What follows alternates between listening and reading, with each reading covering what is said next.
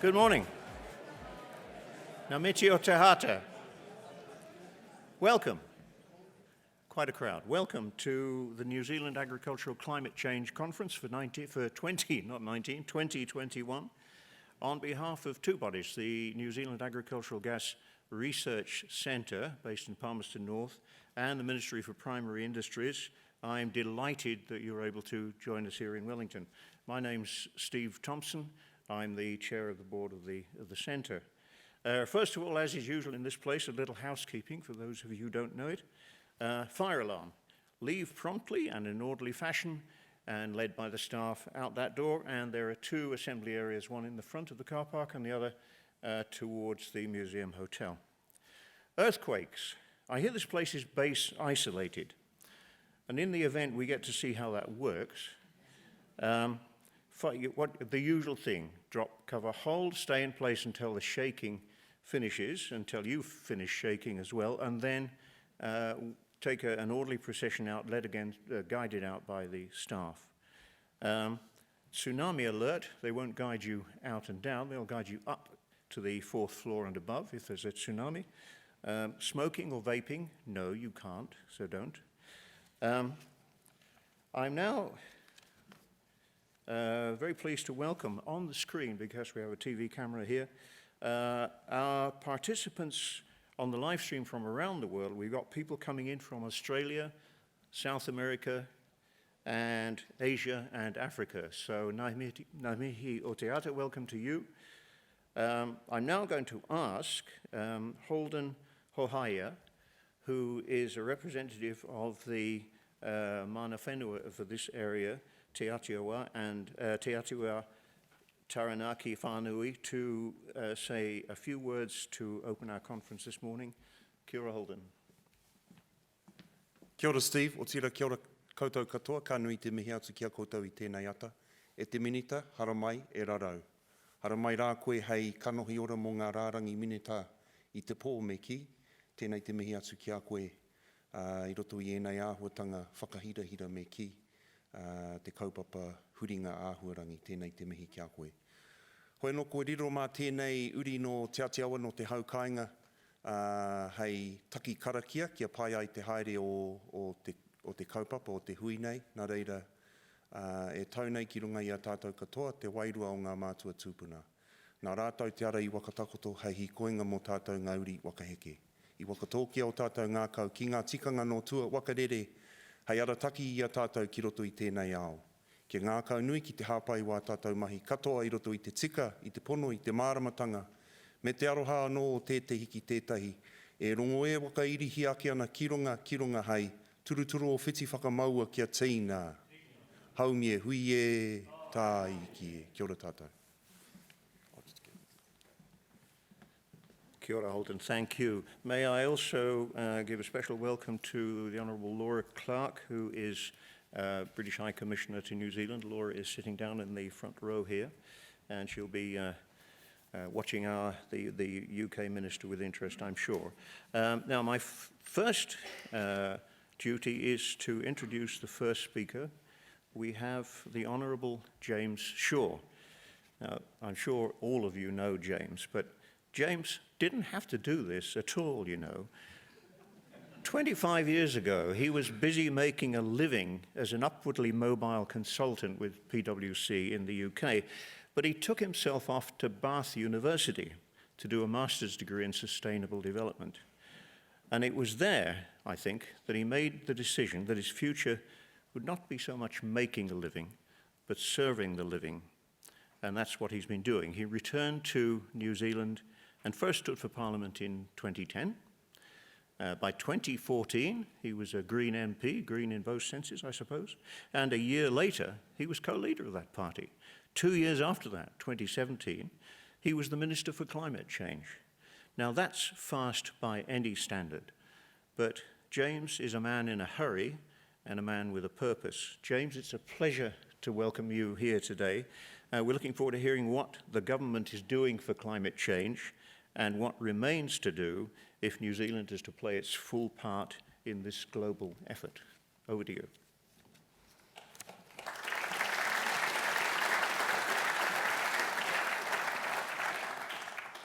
Steve, tēnā koutou. Holden, tēnā koutou. Tēnā koutou katoa. Ngā mihi nui kia koutou.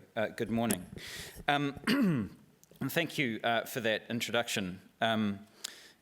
I'll just say, you know, it is voluntary, this job, until it isn't. And so we do take the opportunity that we've been given of standing in the right place at the right time to be able to do something. And I think where all of you are at right now is exactly in the right place at exactly the right time, the moment when we need you the most to help us tackle one of the thorniest and so far most intractable challenges facing not just Aotearoa New Zealand, but the entire world, as we seek to feed a growing population and at the same time dramatically reduce the emissions that are caused by the process by which we grow that food.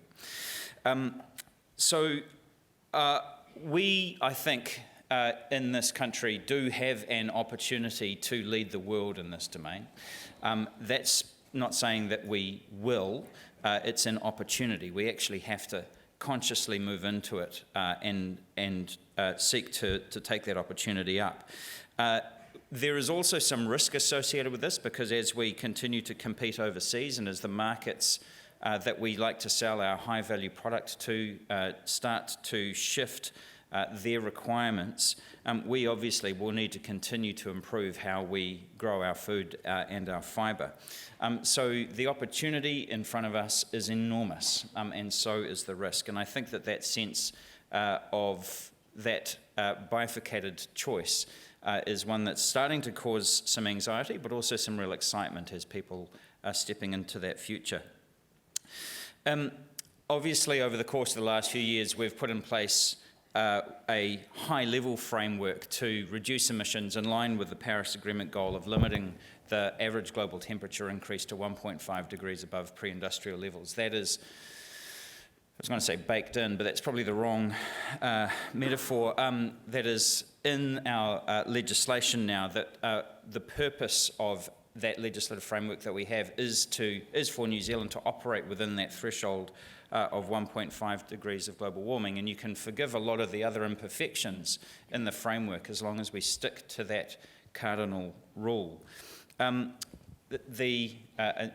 most of you will of course be very familiar with this. There are contained within the Zero Carbon Act the goal of getting our long-lived gases down to net zero by 2050 at the latest, if not before, and also for biogenic methane, two sets of targets, one for 2030, a 10% reduction below 2017 levels, and by 2050, somewhere between 24 and 47% below 1990 levels. And that number was taken from the IPCC report in 2018 on what it takes for us, or what it's likely to take for us to live within 1.5 degrees of global warming. The Zero Carbon Act, of course, also created the Climate Change Commission, and I want to acknowledge Dr. Rod Carr in the audience and other members of the Commission. Harry Clark is also here, and possibly some others as well, but I haven't seen you yet this morning. I got their final advice yesterday. I'm not going to talk about it, sadly for you, because we're going to release it next Wednesday once we've had a chance to read it. And in fact, even that's going to be a little tight for us because it took me 10 minutes just to work my way through the contents pages, of which there are 6. So it's a doozy. So what I will do is, given that I put it down at midnight last night, having read roughly 5 to 10% of it, couldn't actually comment in great detail on what's in it, but I will talk a little bit about what we know from the draft recommendations that were released at the beginning of February. Now, the kind of headline, of course, is that the current policies that we have in place do not put us on track to meet the recommended emissions budgets and the 2050 net zero target, or to stay within 1.5 degrees of global warming. That's the headline. So we're currently off track according to the targets that we've set ourselves. And the main point that the Commission made still applies. So that is the thing that we really need to focus on. On agriculture specifically, the Commission's draft advice said that we can reduce biogenic methane by 24% by 2050, so at the bottom end of that range, with no new technology between now and 2050. Now, that's a very hopeful thing, right? Because what it says is, given that we know that something probably will get invented in the next 30 years, actually, we can have a great deal of confidence that we will be able to hit well more than the absolute minimum end of that range. But the point, and it's a reasonably conservative view, is to say, given everything we know about currently fully commercialised science and, farming methodology and all of that kind of stuff, we can already get to where we want to be 30 years hence. And then anything else on top that happens over the course of the next 30 years makes it go faster and become cheaper.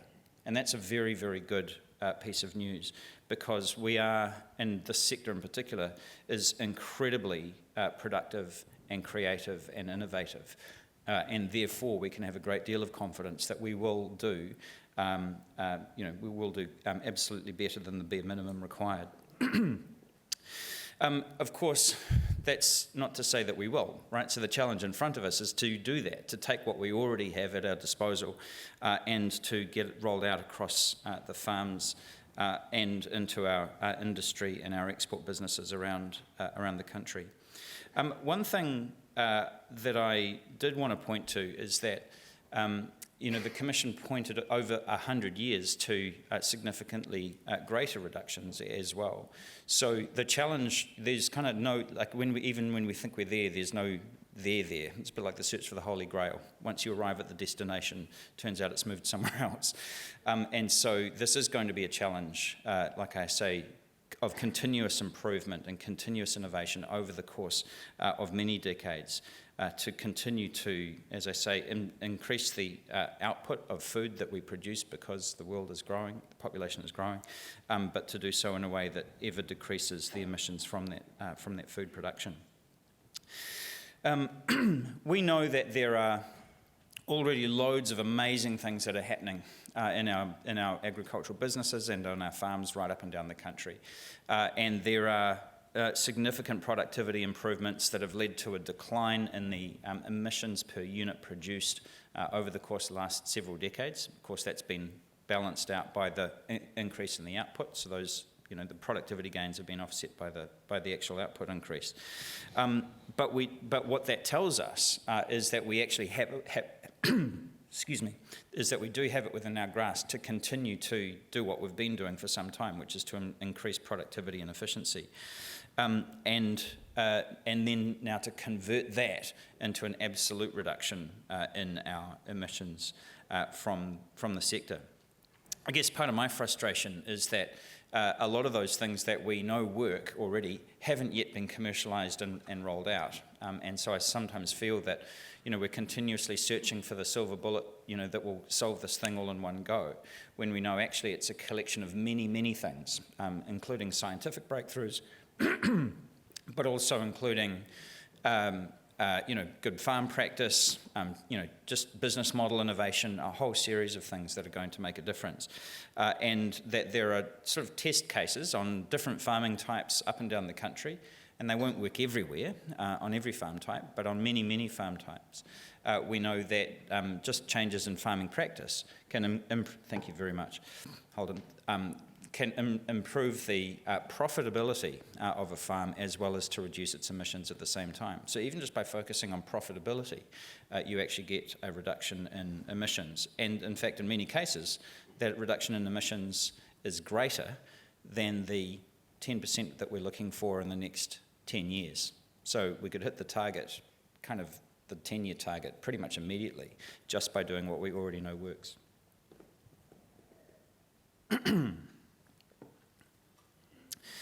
Having said that, obviously we don't want to just stop with what we know, and that's where you come in, and it's where conferences like this play a very important part in sharing the knowledge and research that's going on. So it is going to take yet more research and development, yet more innovation for us to get to where we get to. So one of the things that we did in Budget 2021 last week was to add an additional 24 million on top of what we're already spending towards agricultural greenhouse gas mitigation research and development.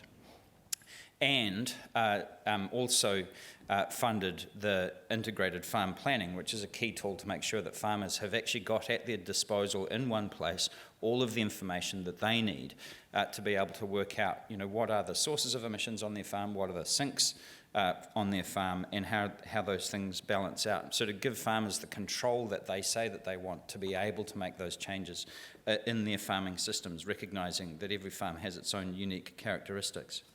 Now, what's coming up next is, of course, we have to make some decisions next year on the actual design of that system. So we've been working in partnership with the sector through He Waka e Whenua to put that together. Their final report is due to us in March of next year, and that will lead to legislative change and to the rollout of a farm-level measurement, management and pricing system for agricultural greenhouse gases to every farm in the country. And if we do that, we will be the first country in the world to do that.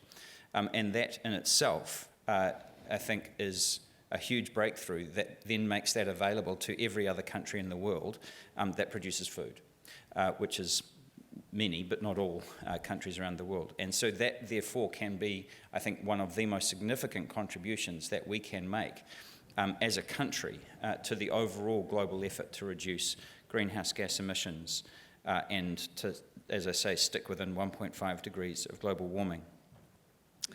So over the course of the next week, I will read the other 390 pages of the Climate Change Commission's report, and we'll be releasing it at midday on the 9th of June, Wednesday the 9th of June. What happens after that is that Cabinet will make a series of decisions over the second half of the year, which take those emissions budgets and embed them, and then have what's described in the legislation as an emissions reduction plan, which will cover every sector of the economy where we've got a significant emissions profile. Agriculture, of course, being only one. We also need stationary energy, electricity generation, transport, waste, building and construction, you name it. There's kind of a lot going on, and that has to be tabled in Parliament by the 15th of December.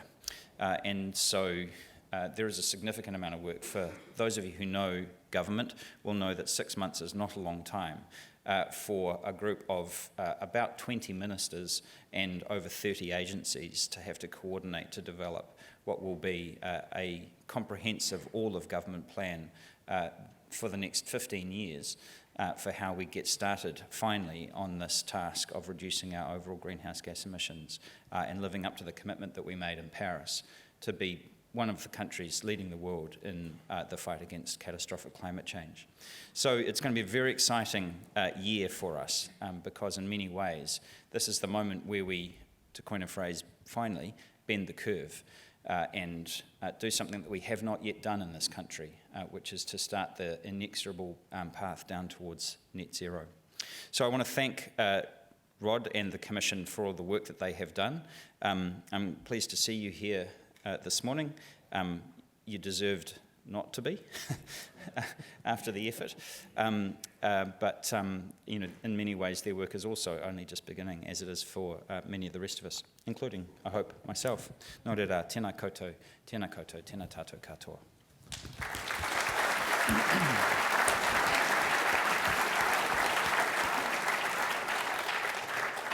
James, thank you. Now, I'm conscious of the fact that you have to be out of here at 9:34, which is 7 minutes from now. And I should have said at the beginning that there are two roving mics here. Is somebody going to collect those? And also, those of you who've downloaded the Orbit app to your phone will know that on your phone there's a mechanism for asking live questions. So if you want to use your phones to send questions up, they will appear on this screen in front of me. So make them brief and intelligible, please, because I'm going to have to relay them to James. But before that system kicks in, James, thank you for that talk. There are many questions, I think, which we're all dying to ask you, which we can't ask you until a week from now. So we're going to have to make sure you come back next year, at least. But do I see any hands from the audience at this stage? Any questions? Yes, down the front there. Oh, one mic coming your way. My question is, the fight against catastrophic climate change, is it to be won through increasing efficiencies in greenhouse gas emissions, or is it more than just greenhouse gas emissions? So the focus, I think, tends to be greenhouse gases, but I know that there is talk of a lot of other things that can also be done to, avert catastrophic climate change. So what is your view on that? Well, it's greenhouse gases that cause climate change, so that has to be the first port of call. There is nothing else that's going to stop climate change from happening than stopping putting this into the atmosphere in the first place and taking what's already up there out, and getting our parts per million of carbon dioxide out of the atmosphere. There is, of course, also a significant challenge that we need to do in adapting to the effects of climate change that are already locked in, and in fact are already being experienced, including here in Aotearoa, well, just not to the same extent that they are being felt in places like the Pacific Islands or Australia or the United States and other countries which are being much worse hit already. That is the focus of next year's project, which is the National Adaptation Plan. So under the Zero Carbon Act, there are two statutory instruments that the government is required to have and to update on a regular basis. The first is the Emissions Reduction Plan, that is this year's project that's burning a hole in the side of my stomach as we speak, and the other one is the National Adaptation Plan, which is next year's project. Thank you. Do I see any other hands? No questions on the screen yet, but any other hands there? Oh, yes. Right, thank you. Down the second row, Kate. Someone's got it here. Yes, good morning, James. I'm a farmer of about 60 years. I'm not sure how many others in this room are real farmers, but climate change has always changed. I mean, climate has always changed, sorry. There's nothing new about what's happening at present. Sorry, can you bring his mic back up, please? Mic switch off. You've just switched your mic off, I think.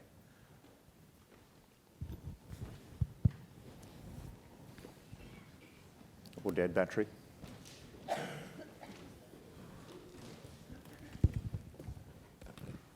Yeah, sorry, I'll start again. Yes, I've been involved with dairy farming for about 60 years, so we have got some idea what makes grass grow, and that's carbon dioxide is one of the major inputs with water and nutrients. But you condemn carbon dioxide. It just shows a complete lack of understanding of what's going on. The climate has always changed. There's nothing new about what's happening at present. It is simply based on computer models, on the RCP 8.5 scenario, and that is just impossible to achieve because it's based on using coal 600% more than what is possible. The question is, sir? Where is the evidence that 0.3 parts per million of ruminant methane is what animals emit around the world? 0.3 part per million.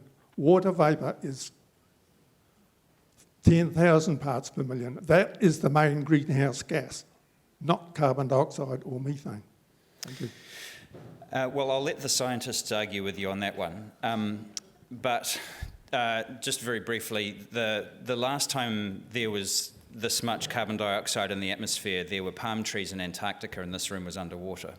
And that was quite some time ago. So whilst there has been this amount of carbon dioxide in the atmosphere before, the climate was radically different to what it is today, and life on Earth was very, very different. So you're right, at one level, the climate changes all the time, but we haven't had this scale or speed of change, and it's certainly never been induced ever in the entire history of the planet at the speed at which it's been induced at the moment. Right, James, I do have one or two on the screen, so I'm going to take those first and then come back to here. The first one, you should be able to answer this in 10 seconds flat. If GE offers tools to assist with methane reduction, how do we weigh up the risks and benefits of those options? Well, I'm quite a big fan of having a sort of a ethics advisory panel, which is a process that other countries use to manage these kinds of things. One of the things that the Chief Science Advisor said in her report to the Prime Minister recently, which I agree with, which is it's not a purely scientific question, right? So there are kind of commercial imperatives, brand imperatives that we need to consider as well. So one of the things that I think the sector needs to weigh is does the use of GE technology increase or decrease the in-market value of our products? And something for those of you who saw it that I mentioned on Sunday is that there is a company in California that sells GE-free water, which is absurd, of course, because all water is GE-free, but they felt compelled to say so because consumers there are so demanding of pure organic GE-free produce. And so to me, it's not just a scientific question. There are other questions as well, but really those, I think, are for the sector to determine whether the balance of risk to opportunity suits them or not. Thank you. I did see one question several from down here. One with the microphone, yes. You got there first. Minister, you did mention that there's a huge amount of work being done in regards to He Waka Eke Noa, and that's due to report back early next year. Do you have some thinking around, obviously they're going to look at the reporting and reduction of emissions, but in regards to the pricing mechanism itself, do you see it coming within the ETS, or do you think there might be something separate? So the assumption, I guess, the working assumption behind that work program is that it's a parallel system to the ETS for the agricultural sector, rather than within the ETS itself. So the ETS is really designed primarily for industrial carbon dioxide emissions and large, when I say industrial, I sort of mean large kind of points of contact. It's not very well designed for a massively distributed system like farming, where you've got 50,000 participants in a system. And it also doesn't give, who are essentially small businesses individually, them the kind of information that they need to be able to make kind of good choices. So that's kind of the working model for why we decided to go down that path. But how that eventuates, we'll have to wait and see. Yeah. I mean, there are other options, right? So some people have suggested that you might have a split gas cap within the ETS, or other mechanisms, but the assumption here is that we're developing a parallel individual farm-based system. James, I see somebody's waiting to guide you out the door. Do you have time for one more, or give it a go? One more. Okay, because I got 10 times more questions than you can deal with today, and I've got 4 on the screen here, all on the same thing. What do you think about taking emissions-intensive imports to? What do you think about taxing emissions-intensive imports to New Zealand, including food and something else? Yeah. So this is something that the European Union are looking at, which is a mechanism that's floated around in theory for a long time called a carbon border adjustment mechanism, which is essentially a tariff on high emissions imports. And if such a thing were to exist, then you wouldn't need the free allocation that we have inside the emissions trading scheme. Free allocation is a lot easier way of doing it, which is why we do it.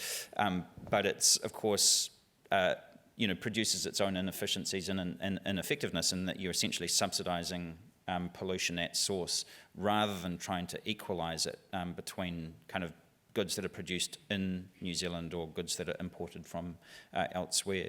But it'll be interesting to see where the European Union lands with their carbon border adjustment mechanism. They are moving very aggressively on it. I think they're intending to have the basics in place by the end of this calendar year. And so that may then encourage other countries around the world to do the same thing. But again, it'll have to be one of those wait and see questions. Thank you, James, for kicking us off in fine style this morning. If there's one person who's firm on his economic facts, I know that it's you. So thank you for joining us this morning. And we look forward to seeing you again. Thank you.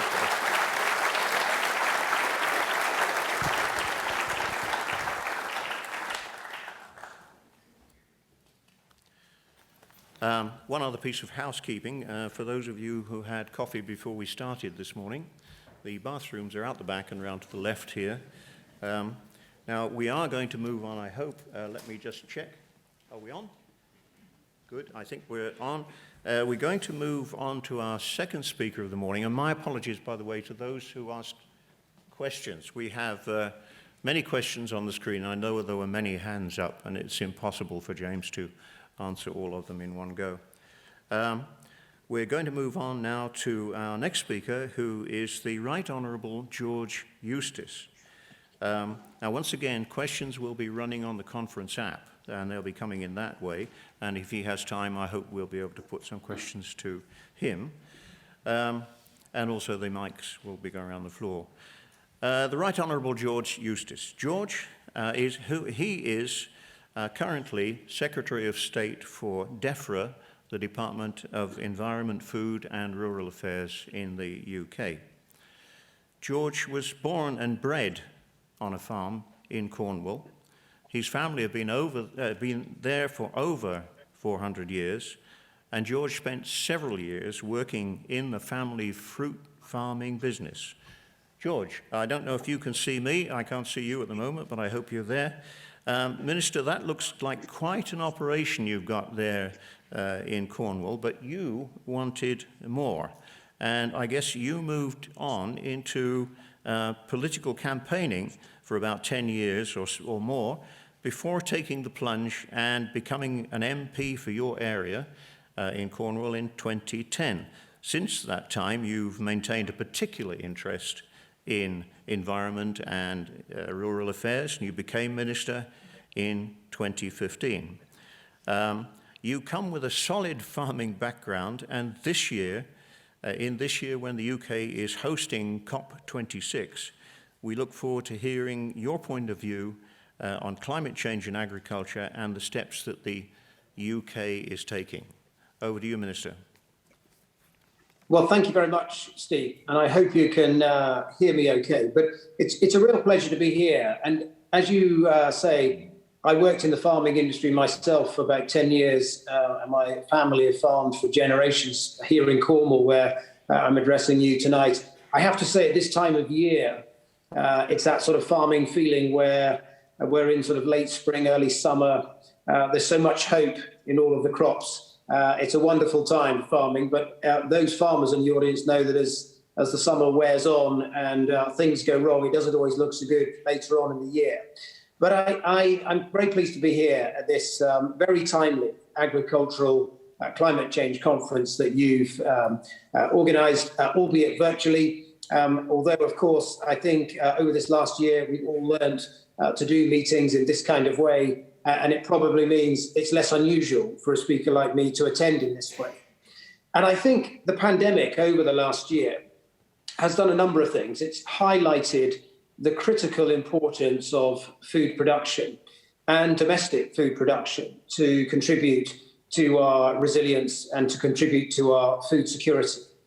I know you didn't have the pandemic in the end as badly as we did in the UK, but when we had the first lockdown, when coronavirus first hit in March last year, we had a very serious bout of panic buying in the UK, and our food manufacturers and farmers and the distribution chain actually had to increase their output by about 50% from a standing start in those 2 to 3 weeks that the panic buying episode lasted. It showed the phenomenal resilience and ingenuity of our food supply chain.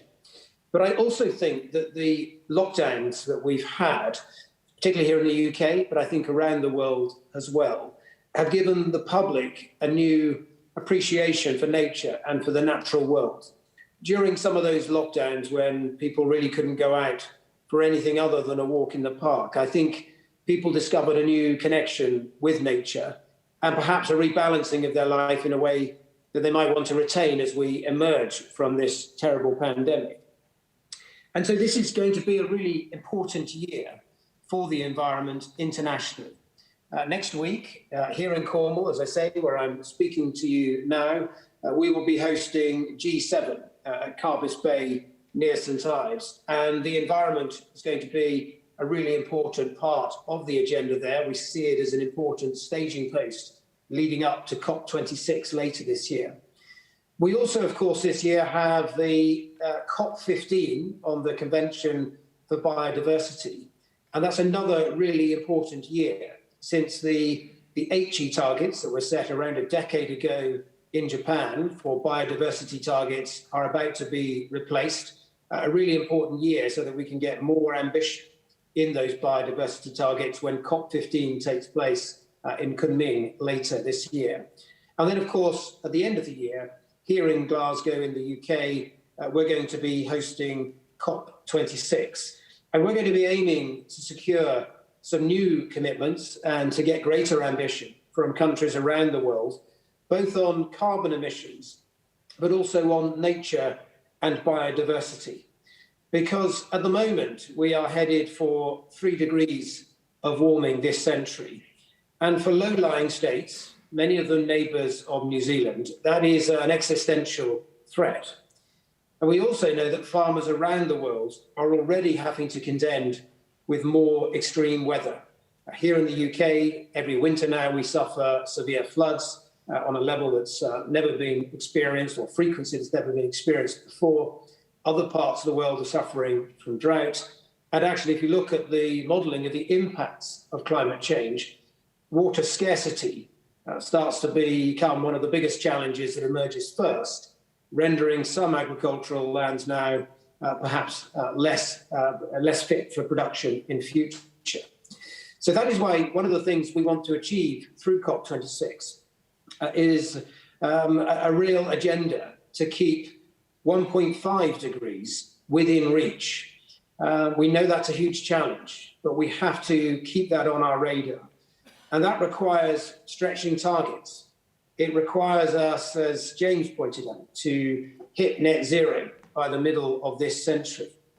And I'd like to acknowledge some of the work that New Zealand has done for its part in this great global endeavour. New Zealand has actually been a world leader in climate-related financial disclosures. But the theme of this conference is also vital because, as those in the audience will know, agriculture accounts for around half of New Zealand's greenhouse gas emissions. And it's very encouraging to hear from James about some of the work that the government and industry are doing together on an emissions trading system. And I think this is going to be very important to put in a floor to prevent carbon emissions growing. But obviously, everybody recognises as well, it's going to be important to ensure that this doesn't become a ceiling on ambition either, since there's a huge amount to do. And I know that today you're going to be, I think, hearing the latest recommendations from your own Climate Change Commission. And I also understand that Lord Deben, who's the chair of the Climate Change Committee in the UK, has been sharing the experience of the UK with your own Climate Change Commission and with the New Zealand government as well. It's very important that we all learn from one another as we approach this challenge. And in the UK, we very much look forward to New Zealand's response to the recommendations in your Climate Change Commission, and of course, to the all-important new NDC, those nationally determined contributions ahead of COP26 later this year. Now, in the UK, we have succeeded in cutting our carbon emissions relative to 1990 levels by about 40%, principally due to the phenomenal success of offshore wind generation, which has led to a big reduction in decarbonisation of our energy supply. But it's also important to note that during that period, since 1990, our economy has grown by 75%. So the perception that some have that tackling climate change stifles growth and limits growth actually is not right. We know that we can have green growth, sustainable growth, that we can reduce our carbon emissions and continue to grow our economy. And as James pointed out, technology is going to be a really important part and piece of the jigsaw as we move towards ever-increasing ambition. Now, in 2019, we set a legally binding target in the UK to achieve net zero by 2050. And in recent weeks, we've also committed to the recommendation from our own Climate Change Committee for what's called Carbon Budget 6 under UK legislation. And that is a commitment to reduce carbon emissions by 78% by 2035 relative to that 1990 level. Now, hitting these targets is going to require a lot of change across all sectors, including agriculture.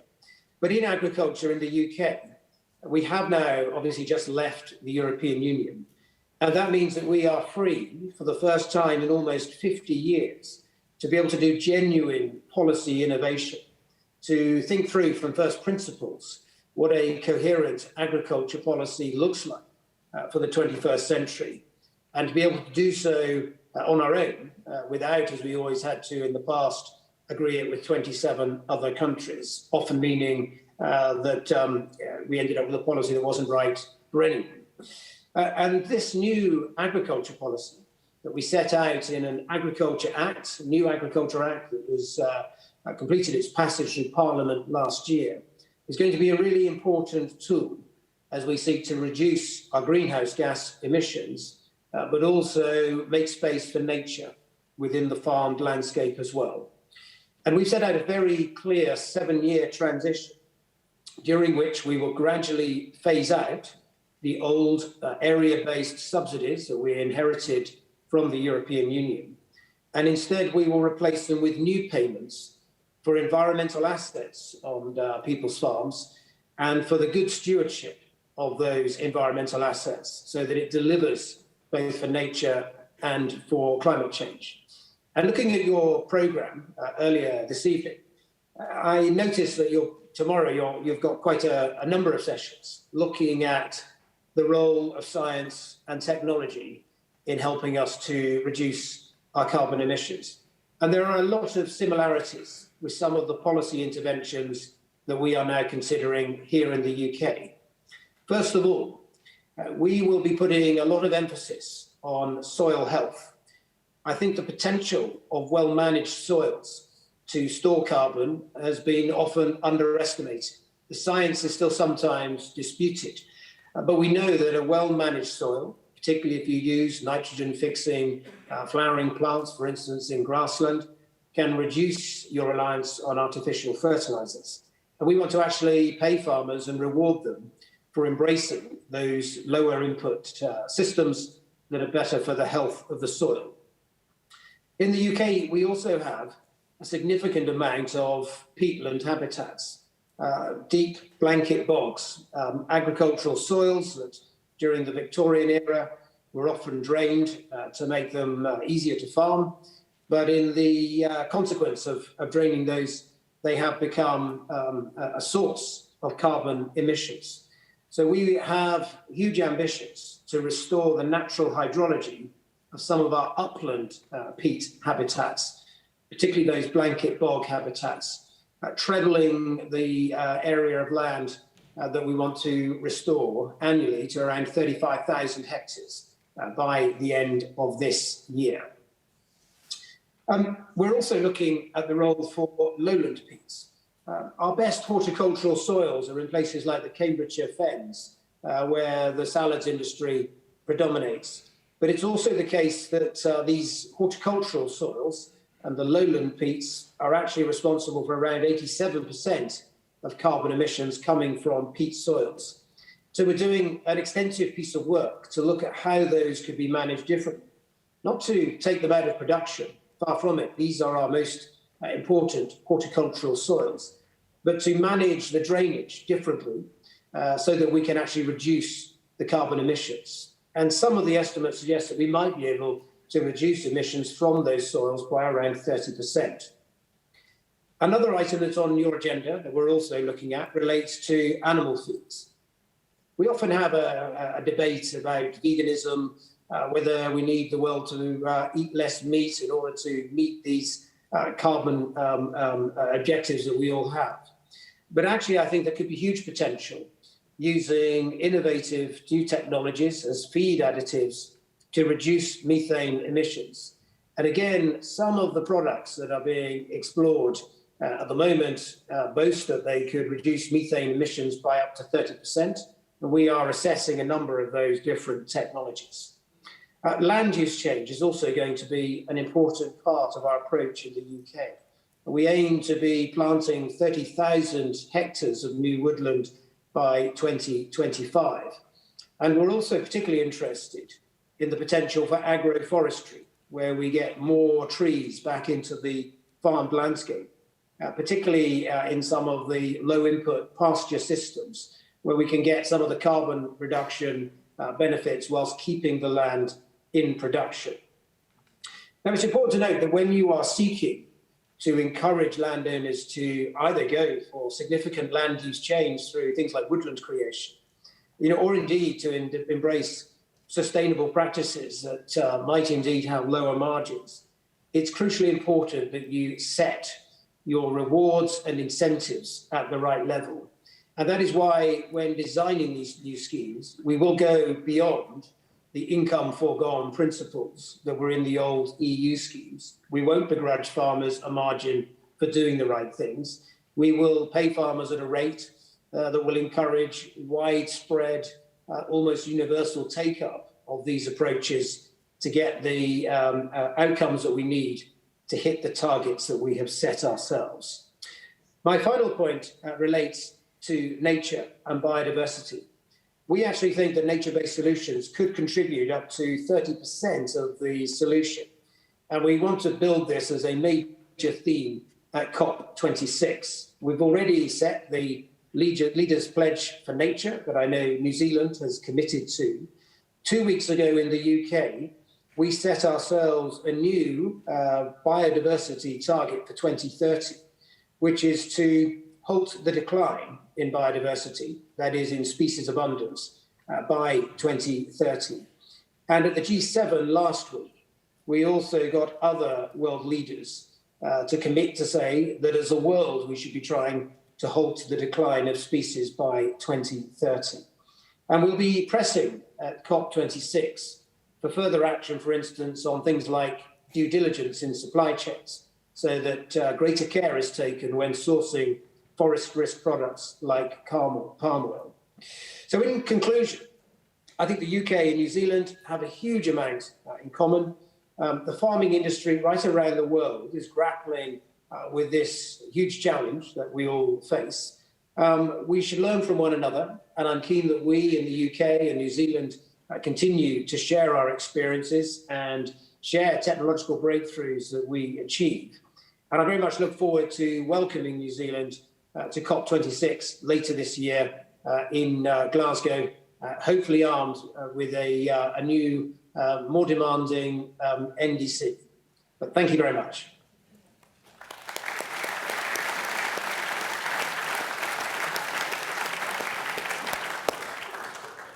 Thank you, Minister. I think you very eloquently and cogently put the case that there's no silver bullet for this problem that we all face, but there's a suite of actions that have to be put into place simultaneously and across several countries. Now, I already have 3 questions on my screen if you have time to take some questions. And I probably have Absolutely, yes. Good, and I probably have a few more hands in the audience when I can see through the floodlights here.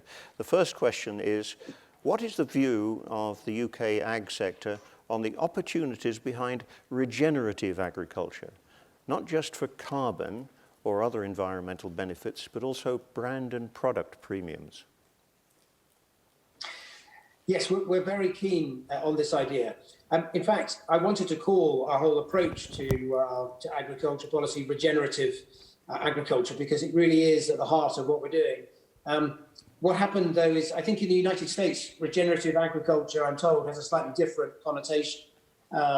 It's got a narrower connotation. It's more around mob grazing techniques, which themselves can be quite useful, but didn't quite capture what we were trying to describe. So instead, we've called our new policy, the key part of it that we're launching next year is going to be the Sustainable Farming Incentive, where we will be making payments to farmers, probably on an area basis, for the work that they do to improve the health of their soils. And I find actually that, you know, often there's this debate on the environment is so often pitched as farmers versus environmentalists. And I have this problem, as I'm sure you do in New Zealand, that if you say something that farmers are happy with, well, then the environmentalists assume the worst and vice versa. But actually, I think when you talk about soil health, both sides get it. Green campaign groups understand that soil is the first building block of the ecosystem. It's rich in biodiversity if it's well managed. And every good farmer knows that if you don't have a healthy soil, you can't produce a good crop. Thank you. Do I see any hands from the floor at this stage? There's one way up the back there, gentleman in light blue. Oh, sorry, lady in the light blue. Right, coming up, George. Kia ora, Minister. Tracy Brown speaking. In New Zealand, we have the split gas approach, where it's been acknowledged that the gases behave differently and methane breaks down so much quicker than carbon dioxide. And that with methane, it's a bit like a tap, to use an analogy. It's slowing it down to give it time to break down without kind of having to do away with all the ruminants and slow the economy down. So I'm just wondering kind of what approach the UK is taking on this, or likely to take in the future, whether you would be doing a split gas approach as well. Did you get that, George? Yes, we do recognise that there's a difference between the two. And so methane is a highly potent greenhouse gas. And it's why it sounds sometimes rather incredulous that livestock should be such a contributor to greenhouse gas emissions. But it is because methane is so potent as a greenhouse gas. However, it does tend to break down far faster. And in fact, after about 15 years, it starts to break down.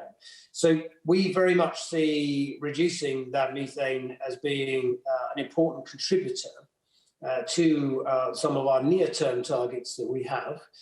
And also, as well, because, you know, ammonia that you can also, there's another product of livestock production, has other impacts on air quality and biodiversity as well. It's why we think it's right still to target these. But some of our longer term approach to reducing carbon has got to come from land use change, peatland restoration, reducing carbon emissions from peat and planting more trees. So we do recognise that there's a difference, but there is an important contribution that it can make, particularly in the near term. Thank you. And I've got one more on my screen here. In fact, I've got a couple more coming up, but let me see. There may be a double-edged answer to this question. What prospects are there for internationally for horticultural exports rather than animal-based exports?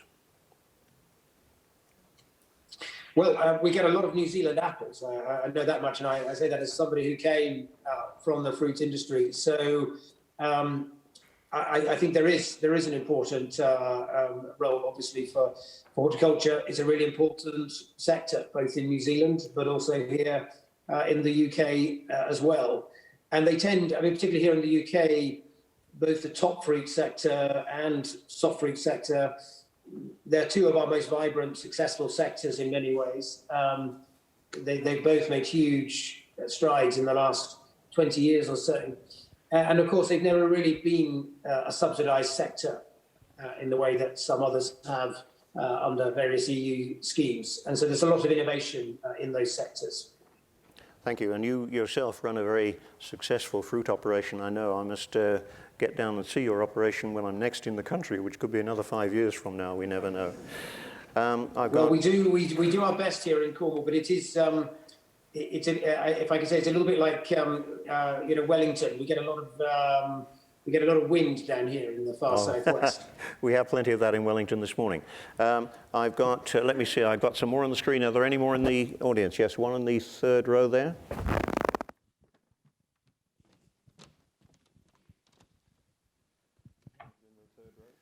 Kia ora, Minister. Solis Norton. I see that the 3/4 of the UK's GDP is made up of the services sector, such as finance, retail and entertainment, while production accounts for less than 21%. How do you feel this has contributed to the advances that you've made in decarbonising? Well, I think It probably hasn't, in that the greatest change we've made is moving dramatically away from coal-fired power stations, and instead to moving to a system that's very much based around renewable energy. That's been the single biggest contributor to that big reduction we've seen. And as we look ahead to the next decade, it's a challenge on agriculture, because we all know we're dealing with natural systems. And when you plant trees, rather annoyingly, they take quite a long time to grow wherever you try and grow them in the world. It's a slow process. So there's challenges on agriculture. We're making a lot of progress in terms of decarbonising vehicles, and that's probably the next most important sector in order to reduce our carbon emissions further. We've now got around 10-15% of all new vehicle sales are electric, and we're going to ban the sale of petrol and diesel cars by 2030. So there's quite a clear signal to the market there. The other big area that we're going to have to make a lot of change on is in home heating, where we just have lots of gas boilers. At some point, we're going to need to find a technology that will enable us to retrofit those or replace them with something that emits less carbon. And that's another big policy dilemma that we are wrestling with. So it is the case that our economy has got a lot of service industries to it, but linked to that is a lot of transport as well. And we need to decarbonise that system. And, you know, we do still have some significant manufacturing in this country as well. Thank you. I know we're a little bit over time, but do you have time for one more? Sure. Thank you. And this is a question on my screen, and you're a politician, so I think I might know your answer to this question.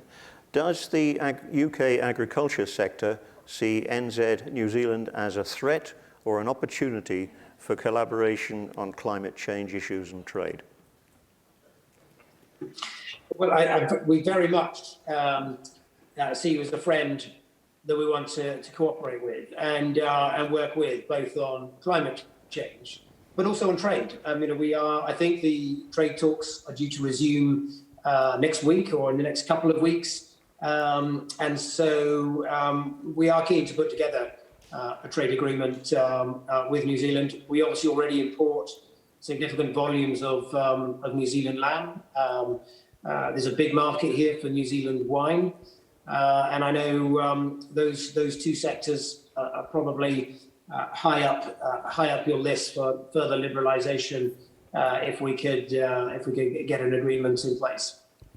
Thank you, Minister. We look forward to the successful conclusion to those trade talks as soon as you can. Now, meanwhile, we should now let you get to bed, since I think it's 11 o'clock at night in Cornwall, in the UK. So would you join me, please, in thanking the Minister?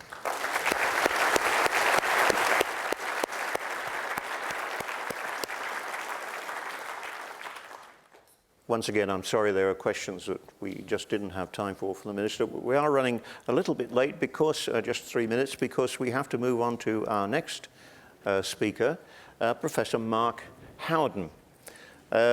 Mark, are you on the screen for me? I am indeed. Well done. Okay. Now I can see you. Good. Mark, you're director of an institute with a rather upbeat and optimistic name. It starts badly. You are ANU's Institute for Climate, Energy and Disaster Solutions. So this is the nice part about it. You've also found time to contribute as Vice Chair to the last 5 IPCC assessment reports. All that is quite a chunk of problems to chew off, but your own focus for 30 years or more has been climate change and practical ways that the agricultural community can deal with it. You've written and spoken prolifically to drive your message home. So tell us, what do countries have to do to meet their international obligations? Thanks very much for the introduction. And before I start my presentation, I'd just like to acknowledge the traditional owners on the lands where I stand. That's the Ngunnawal Ngambri people, and pay my respects to their elders, past, present, and to their emerging leaders who are so important to the future of Australia. So what I'll do is just go into my presentation, and hopefully that will show up as a full screen in a second. We've got it. Fantastic. And so what I'll be covering is at some extent that intersection of the science and the politics and policies around greenhouse gas emissions and livestock.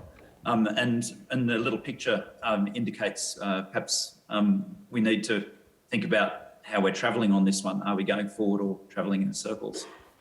So just a really quick recap is that in terms of the Paris Agreement, what we've got is a significant commitment globally to keep global temperatures down to 2 degrees and if possible down to 1.5 degrees. The New Zealand voluntary element of that, the Paris Agreement commitment, is a 30% reduction by 2030 and to net zero for carbon dioxide by 2050. For the agricultural sector and livestock sector, there's a target by 2050 of 24 to 47%. If you think of a quarter to a half of methane emissions by 2050, and by 2030, a 10% reduction below 2017 levels. Now, as I said before, there's a difference between the goals of the Paris Agreement and the commitments and the level of action that we're seeing. And it's really important to note that the commitments under the Paris Agreement are merely a first step towards meeting the ultimate goal. And unfortunately, when we look across the globe, the current actions fall short of that, and the current policies also fall short of that. So this is a graph of existing carbon dioxide emissions from fossil fuels and industrial elements, that sort of thing, carried out in various scenarios out into the future, the different colour schemes, and that gives a bit of an indication of where we're heading under different scenarios.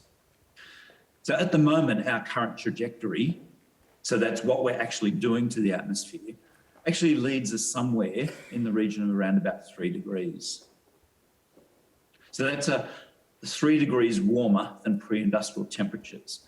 Now, a lot of people might say 3 degrees is not a lot of temperature increase because it doesn't matter that much in terms of, say, day-to-day temperatures, the difference between a 20-degree day and a 23-degree day. But 3 degrees is essentially 60% of the temperature difference that in the past has brought us an ice age. So the last ice age was about 5 degrees colder than our historical temperatures. We're actually heading about 3 degrees warmer. So it's almost 2/3 of an ice age, but in the other direction. And so that's huge. If we actually think back to that last ice age, our sea levels, for example, were about 120 metres below where they are currently. So 3 degrees will make a huge impact in terms of the way our Earth system operates and the way our economies and societies operate. If we actually look instead of what we're actually doing, we look at what we say we're doing or want to do, that's our Paris Agreement commitments, we actually are more heading towards around about 2 degrees, 2.1 degrees. And that's that sort of what we call RCP 4.5 scenario. But if we actually want to go and meet the Paris Agreement commitments, we have to go onto that blue line or that dashed line. So those lead us to, roughly speaking, a 2-degree world hotter than our pre-industrial temperatures, or 1.5. And we can see that there's a really big gap between where we're heading and where we need to head under the Paris Agreement commitment. And so, the Paris Agreement. And so that commitment gap is actually the real focus of what I'm talking about today. So given that we're actually continue to produce huge amounts of greenhouse gases, notwithstanding COVID, so COVID drove down global emissions by something like 7%. Nevertheless, we're seeing an increase in carbon dioxide in the atmosphere and also methane. So carbon dioxide went up again last year and it's again reaching record levels. Today, it's about 419 parts per million. When I was born, it was 317 parts per million. So in my lifetime, it's gone up more than 100 parts per million. That's a huge change in terms of how the atmosphere operates, the energy budget of the Earth. Methane being the second biggest greenhouse gas, we can see that curve keeps on going up. There was a bit of a flattening going back about 20 years ago, but at the moment it keeps on going up. And last year was the biggest single recorded increase in methane in our history, in our recorded history. And it's not just methane, but it's also nitrous oxide and various other greenhouse gases, which are going up and reaching record levels. Now, we've known for about 150 years, if we keep on pumping these greenhouse gases into the atmosphere, that we'll warm the Earth. So it's not surprising at all that we've actually seen sustained global warming over almost every part of the Earth. So this is a graph which shows what's happened over the last 150 years, going back to 1850 up to the present. And we can see that there's been a really significant increase. It's actually more than linear. So it's actually an exponential increase. Last year was the equal warmest on record at 1.24 degrees above the pre-industrial. Now, again, thinking in terms of that metric of what does 1.24 mean in terms of an ice age, that's a quarter of an ice age worth of temperature, but in the other direction. So warming instead of cooling, like we get in the ice age, of course. And it's really important to remember that last year was a La Nina year, and La Nina years tend to cool down the surface of the Earth by about 0.1 to 0.2 degrees. So in the absence of that La Nina, we probably would have again reached record levels of temperature across the Earth. Now, these are going up really quickly, as you can see from that graph. And in fact, the WMO, the World Meteorological Office, just announced last week a new study which actually showed that there was something like a 40% chance of exceeding 1.5 degrees globally at least once in the next 5 years. And the time for, on average, us exceeding 1.5 degrees globally in the IPCC special report in 2018 was estimated to be around about 2040, and now it's estimated to be the early 2030s. So we're changing things really quickly, and we're changing things substantially. And in terms of agriculture, that's already impacting on productivity. So this is a study that came out about a month ago, which looked at agricultural statistics and tried to separate out the technology and management improvement signal from the climate change signal. And you can see from this graph or figure that almost everywhere across the Earth actually had a negative impact of climate change already. This is not the future, this is what's already happened, with the exception of a couple of Northern Hemisphere countries. And on average, what this study showed is that climate change is already dragging back agricultural productivity by about 21% on average, more than it would otherwise be. So that doesn't mean we're going backwards. It just means that without climate change, we'd be 21% better off. And you can see that Australia and New Zealand both have those colours which indicate we're already being dragged back around about by the global average by climate change. So climate change is already impacting, it's already significant, like 21% is a big deal when it comes to agricultural productivity. If we didn't have this, we'd easily be able to feed the world right now. That's what 21% means, and means huge things in terms of profitability too. But it's really significant and it's really happening right now. That's a key message there. And unfortunately though, given that it is really important for us in terms of agriculture, the likelihood on current trends of actually being able to stick below 2 degrees and prevent further damaging change of climate is only about 5%. There's only about a 1 in 20 chance of staying below 2 degrees on our current trajectory, our current set of actions. In contrast, if all countries actually did what they say they'd do under the Paris Agreement in terms of meeting their nationally determined contributions, and then they continued to reduce emissions at the same rate after 2030, the chance of staying below 2 degrees rises to 26%, basically 1 in 4. But that actually means that there's a 3 in 4 chance of actually not staying below 1.5. So the rationale of taking strong action to reduce emissions to avoid the climate change futures that are going to be increasingly problematic is very clear. And the achievement of that is the sum of all national contributions, and it's the sum of all sectoral contributions. It's not just transport, it's not just energy, it's not just agriculture, but it's the sum of all of those sectors. And increasingly clear is that carving out exclusions is extremely problematic. So if one nation says, oh, we're just a small emitter, we don't matter, we'll keep on going our merry way doesn't work. And in fact, just a year ago, President Trump actually ran that argument for the US, which is the second biggest emitter, about 11% of global emissions, saying that we're only 11%, we don't really matter.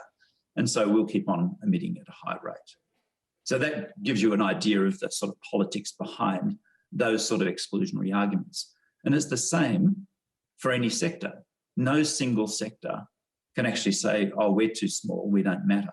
Because all sectors matter, all nations matter, all individuals matter, because we all produce greenhouse gases through our day-to-day living. And on the flip side, what we're seeing increasingly is achievement of the Paris Agreement goals and more, so often going to net zero much more quickly than the Paris Agreement goals require, is actually seen as a business opportunity and also a national opportunity. So countries branding themselves based on their achievement of the Paris Agreement goals or even overachievement. And I would argue that that sort of alignment is actually very consistent with brand New Zealand. How you project yourself in the world as a positive force for change. So there is always flip sides to these arguments. And it's, I think, important to reflect on what position of that coin, what side of the coin you want to be on. Now, going back a couple of steps, so we hear around about those arguments about exclusion of agriculture and livestock. We sometimes hear arguments that methane and methane emissions cool the climate. Well, that is simply not what the science says and hasn't said for a long, long time, like more than a century. Greenhouse gas emissions, particularly methane, do not cool the climate. Methane is a greenhouse gas, and every emission of methane makes the Earth warmer than it would otherwise be. And that's the basic physics of climate change, which we've known around for 150 years. And what happens to methane really matters in terms of global temperature increase. So methane is the second biggest anthropogenic greenhouse gas. It's got about a third of the radiative forcing, the warming effect of carbon dioxide, and it's 3 times bigger than nitrous oxide, which also tends to come from agriculture. So it is a really significant player. We can do historical analyses which actually show that livestock systems across the globe have already contributed significantly to temperature increases across the globe. So there's a huge amount of evidence to show that livestock systems and methane matter. And just to demonstrate that we can't really achieve the Paris Agreement goals of staying below 1.5 degrees, the aspirational goal, without significant action on non-carbon dioxide greenhouse gases like methane, I'll show you 3 pictures of figures from the IPCC special report. So this comes from an animation, like an interactive figure, which anyone can, with an internet connection, can access. So what I've set for this particular scenario, I've set carbon dioxide, which is the bottom left-hand panel, to net zero by 2050. So that's the goal that you've got in your Climate Change Act. And on the right-hand bottom panel, I've got methane or non-CO2 radiative forcing, that's methane if you read it as a proxy, essentially flatlining at its current levels. And you can see in terms of what that does to the global temperature, if you focus on the black lines out into the future leading up to 2100, that middle line sitting in between those is the 1.5 degrees line.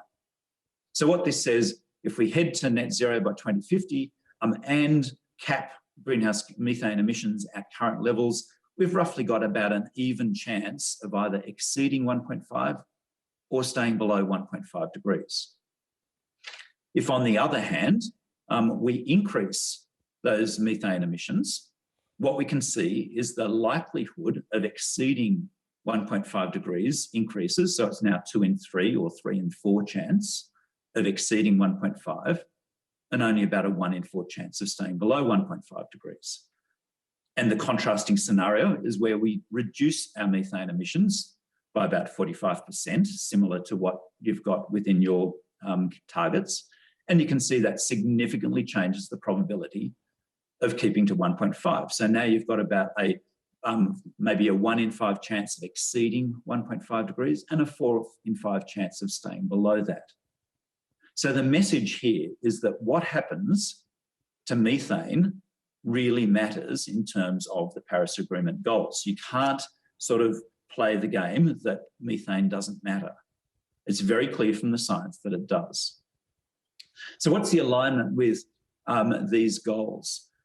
So sticking to 1.5 degrees, which I just showed you, or 2 degrees, which is the main Paris Agreement goal, will require the sorts of significant reductions that you have in your New Zealand Climate Change Act. So that's the net zero by 2050 and substantial reductions from agriculture as well. What is increasingly clear, though, is the midterm targets, the 2030 and 2040 targets, also have to be aligned with the 2050 targets. We can't keep on going and emitting at our same rate of emissions and then expect to easily achieve the net zero by 2050 and staying below 2 degrees or 1.5. And importantly, what we see across the globe and including in New Zealand, where you've got a 10% reduction by 2030, that existing policies, existing actions are not aligned with those midterm targets that actually result in us staying to 1.5 degrees.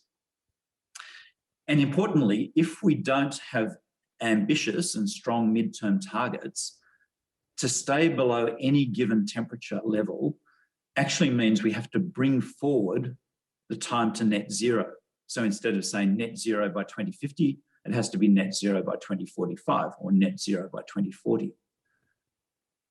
So what happens in the midterm matters, just like what happens to methane matters. And additionally, the 24 to 47% methane reduction that you've got written in by 2050 into your act is actually based on the global average, the basket of greenhouse gases on average that nations produce.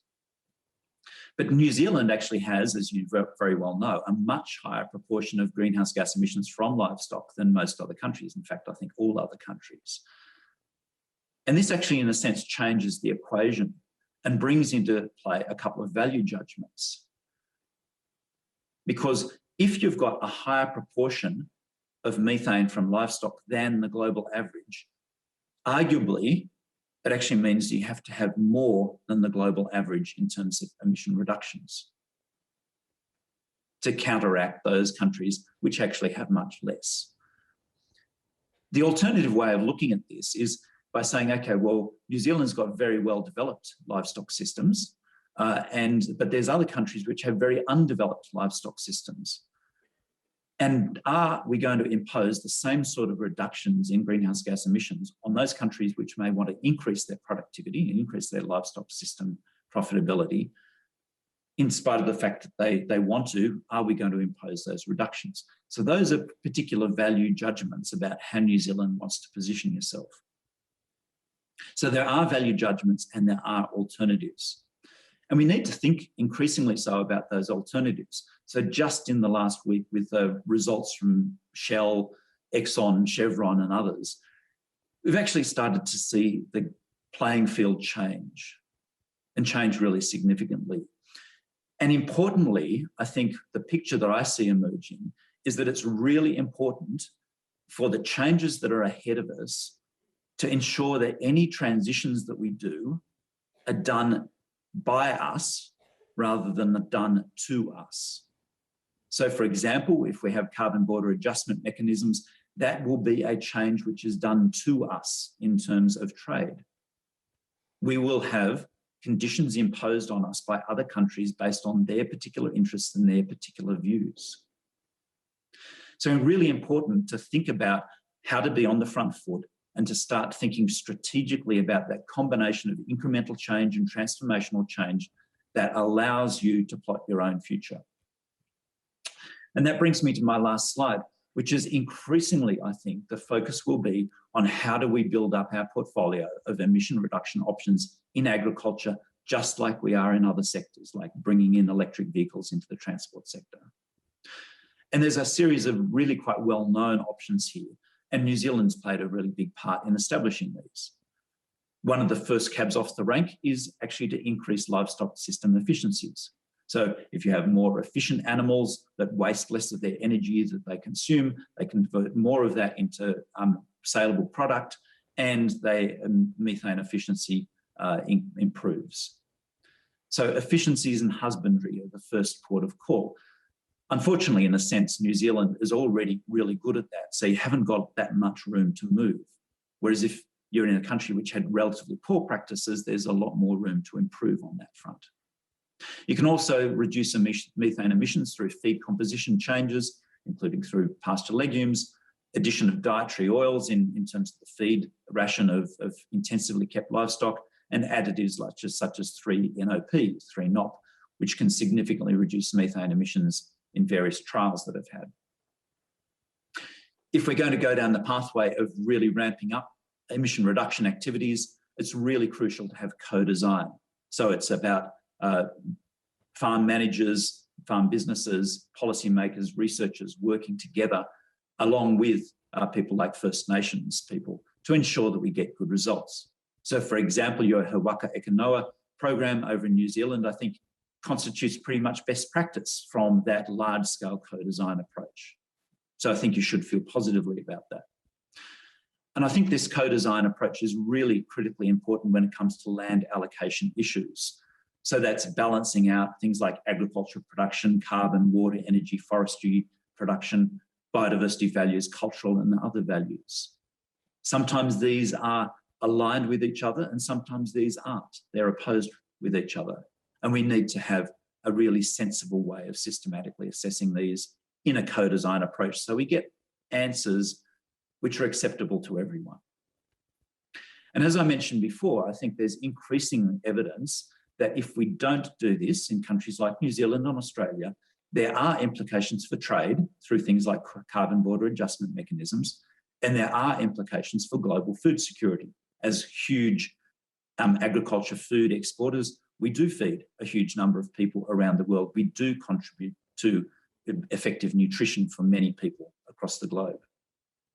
And these roles, I think, will increasingly play a part as climate change bites. So that graph that I showed you of climate change already driving down agricultural productivity, that will simply just increase in the future. Those red and dark spots are just going to grow and spread over more countries.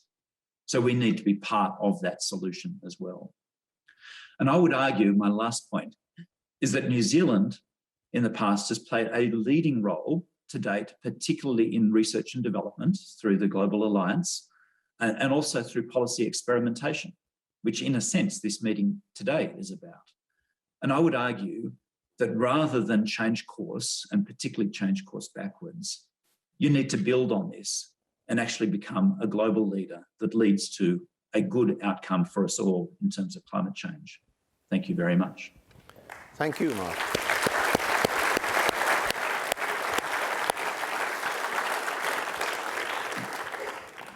I don't know about solutions. At one point you depressed the hell out of me, but at least you gave us plenty of imperatives that we have to follow through. And you've set the scene and the challenges for some really intensive discussion over the next 2 days here in the conference. However, I think you may have depressed the audience quite considerably because there are no questions on my screen. Are there any from the floor? Do I see any hands? I've got one down the second row and another on the first row in a minute.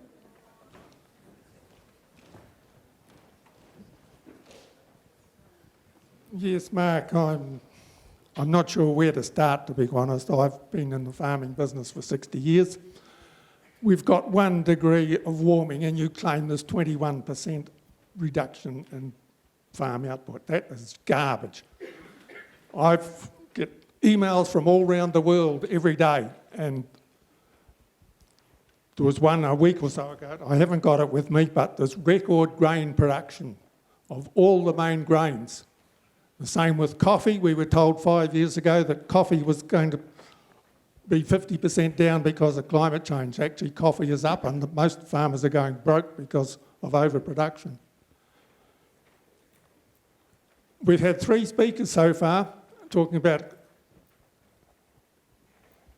agricultural emissions. Not one of them has mentioned that farming is an integral part of the carbon cycle. Our emissions, we can only emit what emissions we have sequestered growing crops, grass and things. There's so much misinformation, I'm just flabbergasted of what's going on. Thank you. Right, Mark, over to you.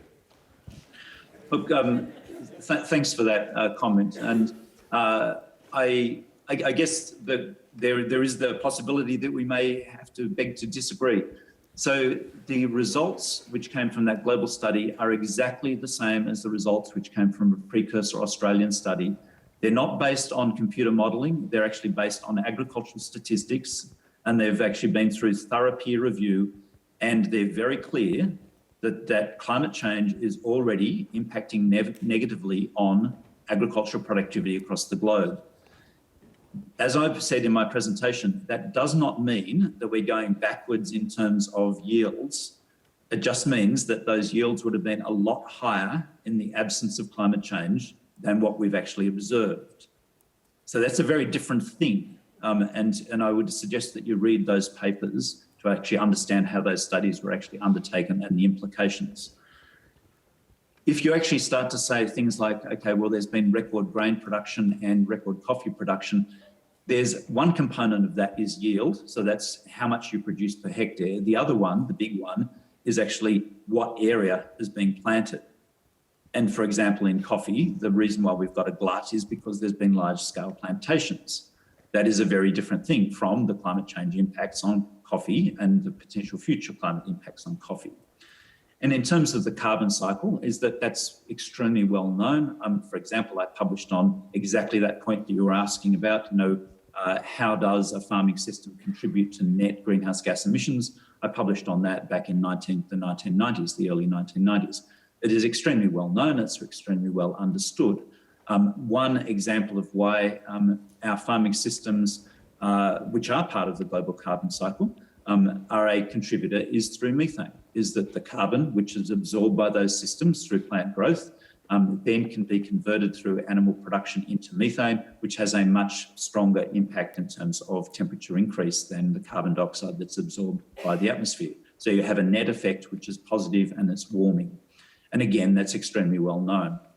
So yes, farms are part of the global carbon cycle, but those land areas were also part of the global carbon cycle before we had humans on Earth, and so it's just part of the condition of land that it contributes to the carbon cycle.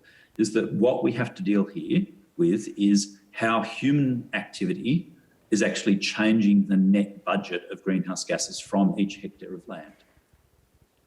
Right, thank you, Mark. As a result of that, my screen is lit up with questions, and I'm going to, now is effectively the end of your scheduled time, but we started a little late, so if you don't mind, we'll keep going for another 5 minutes or so. Thank you. The next question is, do we know what caused last year's single biggest increase in methane emissions? Yeah, there could be several things going on there, and so the analysis to date is that there's a combination of things, so that we just see continued increase in various sources, including from fossil fuels. So as we pump out more gas and coal across the globe, we have what's called fugitive emissions from those sources. We also have steadily increasing sources from other systems, including livestock. And we also get fluctuations in terms of the ability of the atmosphere to essentially decompose that methane and so lower that increase. So it's a combination of those three. At the moment, I haven't seen a study which actually decomposes those elements for the previous year. But what we've seen is studies over the period prior to that, which actually show that there's multiple things going on that are actually driving up methane emissions in the atmosphere. Right, I'll go back to the screen in a minute, but I think we had one more question down the front here. Yes? My question is, there is a recurring theme, which is voluntary versus involuntary changes in the fight against catastrophic climate change. You've mentioned in your talk that nations and sectors cannot opt out, and also they cannot exclude certain things that are inconvenient to include. But the previous speaker also pointed out the need to incentivize and reward, and you've also brought this in by talking about co-design. So how do we traverse this, dangerous line between voluntary and involuntary change? Because the studies that get published either focus on one side or the other. But it seems to me that both of these types of changes are needed, but they come from various different philosophies, and the rabbit hole runs deep, and there's various deep rabbit holes. So how do we combine these different rabbit holes into one tunnel that we can all walk through, so to speak? Thank you for that. That's a great question, and that to some extent is the struggle that we're undertaking here. And I wouldn't argue that it's either voluntary or involuntary, but it's actually an aggregation of those. So, for example, voluntary activity can happen because consumer demand is changing. So, demand for electric vehicles is one example of that. And so you can actually have businesses which actually are responding simply because that's what their customers demand. There's other businesses who see great opportunity here. So, for example, solar, photovoltaic, or wind turbine manufacturers see a clear opportunity in terms of climate change. And so they'll be moving clearly because they actually see that future opportunity for themselves. And in terms of governments, there's all sorts of different mechanisms that can be used. You use the word involuntary. Perhaps policymakers would slightly use different words, but for example, putting a price on carbon does make, if it's comprehensive, it does make that an involuntary act because it's built into everything.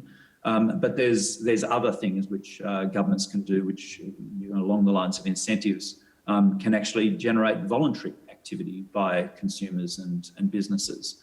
Likewise, governments can impose regulation of different types and standards, such as fuel standards, which encourage particular behaviours or in some ways restrict particular behaviours and of greenhouse gas emissions. So there's a whole portfolio of possibilities there, which range from involuntary to voluntary, and it's how we wisely put these together in a way that suits our national and sectoral interests. Mark, thank you. Unfortunately, we've now got so many questions coming in that one of the difficulties of meeting by this method, video, is that we can't surround you in the coffee break and hammer you with those questions that were unasked. But I do have one last one for you, and it's one that's asked quite often in this country. If New Zealand were to reduce its dairying and produce fewer dairy products, would other nations with a worse footprint move in to pick up the slack? And are there political solutions to these market mediated indirect effects? Yeah, it's a really good question. I can understand why it's asked, and I'd perhaps take that question and say, okay, well, this is a worst case scenario. So New Zealand pushes down, other people just move in, and the environment's a loser because of the leakage effect you just mentioned, and New Zealand's a loser. The alternative is actually becoming on the front foot, and that's what I emphasised at the end of my talk, is that you can either have transitions done to you or you can have transitions done by you. And I would actually argue that this is a prime example of where you need to put in place the research and development and the co-design, which actually means that you can continue to produce your product at premium prices with high quality and reduce your greenhouse gas emissions at the same time. So you remove that opportunity for leakage and in fact potentially build your market, because there's a huge array of consumers around the world who are looking for product which is exactly as I described, which is environmentally friendly, high quality, good price, and extremely attractive in terms of its branding. Excellent, thank you. I'm awfully sorry, ladies and gentlemen, we are going to have to finish there. I'm getting more and more on my screen and I see agitation around the hall. But Mark, thank you. We'll let you get back to your breakfast now. It's probably breakfast time where you are. We are going to finish there. Would you join me in thanking Mark for his contribution?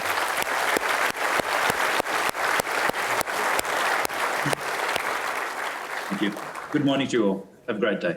Right, that's the end of this first segment of the conference. I don't know about you, but I'm dying for a coffee. That's back up in the Oceania room on the 3rd floor. Upstairs, you'll also find a set of scientific posters for you to look at, and we'll be back at 11 o'clock. Thank you.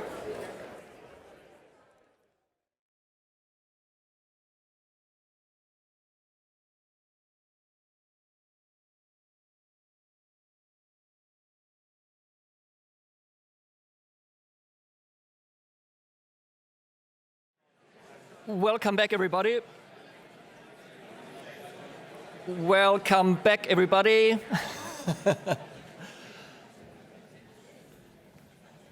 I hope you enjoyed a cup of tea or coffee and managed to catch up with colleagues. My name is Andy Reisinger. I'm Principal Scientist for Climate Change at the Ministry for the Environment and your chair for the session.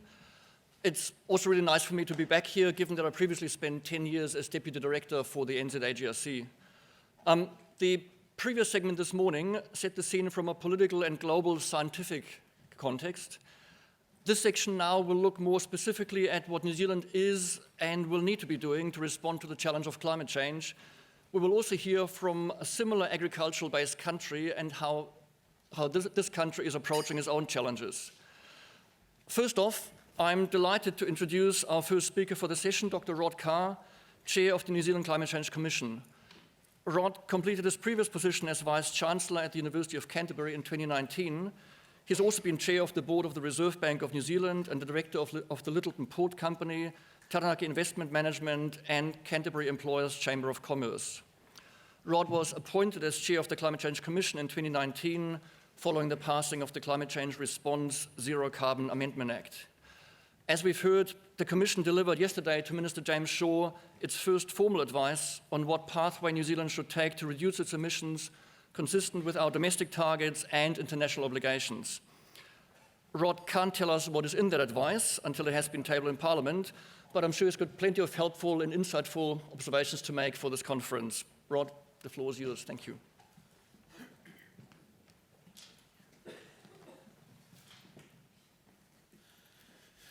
Ina mana ina iwi tēnā koutou katoa, ko Rod Carr aho, kai whakahaere, hei Pauarangi, New Zealand's Climate Change Commission. It is indeed a pleasure to be here, and something of a privilege, because I am always impressed when I'm among those who have spent literally their lifetimes, their professional careers, their academic ability, intellect and passion dealing with what now for many has become increasingly obvious. I'm not going to spend my time with you today telling you about the draft advice. Those of you who have read it will know what we said. Those of you who have not read it are not likely to now. The next point would be for me to tell you what is in the final advice, and that's probably not appropriate since the Minister is now in charge of the release of our final advice.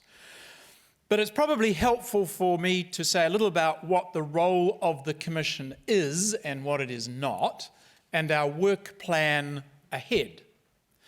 So the first thing to remember is the Climate Change Commission is not all things climate change. We are, under the Act, tasked with a set of things that we are responsible for providing advice to government on and monitoring the performance of the government against what will be their emissions reduction plan to achieve their emissions budgets and meet our international obligations. So there is first an advise, then they decide, and then we get to critique kind of game set up. And it is therefore for us to explain our advice, and we will be willing to do that, but we need to be careful not to become the advocates for that advice, for it is certainly in New Zealand's interests for our elected leaders to make every effort to reach an enduring consensus about what our international obligations should be, how our domestic action will be undertaken, and how we will be able to meet our offshore mitigation obligations. And leaving them the space to do what only politicians can do is actually quite important. So we will get on with some of our other tasks in the year ahead, one of which is obviously to understand how He Waka Eke Noa is making progress in ensuring that we can measure so that we can manage on-farm emissions so that they might be priced in a way that will lead to emissions reductions. We should be very clear. The entire point of on-farm measurement and management is actually to reduce emissions, not merely to explain them. He Waka Eke Noa, in our draft advice, is supported to be given the time and the resources to complete its co-design work. But the Commission will need to form a view by the end of next year on what advice we will give the government about the likelihood of success in the co-design that He Waka Eke Noa are working on.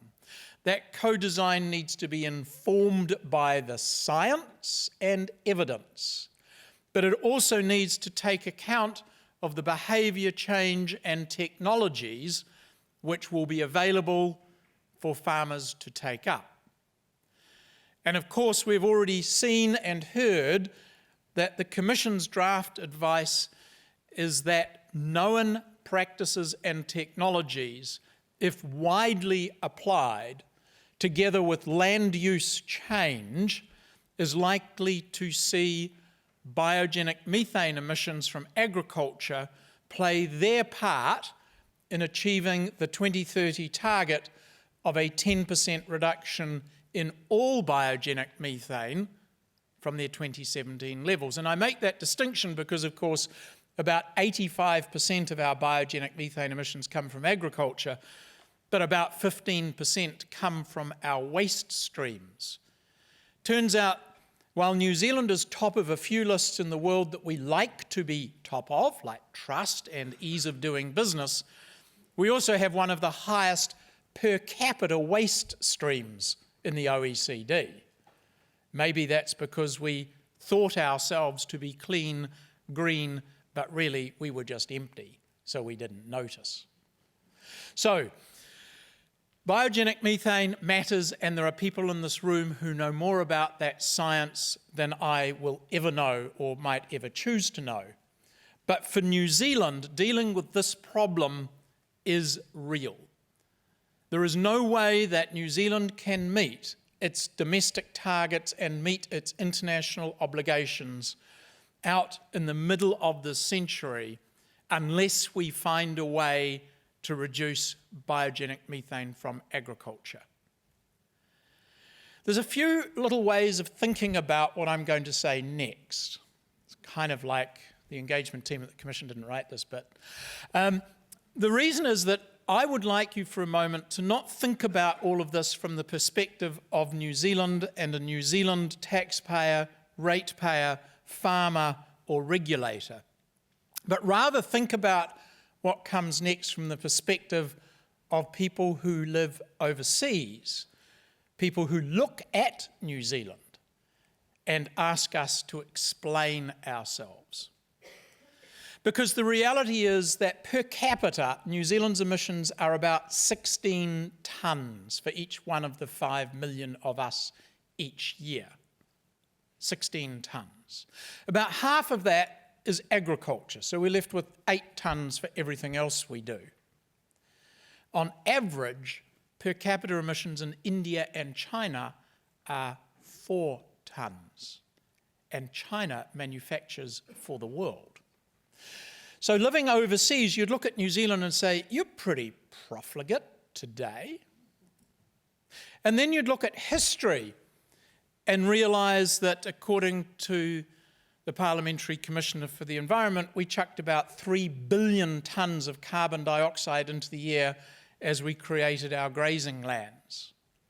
Historically, our emissions are twice our current share of what we do, which is twice the global average. So if you're an outsider looking at New Zealand, you go, wow, not only do you emit a lot today, but you've really done quite a bit in the past from which you've profited in the past. And then we look at the future. And New Zealand has, fortunately, a wide range of technologies that are known and proven today that we can use to reduce our emissions. But we choose not to dam any more flowing rivers. That is our choice as a sovereign state. We choose not to use genetic engineering to reduce emissions from biological process, and that is, of course, our choice as a sovereign state. We choose to own some of the cheapest but highest polluting motor vehicles in the Western world. We are a sovereign state, and of course, that is our choice too. But what the world is not going to give us the choice to do is to keep doing the level of emissions that we are. We get to choose how to reduce them. We do not get to choose whether we reduce them. So there are technologies which, if deployed, can help attack and reduce CO2 emissions. And we know that growing trees can both act as carbon sinks, but also act to store carbon for the future. The challenges for New Zealand agriculture are not getting around local politicians to get exemptions, free allocations, and get out of jail free cards. The challenges are the global community, overseas regulators, alternative technologies, and changing consumer preferences. Those have always been the things that have shaped New Zealand agriculture in the long term. So let's just think about those pressures on agriculture for a bit. We've heard a little this morning about border adjustments for emissions-intensive trade goods. It would be naive to believe that countries that price emissions and incur the costs of emissions reduction are going to allow high-emitting products to be delivered in competition to their local producers. You can call it anything you like, an excuse for trade protection, a reason to protect inefficient. You could just recognise that foreign regulators will be keenly interested in the emissions profile of traded goods. And what does the emissions profile in some of our agricultural products look like? These are rough numbers, and some of you will have better, more accurate numbers, or will be able to calculate them in the break. But roughly, to produce 1 kilo of meat and bone, because the Food and Agricultural Organisation measures country production at the abattoir, but to produce 1 kilo of meat and bone of sheep and beef meat has the equivalent of 20 kilos of CO2 on a GWP 100 measure basis. 20 kilos of emissions for 1 kilo of red meat. It's about 10 kilos of emissions for 1 kilo of milk solids, and it's about 4 kilos of emissions for 1 kilo of pork or chicken. So the world can make choices about what protein sources it has and the carbon emissions to obtain them given current technologies. Often New Zealand agriculture mounts the claim that we are the most efficient, and then it kind of gets strangled with the science. The most efficient what? The most efficient producer of ruminant pastoral meat and milk the way we do it. Well, that's good. We defined a class and we were the best in it. The Americans usually win the prize for that approach to the best of. However, that's not the class the world may think is appropriate to be winning in. I was on an international conference call with chairs of world climate change groups like ours. The Philippines also has methane emissions, but they're associated with rice production to feed its own people, not producing high-value premium products for the world's rich. Which brings us to another interesting conversation, which is, if New Zealand has a carbon emissions budget that the world finds acceptable, built from our nationally determined contribution, how best should we use that? And clearly, New Zealand needs to find a way to continue to pay its way in the world. And if you calculate the amount of foreign exchange earned per kilo or per tonne of carbon dioxide equivalent emissions, turns out you get some really interesting numbers. Dairying gets about $20 billion a year of gross revenue for 20 million tonnes a year of carbon dioxide emissions. So rounding errors aside, it's about $1,000 a tonne of emissions of milk production. Sheep, it's about $450 of foreign exchange revenue per tonne of emissions. Full fee-paying international students bring New Zealand $40,000 per tonne of emissions. So if you begin to calculate the available budget to earn our way in the world, you get the rather perverse and not intuitive conclusion that tourism and international education should be high on our list of the ways to draw down our budget, and maybe not so sheep farming. But that's only a lens. It's not an answer to the challenging question of through what lenses will the world look at how New Zealand chooses to address emissions in total as well as by sector. And the world will hold countries to account. So the challenge for New Zealand in setting our nationally determined contribution is, what club do we want to be in? Because there's no doubt there will be rogue nations. There are almost always rogue nations. But is that the company we want to keep? Is that the neighbourhood we want to be associated with? It would be extraordinary if it was. So I expect that the pressure will go on all sectors to do not as little as they can get away with, but as much as they possibly can. That it is pretty clear from the draft advice that known feeding and breeding and land use changes, while achieving our 2030 target, cannot be relied on to get us to a 2050 target. And in a hungrier world, there may be some pressure on us to produce more at a time when we will be expected to pay the world for what we cannot achieve through domestic action. Which brings us to the thorny and interesting question of pricing. So in the draft advice, we have to be careful, we were not making price predictions about what 1 tonne of carbon dioxide equivalent emissions might cost, but our modelling drops out if these things are happening in the economy, then by implication, investment, consumer and producer choices imply a price per tonne of CO2 emitted or avoided. And that number was about $140 per tonne by 2030 and about $250 a tonne by 2050. The best technology available today at the lab, not scaled and not commercially available, hints that maybe you could do air capture of carbon dioxide at about $800 a tonne. Now, we know that technology will develop, but it takes a lot of energy to get carbon dioxide out of the air.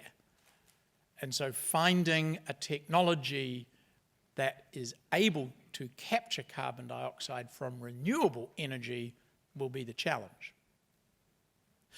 Coming back to the near term, all of you are involved today in some aspect of this challenge, or you would not be here. Some of you are farmers. Some of you are advisors to farmers. Some of you are regulators of on-farm practices. Some of you are involved in food processing and manufacturing. Some of you are from research backgrounds and organisations. The only thing I can say, standing from the Commission's point of view, is that all of you have a part to play in the challenge that we face. If New Zealand is going to be prosperous, thriving, low emissions and climate resilient in the middle of this century, then we need to act now, not next year or a year later. Because every move we take now will better position us for the next move we must take. The better the science today, the better the science tomorrow. The better the farm practices today, the better they will be tomorrow. Compounding and accelerating the momentum for change will be critical. It's also the case that New Zealand in the 1990s and 2000s relied on two ways of obfuscating our growing gross emissions. One was to buy international credits that turned out not to quite be associated with the permanent additionality that we would now expect. And the other was to plant trees, which marched across the landscape, creating the famous wall of wood. We're now in the process of harvesting the wall of wood. And of course, once you put a hectare under trees, unless you keep it under trees, then the emissions from the tree felling are against your emissions budget. So the challenge for the price emissions, least cost abatement, pollute and plant a tree nonsense is that we will plant ourselves to the coastline. And that cannot be the right answer. That to create permanent sinks, so that's not permanent stores, but to create permanent sinks for the very difficult to abate emissions in the second part of the century, New Zealand will have to establish and continue to establish and protect slow-growing, long-lived, largely native forests, so that our children and grandchildren will get the sequestration benefit in their lifetime, whereas our pine plantations may fuel a bioeconomy, wood products and biomass for energy, but essentially it is a 30-year carbon cycle. And the only way you take net new emissions out of the air is to plant net more hectares. I'm really interested in taking some questions because I think the history so far this morning has been way too many questions than the speaker has a chance to answer. So, questions? Somebody can field them, I hope. Thanks very much, Rob.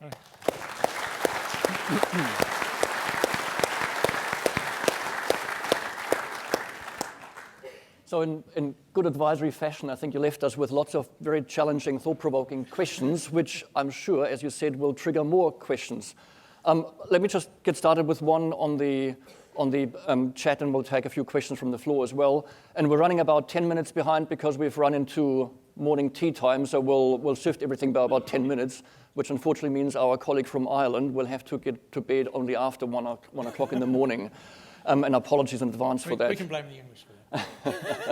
But so the first question that came up was, when you think about the agriculture sector, do you include the diesel emissions and refrigerants that are emitted as part of farming activities, or are they somebody else's responsibility? Yeah.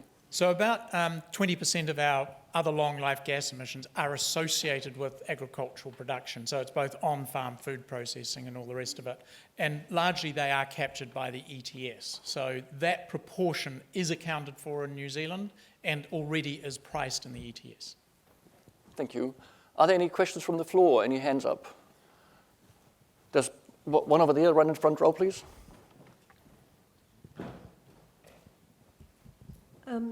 Are local bodies being helpful in the planting of native forest, or they're being obstructive? I guess it depends on your perspective. So the first thing that I understand about native forests is that if you plant them, you better plan on protecting them because our local pests love them. So there is not much point, even with volunteer labour, in going out and planting if you have not done the protecting. And the protecting certainly means fencing, but it probably means extensive pest management and control as well. So the first challenge would be not all plantings are made equal.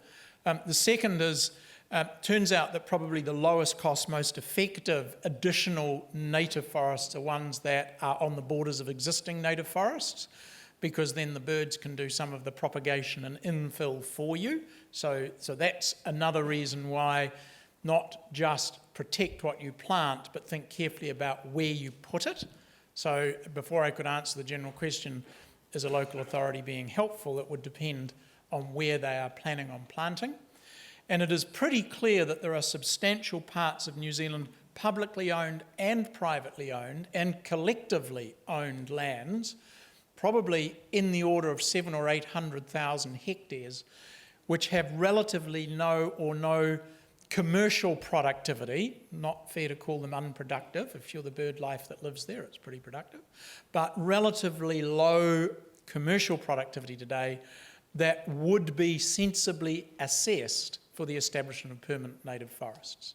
So if you're a local government and you're bearing in mind those things, control it, pests, protect it, plant near the established, and make sure that the way in which you go about it doesn't add to the monocultures, then probably they're doing a good thing.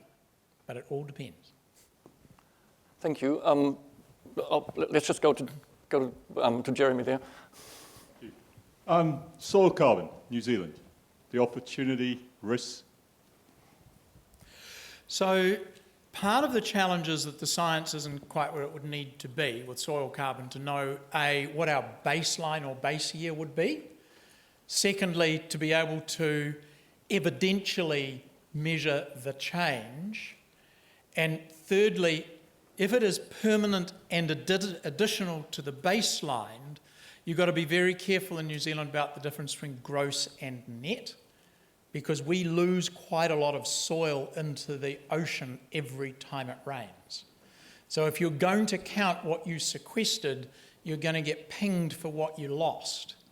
And there might be a few Canterbury farmers anxious that they were just overdrawn on their soil carbon as a result of floods outside their control.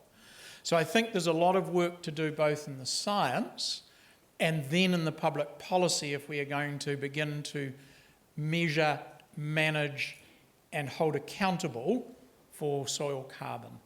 My understanding is that there are some wetlands which should be allowed to revert, and that whether it's counted in the national inventory or not would be a good thing to see happen. But also some of the data about soil carbon and enrichment of depleted soils comes out of the US, where for a century they have mined their soils. So adding back carbon is much more feasible than in New Zealand, where many of our soils are relatively carbon rich to start with. So quite a lot of work for those in the science and public policy domain before we go, yep, let's count that. Thank you, Rod. There was one question on there's lots of questions flooding in, which is great, but I can tell you now that we're not going to be able to cover them all. But one that popped up just as I saw it was, how exactly would you expect New Zealand to be punished if we fail to meet our targets? So the starting point is we have a nationally determined contribution, and in our draft advice we made an estimate if our domestic budgets were achieved, and our current nationally determined contribution was left unchanged, and that's the 30% reduction by 2030 from our 2005 levels of gross to net emissions, so we just flake over the gross net accounting thing for a bit. If we were to achieve our domestic budgets for this decade and at our NDC current, we would be buying about 60 million tonnes or thereabouts of offshore mitigation. 60 million tonnes in a market that doesn't exist from counterparties that are not established at a price we don't know. So we don't know the price, we don't know the quantity, and we don't know the counterparty. Apart from that, it's very precise. The challenge is that we've said that we have to do much more than the 30%. reduction. And actually, we've said much more than 35% reduction. And so the quantity will be bigger, the price will still be unknown, and the counterparties will be unknown. But to the extent we don't use domestic action to achieve the largest proportion we could or should of our nationally determined contribution, New Zealand will transfer real wealth to the other nations who have done more sooner. And in a way, that's an accountability regime. You will be transferring wealth in your lifetime for our failure to do as much as we can domestically. That's pretty persuasive. How big could that cheque be? Well, in our draft advice, we just said if the number was X for quantity and Y for price, and you could find a counterparty, then that bill could be anything from about $2 or $3 billion by 2030 to $10 billion by 2030. There's a chunk of research money available to get our emissions down, right? Because otherwise we're just going to pay somebody else for what we could or should have done ourselves. So that's the first thing. The second thing is you could say, well, look, it's just a treaty. We just said we'd try, and we could just tear up the treaty, right? That's not a good idea if you're a small country dependent on multilateralism for market access and defence. You don't cherry pick your treaties. So I don't think tear up the treaty is a good public policy option. So then you come, what are the other sanctions? Well, we've heard a little about border adjustments. It's a form of trade sanction. You agreed to play by the rules, you're lagging behind, we'll give you a bit of a stitch up to get along. We won't take as much of this or that. Now get your act sorted out, we might take more of it later. So trade barriers, trade protection, the threat of it, the reality of it are all possible interventions. And then you've got the reality in New Zealand of the domestic politics of those who are taking action at some cost and inconvenience will not look kindly on those they perceive not to be taking action because of the cost and inconvenience. So there will be domestic pressure as well.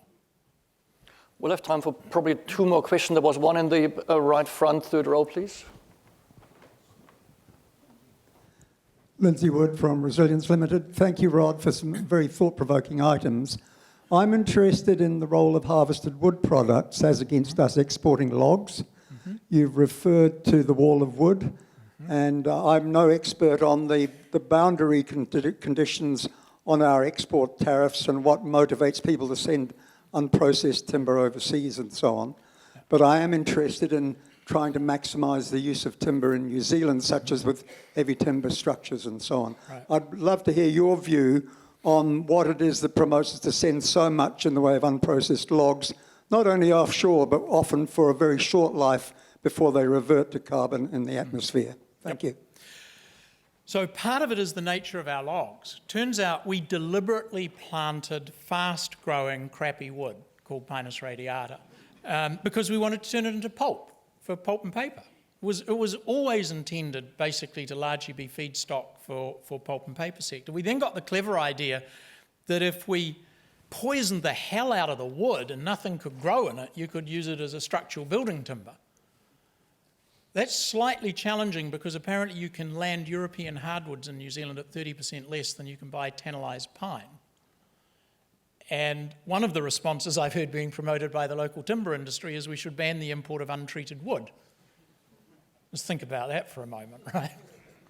So there is a part in the bioeconomy for wood for structures. The average 3-bedroom family home uses about 7 cubic metres of timber. And the average tree is harvested at 1.5 cubic metres of tree. So it's about 5 trees a home. And building laminated veneer lumber structures is still marginally more expensive than concrete and steel equivalent, but it's not going to take long or a very high carbon price for that to sort itself out. So I think you will see greater interest in, investment in, and economics drive towards more use of timber structures in New Zealand and around the world in the years to come. So that's good. Secondly, although we may find that Pinus radiata is not great for structural timbers compared to some other shorter or longer growing, slower growing hardwoods, it may be a great feedstock. So in the draft advice of the Commission, we said, where's all the biomass going to come from for biofuels and biodiesel and boilers and stuff? And we ruled out planting food land, essentially. We said it's not really a sensible thing to do that. So let's look at wood waste streams, which actually requires a wood processing industry, or you don't have a wood waste stream. So then we said, well, what if you just looked at the log price and diverted logs at wharf to create the biomass, biodiesel, biogas supply that you needed at $140 a tonne by 2030? And it kind of worked.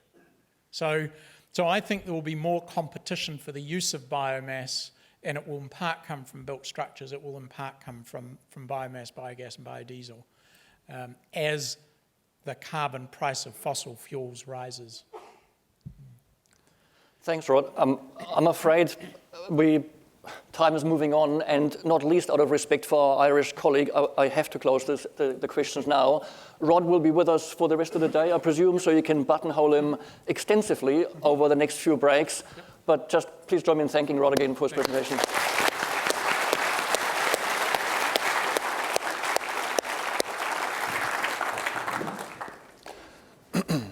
Now, Rod already mentioned the importance of He Waka Eke Noa as a way of delivering emission reductions in the agriculture sector. And our next speaker is Kelly Forster, who's the program director of He Waka Eke Noa. Since the program establishment, Kelly has headed a small dedicated program that provides support, coordination, and direction for the 13 partners coming together in the program. Kelly was previously a senior analyst in agriculture and climate policy at the Ministry for the Environment and was part of the interim climate change committee, which was a precursor for the Climate Change Commission.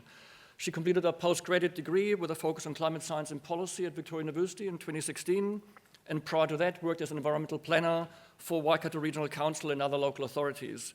And Kelly grew up on a sheep and beef farm in the remote western Waikato West Coast, and she's dedicated to supporting a sustainable and prosperous agriculture sector.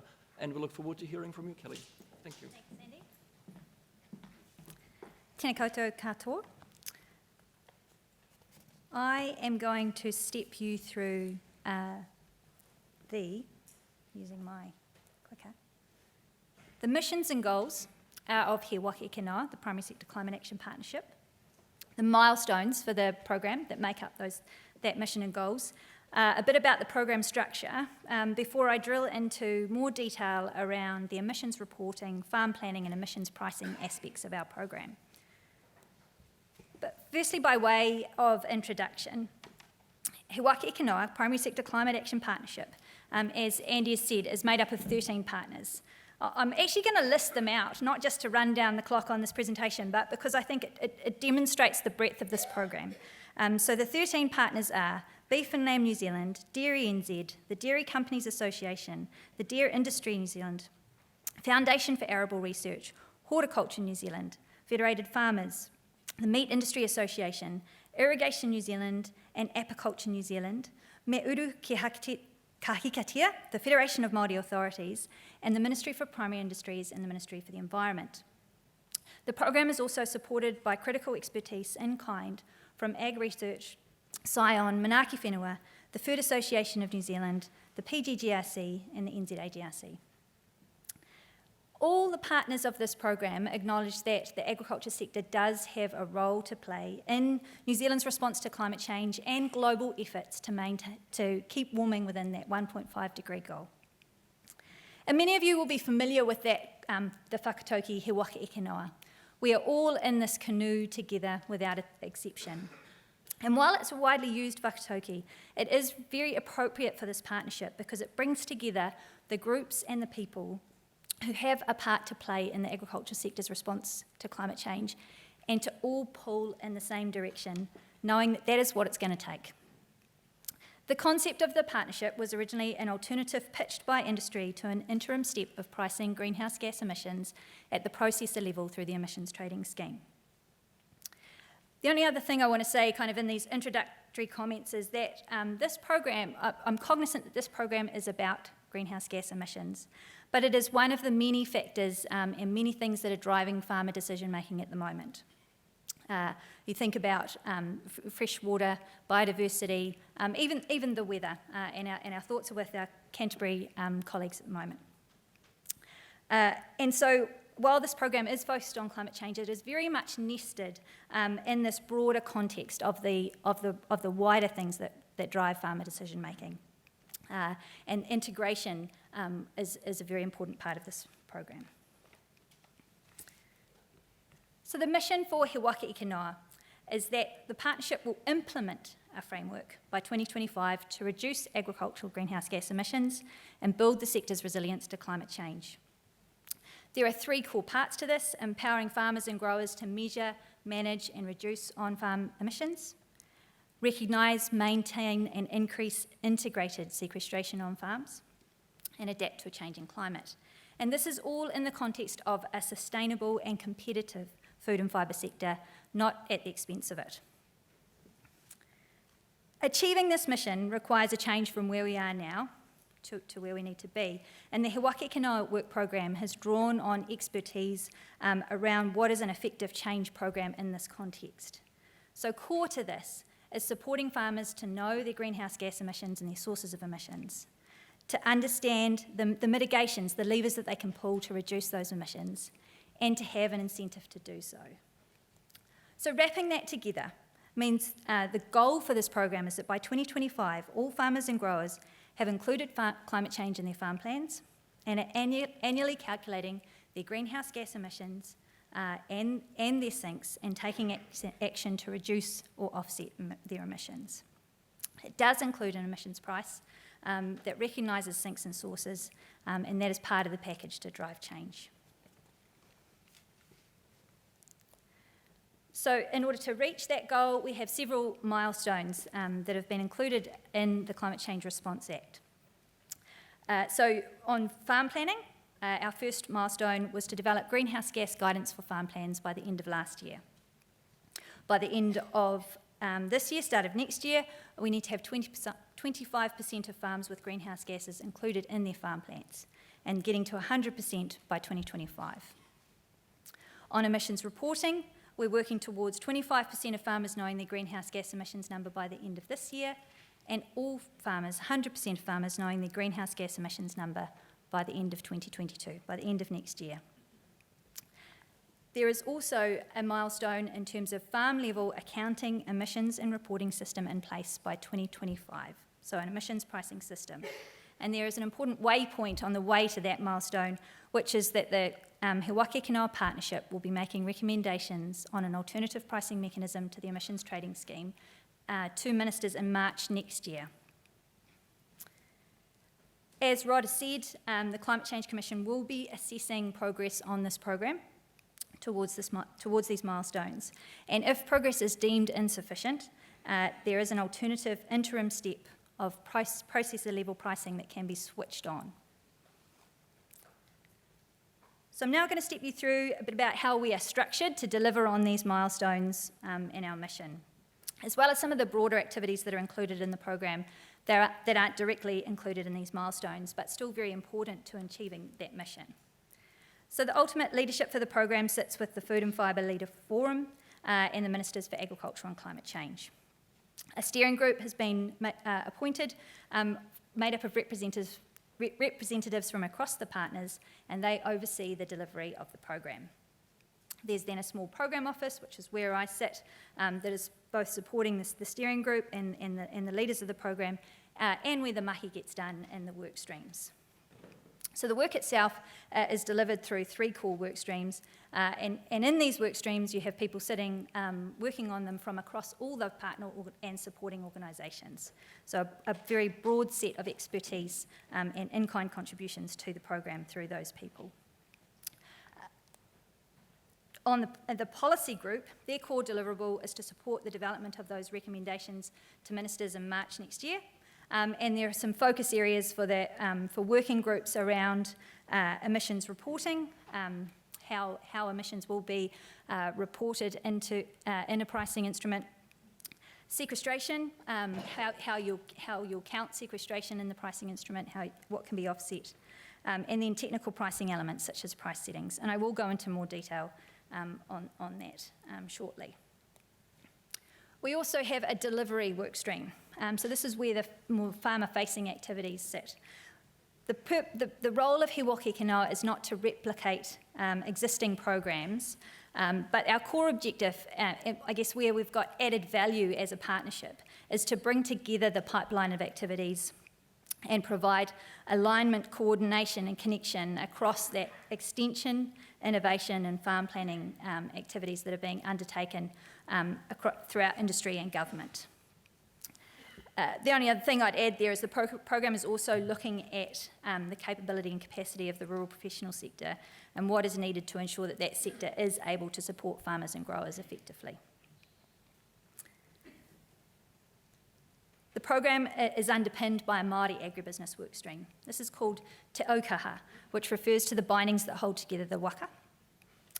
The Federation of Māori Authorities has convened Te Aukaha to connect and bring together Māori agribusiness experts at a governance, technical and farming level, and this will ensure that a Māori perspective is integrated throughout the work in both the policy group and the delivery group. So I'm now going to drill into more detail around how we are progressing on those emissions reporting and farm planning milestones and on emissions pricing.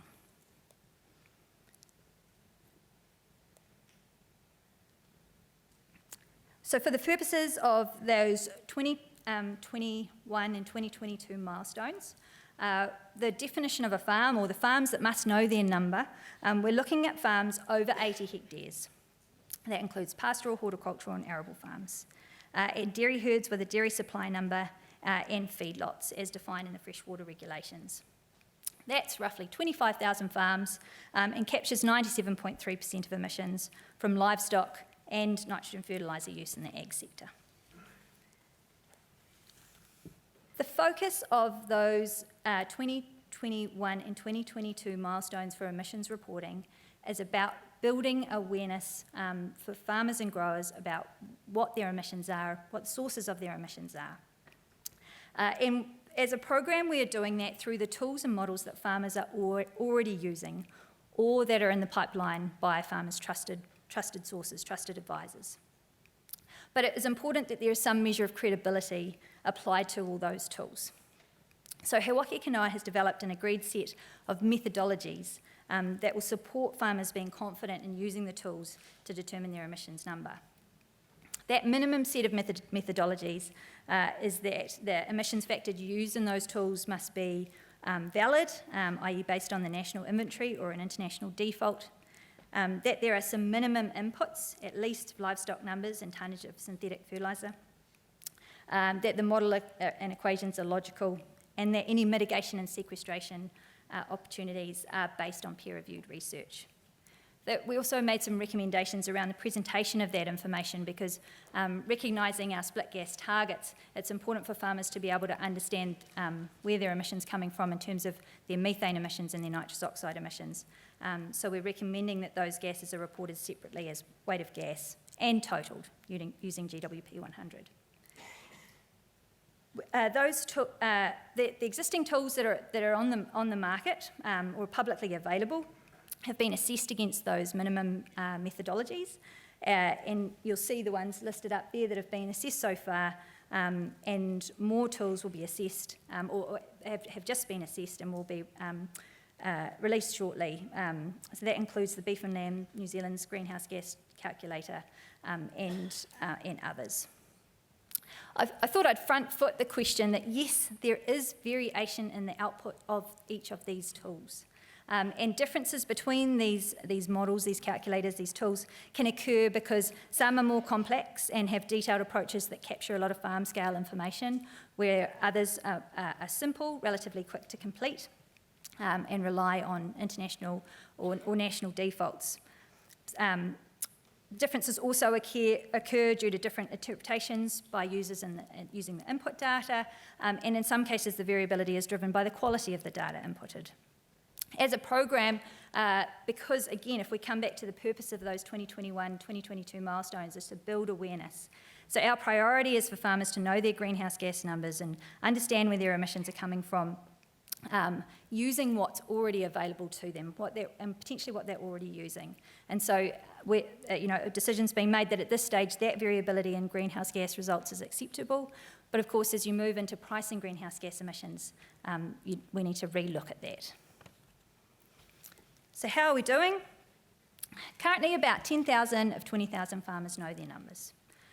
So you've got 88% of dairy farmers have received a greenhouse support, and Dairy NZ are wrapping around programs to support farmers to understand that number through their step change program.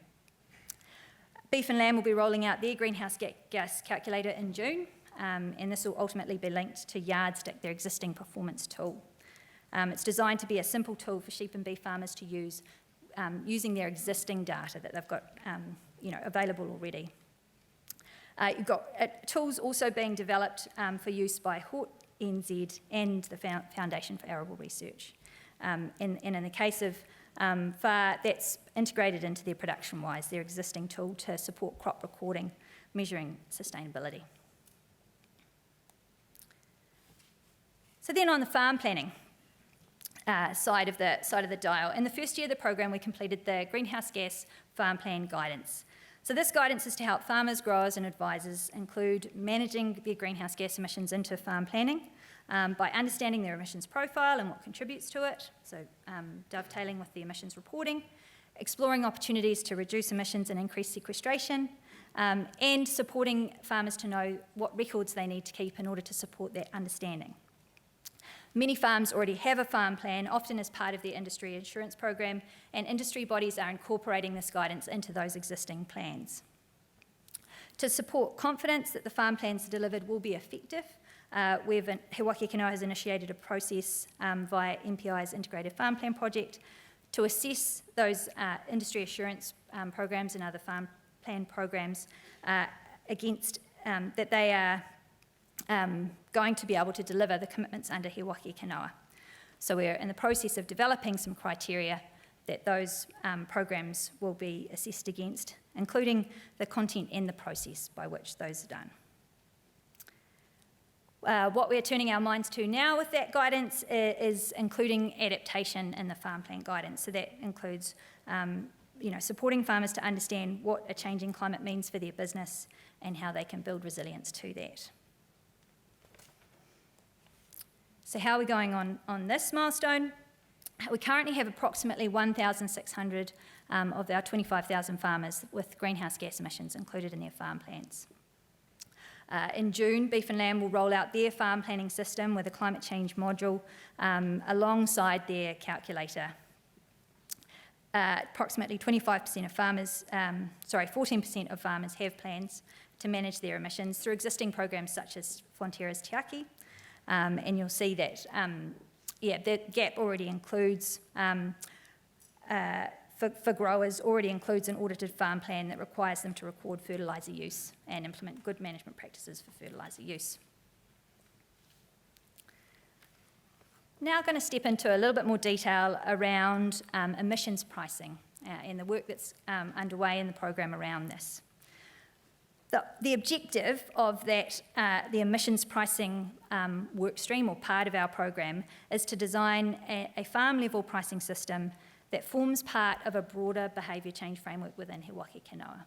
So it recognises that a price is only one of the things that will drive change, but it is one of the things. And as I've said already, He Waka Kanoa will be making recommendations on this alternative pricing mechanism to the emissions trading scheme in March next year.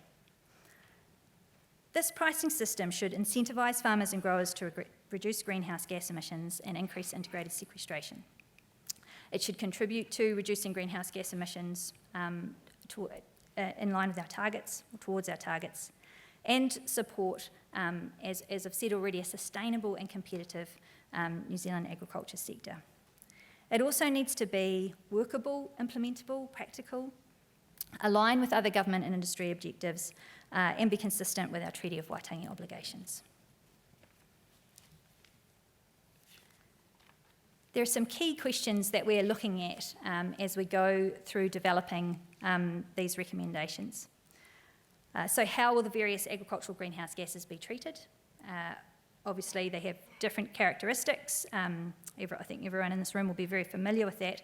And so we're looking at how the differing natures of those greenhouse gas emissions can be reflected in the pricing scheme, or how the different targets for methane and nitrous oxide can be reflected in the pricing scheme and the setting of a price. How we estimate and report emissions. So that includes what data will be needed, who will report, the landowner, the business owner, how you'll deal with leased land, what methods need to underpin that calculation, and how will the system interact with existing tools. We'll also be looking at how sequestration on farm can be recognised or used to offset an emissions price. And work is focused on looking at practical ways to measure and account for sequestration on farm that currently doesn't meet the definition of a forest in the emissions trading scheme. We're also looking at how we recognise the broader co-benefits associated with our Indigenous vegetation. I recall that the British Minister referencing nature-based solutions. So we are actually having a look at how nature-based solutions might fit alongside this program. Another thing that we're looking into is, can farmers form groups or clubs for emissions? So is there a workable way of farmers grouping together by catchment, by processor, by iwi hapu whānau? How should any revenue generated through a pricing mechanism be used? So it may raise revenue. So one of the topics that we'll be working through is what purposes might that revenue be put to? And we're also working to ensure that the approach that we take recognises Māori landowner perspectives and addresses the challenges and characteristics unique to Māori landowners, Māori agribusiness.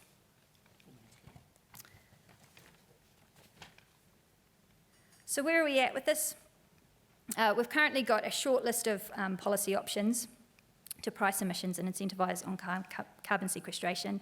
But there are a lot of ways to skin this cat, and the devil is definitely in the detail in terms of designing a pricing mechanism. So we're currently focusing on gaining a really clear understanding of what the detailed design options of that pricing mechanism can be, and what the pros and cons of those detailed design options are.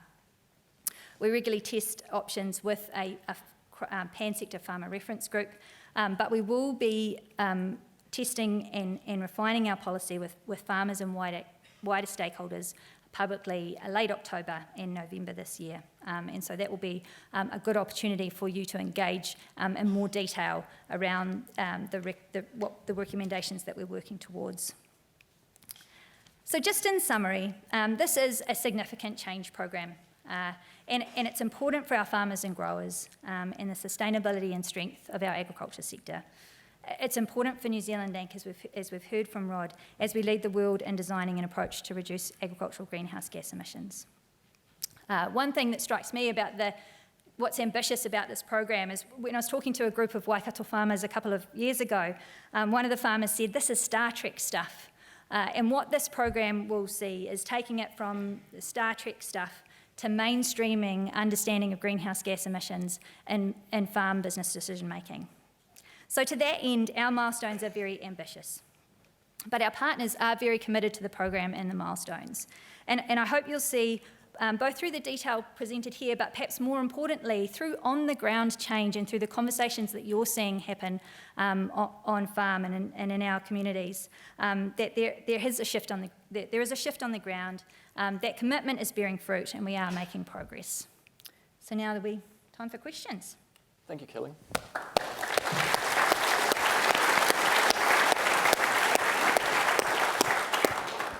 So there's a lot of questions on the chat that I think your presentation is partially answered, but let me try and combine some of them, because there's obviously a huge interest. You explained that the way that farmers know their number for now is okay to use a diversity of tools because you're in the testing phase, I guess. But you also mentioned that ultimately, when it comes to pricing, there has to be the way to know your number. Can you talk more about the criteria by which you may arrive at an ultimate decision, what the tool will be rather than the diversity of tools? And also part of that, what work He Waka Kinoa might be doing to improve locally applicable emission factors, given that most tools use nationally based emission factors. Also, who keeps a record of those farmer numbers now and in future. So can you speak a bit more to that, because there's a huge interest just going by the questions. I can speak a bit more to that, but you'll be a little bit disappointed because we are still working through a lot of those details. In terms of the criteria, and I actually don't have them to hand or exactly in my head, but what we are driving to in terms of that emissions reporting in a pricing system is that it is credible, that it is practical, and that it can respond to changes over time as well. And so looking at how you can onboard new mitigation technologies as they come on stream, as they are peer-reviewed, robust, etc. So there are criteria that we are using to help us drill down into the options of is it one tool to rule them all? Do you allow some sort of simple tool and complex tool, or develop an engine that sits in behind that multiple tools can kind of join into? There are a lot of design options there, and I am sorry that I don't have the detail for you yet, but we are working towards it, and you'll be able to see more of that detail late October, November. But so here Waka isn't funding research to improve tools. You're relying on tools being developed out there, right? At the moment, our focus is on those big policy questions. So there's no point in investing in software development to respond to those policy questions. That's what's got to come first. Great, Thank you. Question from the floor, right in the front there, please. Just wait for the microphone, please.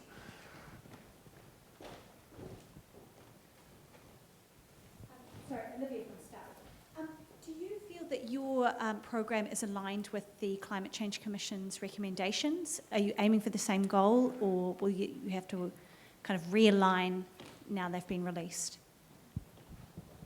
In terms of the targets that have already been set, that the Climate Change Commission is developing budgets on, certainly the ag sector, we are not responsible for the targets, but we are responsible for developing a framework and a system that can drive emission reductions towards those targets. So to that end, I would say definitely in line with, yeah.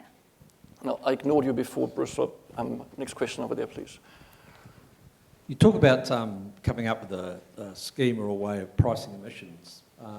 We have a carbon price in the New Zealand economy at the moment, set by the Emissions Trading Scheme. It's a market-based price. So how will you arrive at that? Will you allow the market to determine what the price of emissions, assuming that farmers will only be able to offset, reduce, sequester a certain amount, they'll be left with a balance that they need to effectively pay a carbon price? Do you expect that to be the market price for carbon? Or if it's less than, why would it be less than the market price? Again, I'm going to disappoint you by not having the answer to that question, but what I can say, the things that we are looking at is how you might have different prices to reflect the different characteristics or the different targets associated with our different gases. And of course, one of the options is to link it to the market. So we're looking at a number of other options as well. Let me just go through the chat quickly so people don't type in vain. There were a couple of questions about, so one of the key readily available mitigation options is improving feed conversion efficiency, as previous speakers mentioned. Where does that show up in the He Waka Kanoa work program? Which work stream does it get captured in? In our emissions reporting, in the work that's being done on how you will report emissions in the pricing mechanism, they are looking at, again, at what are the methods that need to underpin an emissions calculation. Both what is the simplest method to pick up some change, to be an improvement on a processor level pricing system, but then also what are the more complex methods that enable your estimation tool to capture those mitigations. And I know that, the feed conversion efficiency is one of the ones that will be considered in that. We also then need to look at how you will audit and verify whether those methods have been achieved. So that's another lens that will be passing through that. Thank you. Are questions from the floor? If it's a question, I'm happy to take one more. Please.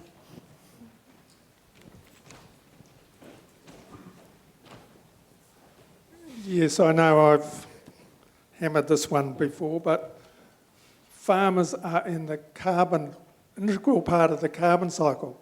Now, unless you start with what farmers sequester, growing grass and crops, and then look at your emissions and come up with a net figure, this is not being done that I can see anywhere. And going back to what has been promised, we're told there's tools in the toolbox to reduce emissions. Those are 20 years out of date. Progressive farmers have been doing all those things that have been suggested for 20 years. I'm involved with a 1,000-cow farm that produces 495 k a hectare. And I can assure you, profitability is the number one thing. So I'm perplexed at this Waka is how are you going to accurately find these emissions when you ignore what farmers sequester growing grass and crops? Please explain. The emissions estimation in the pricing system will look at sinks and sources. Grass and crops, obviously they don't store carbon like a tree does. So your grass is at the same height as it was at the start of the year as it is at the start of the next year. So there will need to be a threshold for what sort of sequestration you're going to count. But that is all reflected in the national inventory already, and that is a kind of a reliable first start in terms of the emission factors that you would pick up in your estimation tools. We have time for one last question. Let me go to the back because I tend to ignore you, sorry. And if we still have time, we'll do one more, but one right in the back, please. Just right on top there. Thank you, Chair. Sala Sanko from EnviroStrat. A question regarding pricing again, and that's linked to co-benefits. Of course, this is an agriculture and climate conference, therefore we talk about carbon a lot. But when we look at pricing carbon, it's of interest to farmers to look at what you can do on farm to reduce and what you can't that is linked to other co-benefits. How, in terms of the work you're doing, how do you think you can capture that, given that we focus so much on the measurement of just carbon? We are, as I mentioned, we are looking at how, and in New Zealand, nature-based solutions is kind of, I guess, is in its infancy, but you'll see in that UK example, it's already been developed up as quite a useful tool. I guess it's a progression on from ecosystem services. So we are looking at, what could nature-based solutions mean in terms of this program for that very reason, to recognise the co-benefits associated with our Indigenous vegetation in particular. Thanks, Kelly. So we have one last question in front, and then we really have to close. Second row, Akim, please.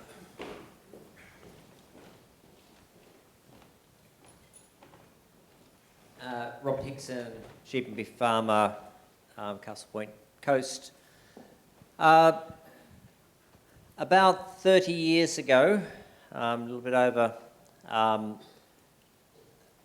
the decision was made on our farm to set aside large areas for native regeneration, to plant erosion-prone areas in exotics. That part of the farm, particularly the natives, is still growing, still very actively sequestering carbon. By using FarmMax, we calculate we are sequestering about 2.5 times what we are emitting. But at the moment, because it was planted pre-1990, there is no economic value to that. And so it seems that had the decision to regenerate that land come 10 years later, it would have been very valuable. Because it became 10 years earlier, it has no value. Is He Waka Kanoa looking at the ability of farmers to use native vegetation that was set aside long ago as part of the, but is still sequestering carbon as part of their offsets? Yes, we are. So recognise that that's an important, important thing for a number of farmers across New Zealand. So we're looking at, how you could recognise pre-1990 Indigenous and what the implications of that would be. Thanks, Kelly. I'm afraid we have to wrap it up there. Thanks very much for the good questions and answers, and thanks again.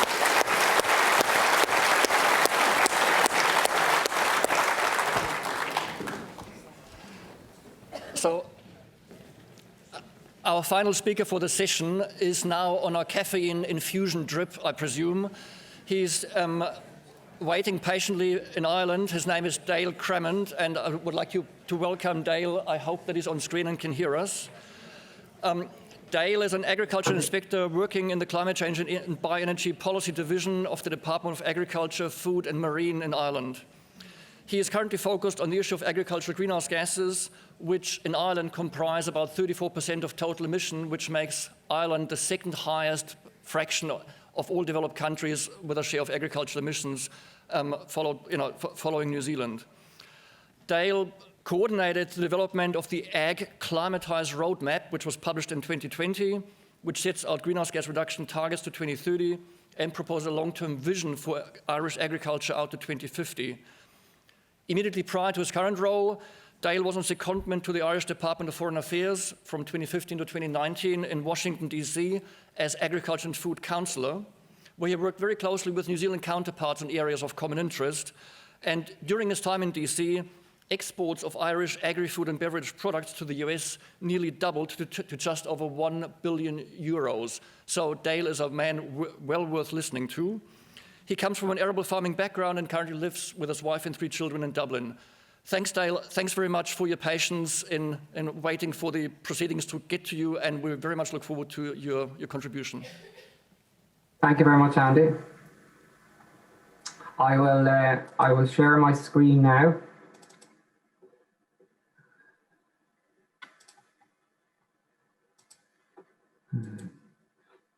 Okay, it's good to be with you all. As Andy said, I certainly enjoyed my time in Washington, D.C., working closely with many great New Zealand colleagues. I know Phil Houlding is speaking later at your conference, so good to see you again, Phil.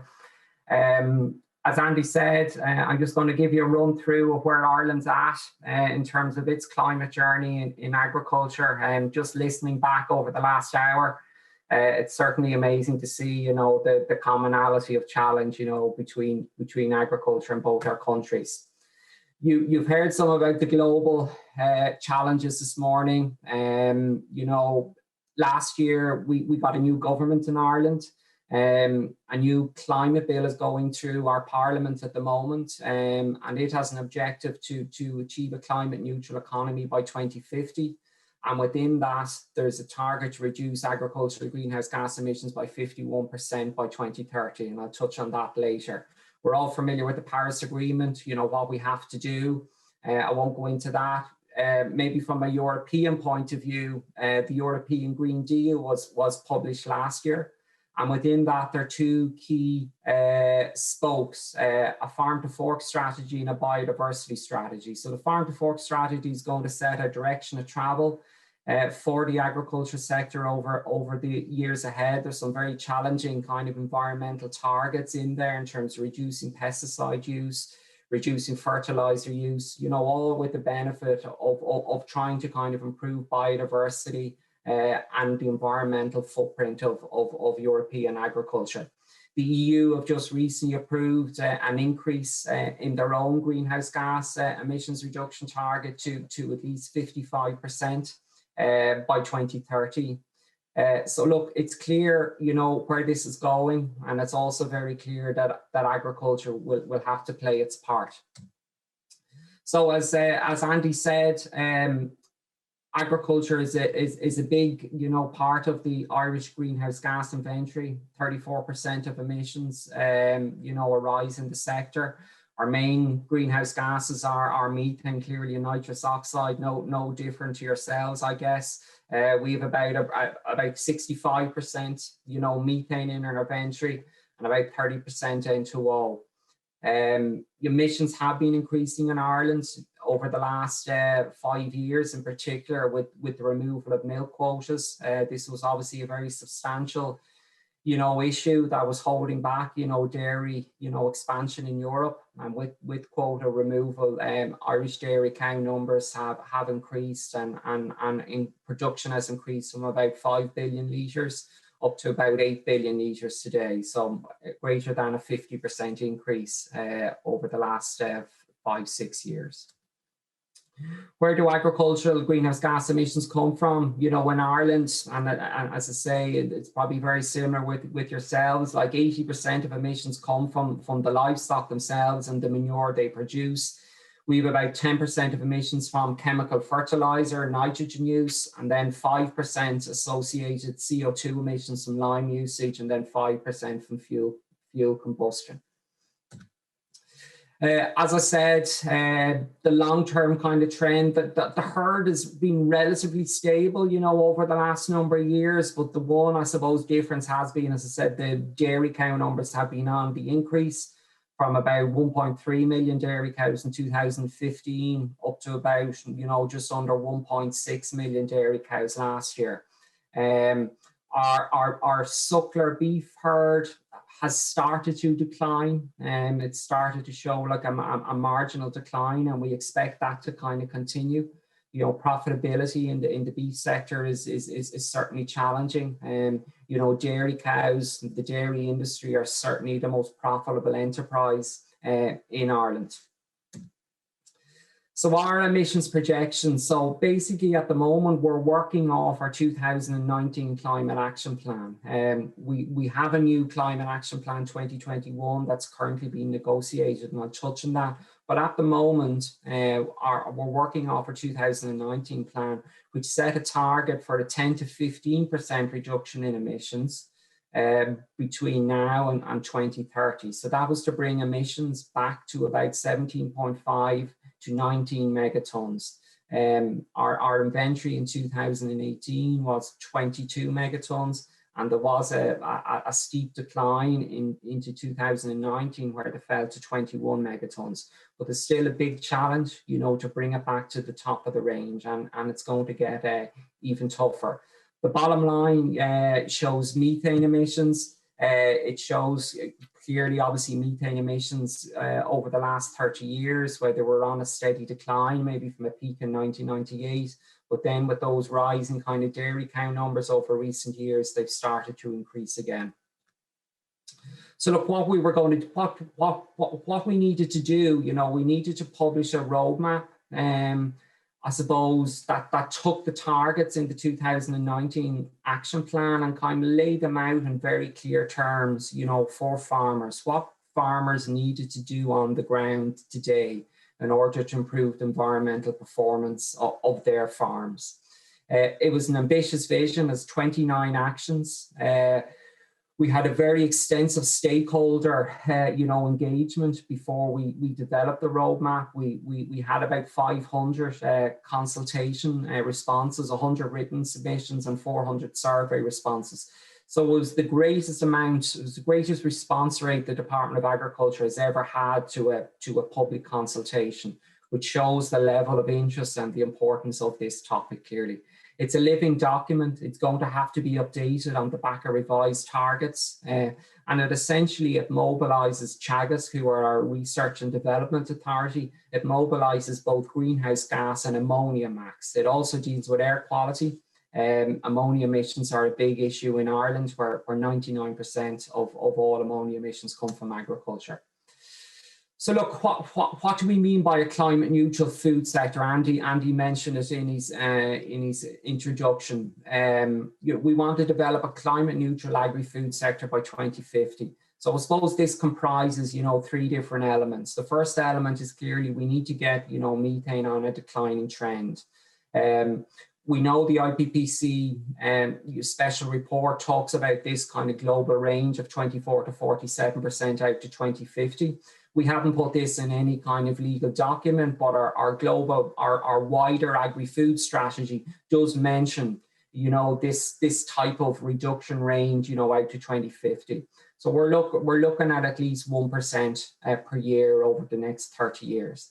The second issue then is nitrous oxide emissions. We need to drive those down as much as possible. Clearly, it's an incredibly, you know, potent greenhouse gas. We want to achieve net zero for nitrous oxide. So the residual nitrous oxide emissions that are left in the system in 2050, we want to balance those, you know, through land use change, particularly forestry and grassland management, and hedgerows, and re-wetting of basically organic peat-based soils. So, you know, the concept of a climate neutral farm is real, and we certainly believe that we can achieve it at a national level. As I said, the roadmap also deals with the issue of air, you know, reducing ammonia emissions through low emission slurry spreading, other techniques, changing to protected urea, which I'll touch on in a moment. So, you know, I'm just going to, you know, give you a flavor of some of the kind of key measures, you know, in relation to livestock, you know, in the roadmap. 40% of nitrous oxide emissions come from fertilizer use in Ireland. So there's a target to reduce nitrogen use from 408,000 tonnes at its peak in 2018 back to 325,000 tonnes in 2030. This is in line with the EU Farm to Fork strategy, which talks about a 20% reduction. There'd clearly be benefits to water and air also by doing this. 50% of nitrogen, chemical nitrogen, is used in the dairy sector, so it's probably fair to assume that they're going to have to carry, you know, the greatest burden in terms of this reduction. So look, what do we want to do? We want to continue to grow grass. We have a competitive advantage like New Zealand as a pasture-based, you know, livestock economy to grow grass. We don't want that to suffer. There's no point in bringing imported feed onto the farm. That's not going to help anything. So look, how are we going to do this? Liming is going to be a big focus for us. You know, our soils are not at the correct pH level. So there's an ambitious plan, you know, to roll out a national liming program, which will help, you know, use the nutrients in the fertilizer we put on more efficiently and effectively. I mentioned low emission slurry spreading. We want to transition away from the splash plate. You know, we have a 60% target by 2023, going up to a 90% reduction by 2027. This will help us, you know, immensely in terms of reducing our ammonia emissions. We want to cover external slurry stores. Again, this is an ammonia issue. You know, all new tanks built from this year have to have a cover on them, and all existing tanks need to be covered by 2027. Clover is going to become a big part, you know, of what we do, and also multi-species swards. If we're going to be reducing fertilizer usage, we need to find ways to fix nitrogen, you know, in the grass, in the swards to maintain that grass growth. So we're going to reduce fertilizer usage, but we're also then going to change the type of fertilizer nitrogen that we apply. So we're going to transition away from calcium ammonium nitrate type products towards protected urea. So protected urea is a urea-based fertilizer with a urease inhibitor, something that you're using on your own farms. We're going to work very closely with the fertilizer industry to develop this. They're up for this challenge.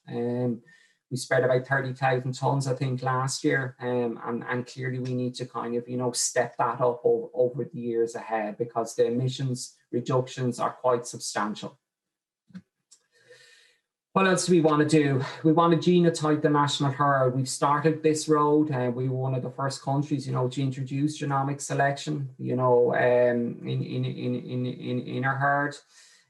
It'll help reduce greenhouse gas output at a national level. It'll help our breeding programs. It enhances traceability. So we're going to commence with all calves in priority categories of herds. These are in our bovine data genomics program. We're going to move away from stock bulls for replacements by 2025. Again, this will help accelerate, you know, progress in the economic breeding index for our dairy herd. And we want to better integrate our dairy and beef sectors because clearly there's a lot of calves coming from the dairy sector, and we want to try and encourage the dairy sector to produce a better calf, you know, that the beef farmer can take forward and rear.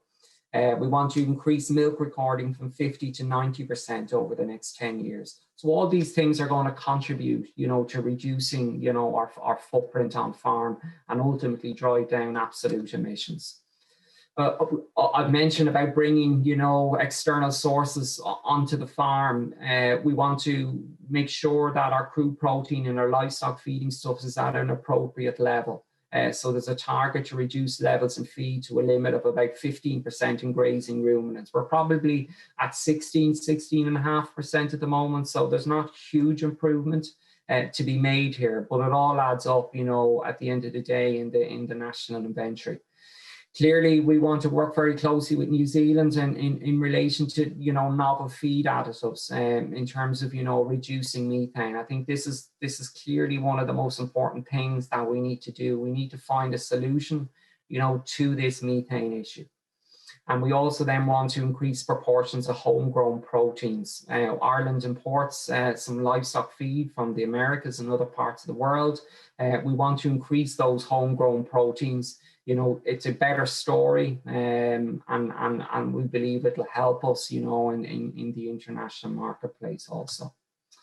Organic farming is a key part of our strategy. We have about 74,000 hectares of organic farming in Ireland at the moment, and we want to increase that to 350,000 hectares. We've about 4.2 million hectares of grassland in total, so that'll give you a flavour of the scale of the challenge. The EU Farm to Fork strategy sets out incredibly ambitious targets. We won't be able to achieve the targets set out in that strategy because we're starting from a low base. But clearly, the organic sector needs to be developed through enhanced market supports, to increase the targets as we facilitate conversion and the maintenance of our organic production. We need to be careful here, though, that organic produce doesn't just become produce like we're producing today, and there has to be a kind of a premium there, for the farmer. And I think that's something that we need to kind of watch closely. So then, in terms of the land use, I mentioned a little bit about this in terms of our climate neutral vision, out to 2050. Our initial target over the next 10 years is to reduce the management intensity, basically re-wet 40,000 hectares of peat-based soils. We have about 300,000 hectares out of that 4.2 million hectares that are on organic soils and are a source of emissions. By re-wetting them and bringing them back to where they were about 50 years ago, we would be able to lock up large amounts of carbon dioxide and flip that long term. We clearly need to protect, enhance, increase the number of hedgerows. And we're also going to develop a pilot scheme in relation to on-farm carbon trading to reward farmers for the public goods they provide. So this is, broadly in line with your program in terms of pricing emissions. This is being developed in the European Union. The European Commission are very keen on this, and this is something that we will definitely develop over the next 10 years to both help farmers and reward farmers, but also obviously to help drive emissions down. Forestry is going to be a key part of what we want to do. We've heard this being discussed this morning. We have a target to increase planting to 8,000 hectares per year. We're currently about 3,000 hectares per year, so we've a big step up, to make in this area. It's incredibly challenging. There are many farmers out there who don't want to plant trees. So how are we going to kind of change that mindset? How can, maybe livestock farming and forestry exist side by side, maybe in terms of agroforestry? So this is something that we need to consider and understand, the reasons why farmers, have reluctance to plant trees. Energy usage on farm, while probably small in the broader context, it's still incredibly important that we do everything we can. So we have a target to reduce 20% ag energy usage on farm, and also then generate 20% deployment of renewable energy technologies. So I suppose particularly more on the energy intensive farmers, dairy farmers, intensive pig farmers. We want to double the sustainable production of biomass in forests. So look, by doing this, we can help other sectors decarbonise. We won't get the credit for it in our inventory, but we're clearly making a big contribution towards the energy sector, you know, decarbonising out to 2030.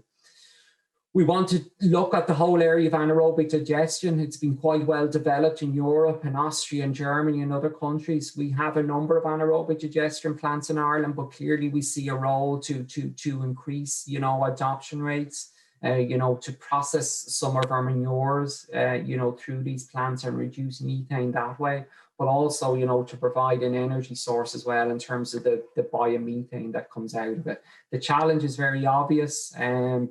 The capital cost, you know, to build these plants is very, very expensive. And then bridging that kind of price differential between fossil methane and biomethane is challenging also.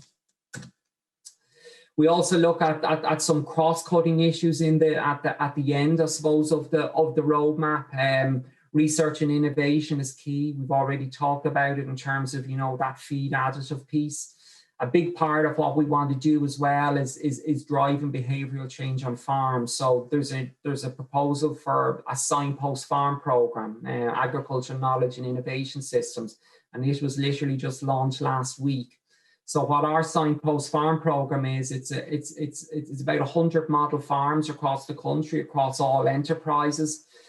Using all the best available technology and techniques, whether that's less protected urea, clover, multi-species swards, etc.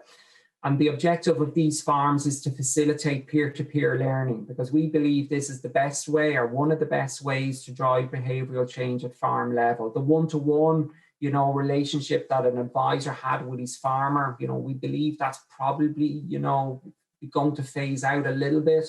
We've seen a lot more discussion groups develop, and we really believe this is the way to really, you know, drive the change at farm level. So I spoke, essentially that's where we are in terms of our 2019 Climate Action Plan. We are now going through the process of developing a new Climate Action Plan at the moment. So initially, we wanted to bring emissions from about 61 megatons. That's our total inventory. We have about, you know, 12 megatons per capita in Ireland. The original plan was to bring that down somewhere between 41 and 44 megatons.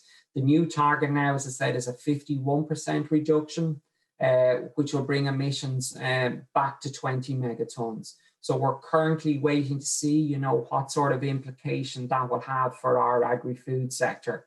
And there's certainly some concern out there, you know, among our farmers, you know, in relation to this and how we move this forward.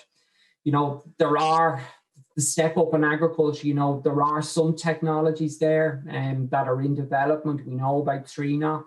There's a grazing trial going on now between Ireland and New Zealand. It looks very promising, but, you know, it has been developed for confined systems of production. You know, so how are we going to move that forward, you know, to make it work in a pasture-based livestock production system?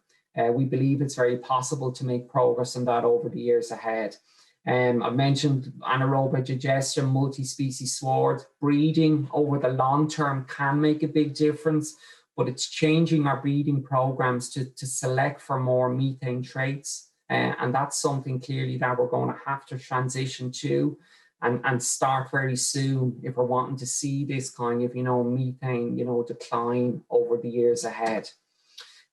So Ag Climatize is based on all the technology that's basically available today. It's going to require transformational change, you know, across all 140,000 farms in Ireland.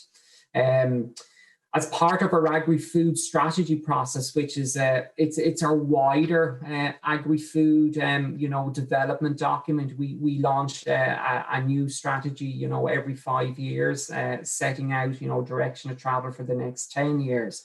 And within that process, last month they recommended a minimum 10% cut in methane out to 2030. So this, you know, mirrors your own approach that you're taking. But I suppose in the context, you know, of our national sectoral carbon budgeting process, where, you know, methane is included in that 51% reduction, it's clear we're going to need more. It's unlikely that methane will be reduced by 51% because the energy sector will take up a greater share of that reduction. But we're waiting to see how the final figure will play out. Just very briefly on the EU methane strategy, you may not be as familiar with this. The agriculture focus within the EU methane strategy was published last year was very clear. The focus has to be on fossil fuel methane in the short term, where the abatement potential is greater. But clearly, it identified livestock breeding, it identified feed additives. We've mentioned Trina, Bovair, the Dutch company who are promoting that. It's currently going through the EU approval process. And I've mentioned obviously the work we're doing together on the pasture-based bolus. It also mentions anaerobic digestion. But it's clear there's no silver bullet here. It's going to be small incremental changes over time that is going to deliver this reduced methane. We have the Common Agricultural Policy. I know it's something that you're aware of. We're about to kind of start a new kind of programming period. Our new CAP program will start in 2023 and run for 7 years. So we're currently developing that program. About 30 to 40% of the budget will now be going on environmental and climate measures. So very, very significant kind of change from the previous CAP. The biggest change, I suppose, comes in Pillar 1 in relation to eco schemes, where there's going to be maybe a 20 to a 25% cut in the farmers' Pillar 1 payment. This was discussed last week in Brussels. They couldn't quite get a final deal over the line, but it's hoped it will be approved at the next council meeting. So an eco scheme, effectively, as I said, your budget is cut, and then you have to apply back to the system or to the department now, and in the case of Irish farmers, to get that money back, if you like. But you're going to have to implement a number of environmental kind of measures on your farm to do that. Then in the Pillar 2, we're going to have an agri-environment and climate scheme. There'll be other kind of schemes, in terms of organic and breeding schemes. Sheep welfare scheme, all, will be expected to kind of make a contribution to that environment and climate, to drive improvements in our agri-food system. So look, CAP and public bodies can't do it all. I think a key message in Ireland is, look, that the entire sector is in this together. It's our roadmap. All actors must play their part, whether it be the government, the industry, research actors, advisory services, etc. Many co-ops are offering a fertilizer spreading service at the moment. Can they do the same for lime? We just need to kind of think about things a little bit differently. We clearly need to see pricing models change at industry level, bonus payments that enhance environmental initiatives on farm. What about bonus payments for farmers involved in milk recording or finishing animals earlier? We see this as a key kind of part of our 10% minimum methane reduction also. We've already seen some initiatives last year in terms of, a biodiversity initiative for planting trees from Glanbia, our largest milk processor. So the government can't do it all, CAP can't do it all, but coming together, we increase our chances of success. Ireland has a good story to tell. Traditionally, things were very good in Ireland. Unfortunately, over the last 5 years, probably, with increasing cow numbers, some of the environmental metrics in terms of water quality have started to go in the wrong way. Overall, water quality is good in Ireland by European standards, but there has been a deterioration. So we need to arrest that, decline and start to get that on a better trajectory. So look, just in conclusion, we need to negate the climate impact of biogenic methane. That's getting methane on a constant declining trajectory. We can argue about, how much that should be, but clearly in Ireland's case, we believe it's going to be at least 1% per year, over the next 30 years. What are the focus areas? It's going to be animal breeding. It's going to be earlier age of slaughter for animals. And clearly the new technologies can't come quickly enough. Ireland, like New Zealand, has a competitive advantage in grass production, but we need to reduce losses of nitrogen from the production system. If you think about it, many farms in Ireland, they might be operating at about a 30% nutrient use efficiency from nitrogen. It's not good enough, and there's too much nitrogen being lost from the system, and we need to change that. Focus on land use management. We need to generate these carbon offsets. Forestry, the re-wetting of our carbon-rich soils, as I said, and the management of our hedgerow resource. But the concept of climate-neutral agriculture is achievable. And by doing all this, we will have positive co-benefits in terms of, you know, water quality and biodiversity. We have a saying in our Irish language, Manaaki Curla, and this basically means there's no strength without unity. You know, I think there's a tremendous opportunity, you know, for Ireland and New Zealand, you know, to continue to work together. You know, there's a lot of benefits by doing this. So look, it's been great to be with you today. My contact details are on the screen, and I'm happy now to address any questions. Thank you very much.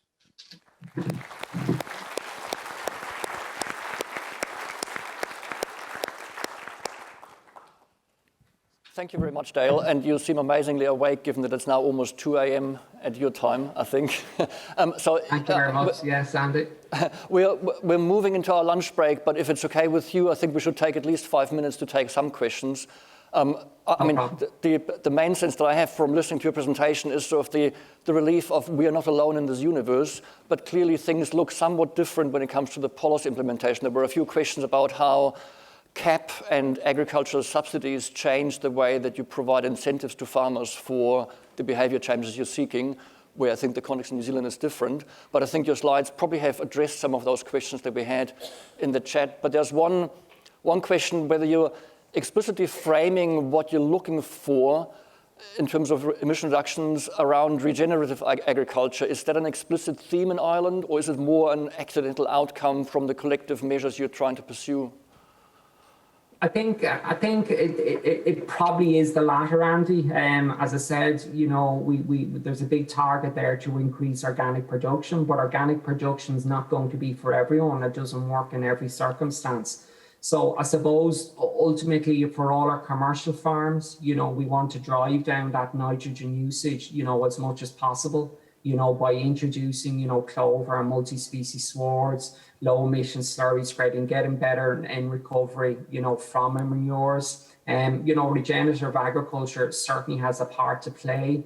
But in the first instance, you know, within our, particularly for our 17,000 dairy farmers, which tend to be a younger cohort of farmers than our beef farmers, who tend to be older, we see great, you know, opportunities there in terms of reaching out to them, you know, through the Signpost Farm Programme, you know, to drive, you know, behavioural change on their farms.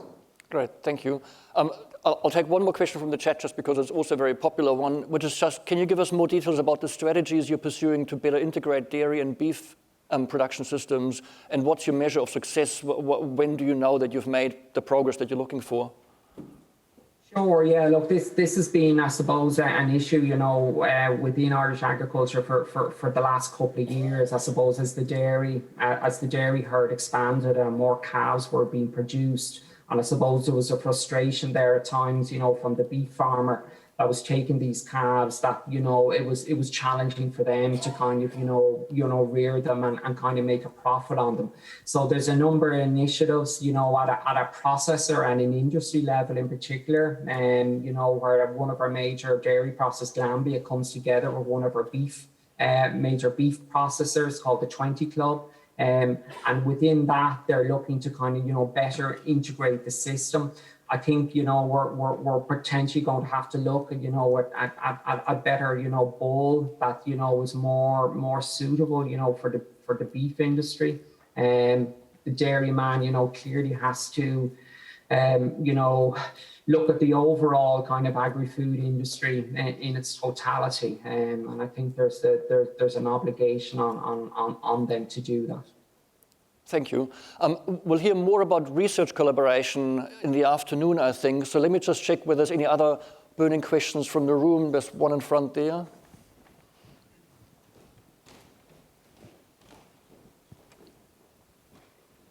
Yeah, hi Dale. Solace Norton, thank you for putting up so many useful possibilities for farmers to make this transition. I think there's a lot of farmers feel there's frustration here that those same practical options are not immediately evident. My question to you is that the farmers in New Zealand often feel like they're being almost persecuted by the urban population as the root of these problems, and that working together, collaboratively to make these changes is a far more positive way to make progress. Is that same divide apparent in Ireland?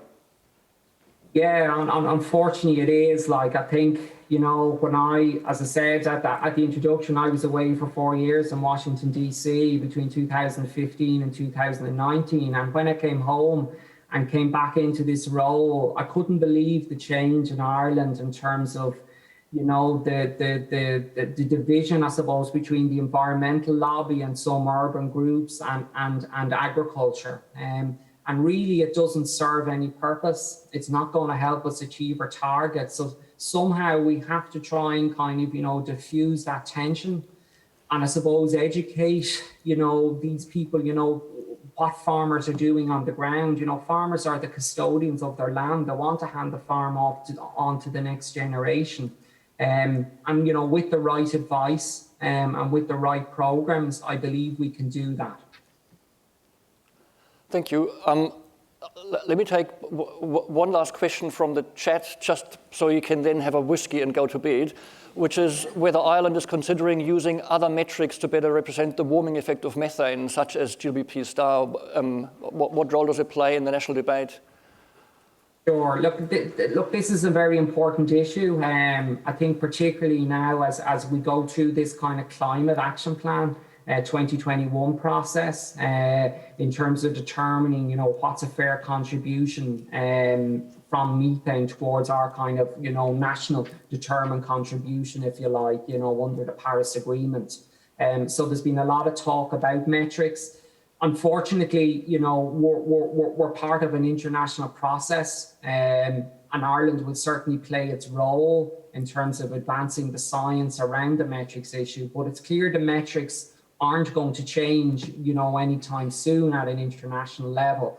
So I think, the important issue is that there's an acknowledgement there that methane must decline, regardless of the metrics. And we need to kind of, bear that in mind by constantly looking at the metrics. But we use those arguments, when we're engaging with other sectors, in terms of the energy sector, in terms of trying to reach, what is a fair balance in terms of, our national objectives out to 2030. Thank you. Let me just check whether there's a final very burning question from the room. It is your lunchtime, so the bar is very high. I don't see anything.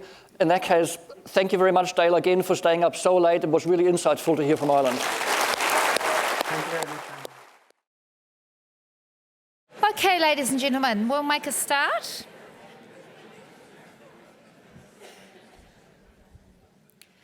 Tēnā koutou katoa. Good afternoon, everyone. My name is Nikki Hislop, and I'm a board member on NZAGRC and a slightly wet farmer. That doesn't quite sound right, does it? From South Canterbury. It's a pleasure to be here chairing the session, and I do mean that quite literally. The alternative was staying at home this morning with wet stock and soggy paddocks. The irony is only a week ago our district was in drought, and we were looking for some serious rain. We certainly got it. So now here we are discussing the very topic, which is creating the chaos, climate change, and our role in influencing this. I'm really positive that we can and we will make a difference while creating more resilient regional communities and beautiful sustainable food. We've heard this morning some really encouraging speakers on policy settings. Our following speakers are really well placed to continue this conversation, and it's certainly my pleasure to introduce them. So the topic this afternoon is New Zealand products on the global stage. And the question that I'd really like you to think about when we're listening to our speakers is, how is New Zealand's primary sector making changes based on domestic and, more importantly, international market pressures to supply low emissions products? How are New Zealand suppliers positioning themselves to respond? If you are asking questions, if you can just let me know or the audience know who you are directing that question to, that would be really good.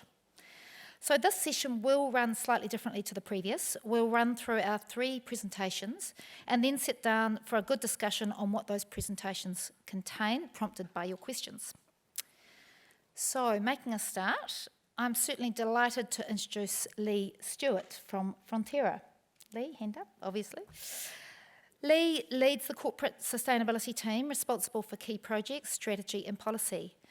The team also manages the external sustainability advisory panel and provides expertise support on sustainability to government relations, comms, brand and sales teams. Lee joined Fonterra in April last year and worked remotely from Sydney for over 100 days before relocating his family to Auckland. He grew up in Napier, New Zealand, and was transferred from his first job in Wellington over 20 years ago to Sydney. So welcome home, Lee. Originally from a sales and technology background, the last 15 years he has focused on sustainability roles, from small startups to large multinational Fujitsu, where for almost 8 years he was head of sustainability for Oceania and the only non-Japanese advisor to the president in Tokyo. Prior to joining Fonterra, he was the senior director of a small consulting firm in Sydney, managing a team of climate change, carbon strategy and risk consultants. At the time, he was also a non-executive director for the Australian Alliance for Energy Productivity. In 2011, he was selected and trained by ex-US Vice President Al Gore to deliver the latest climate science and reality presentations. So on a personal note, and he is exceptionally busy, as you've just heard, but he is married to Lee and, he's married to Rochelle, and they have 3 children. He's too busy. He's married to Rochelle, and they have 3 children, Owen, Blake and Jade, and feels very fortunate to be able to move back to New Zealand at this time and for his kids to grow up inspiring to be black caps and silver ferns as opposed to owning a baggy green or being an opal. Welcome, Lee.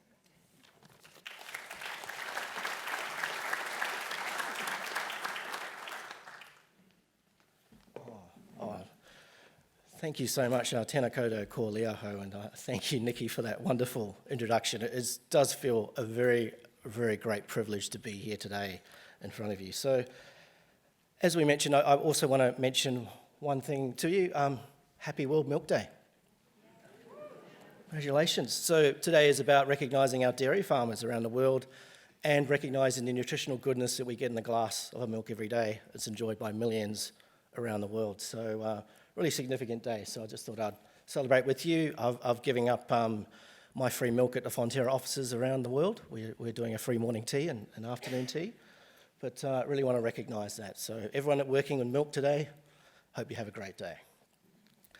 The other thing I wanted to talk about is, just before I jump into it, is Fonterra has a very unique purpose. It's something which I was very much privileged to be a part of as I was transitioning through COVID and in managed isolation. I joined a number of these Good Together talks, and it's just fantastic because the bottom 2 lines that you see there, you, me, us together, tātou, tātou, is really the foundation of what we want to do and the challenge that we face together. And it was really, really humbling to be on a call with a farmer in Southland, to someone in markets in Europe, in Asia, and also want to recognise that we operate and deliver products to 130 countries around the world. And there's some colleagues I talk to on a nightly basis and things who haven't left their apartment for a year, and they live in a shoebox apartment. So just think of that. We are very fortunate, and hopefully this is fantastic. The tātou tātou is a great foundation for what we need to work on. The other thing I just wanted to show you quickly is our strategy, and I'm not going to go through it in detail, but just draw your attention there. And it's deliberate that sustainability is in the middle and at the core, and our people talk about it as the heart of what we do. My role is to make sure it shows up as much as we can, but it's to do what's right for the long term and to meet the consumer and community needs, which I'll talk about in a second. But we're facing some significant challenges, and I just handpicked 3 stats. 8 million tonnes of plastic ends up in our ocean every year. Over 90% of the world's population do not have the right to nice, free air, clean air. And 63% of our consumers are concerned more and more about sustainability. And just last week, when I was talking to some of our global brands leaders, they almost say that because of the packaging that touches our consumers around the world is almost as important, if not more important, than the background of our supply chain and decarbonisation elements around that, because that touches our consumers. So there's a really big effort going on around sustainable packaging. So the dairy sector itself is going through a lot of transition, but a really interesting stat in the last, from 2014 to 2020, sustainable dairy product launches increased 83%.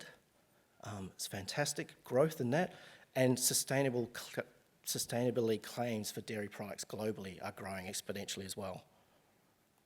And we're seeing the rise of the conscious consumer, ranging from school climate strikes. I had to front some protesters at our offices just last Friday. So we're getting a rise in the stakeholder engagements as they're wanting to reach more and more behind the farm gate, understand our systems and look back and integralise our supply chains and show how do we show up and how do we actually inform our consumers and their responses and demands really they're asking of us. Coupled with that, our customers are putting on more and more ambitious commitments, but also more and more looking into their supply chains and so forth. So every major customer here of ours has a net zero target by 2050, if not closer. Barry Callebaut has net positive by 2025. Interesting to note too, Starbucks, good story there from our in-market teams in China. They have a 50% carbon reduction in their supply chain by 2030, and they've realised that dairy is 25% of that in their product makeup.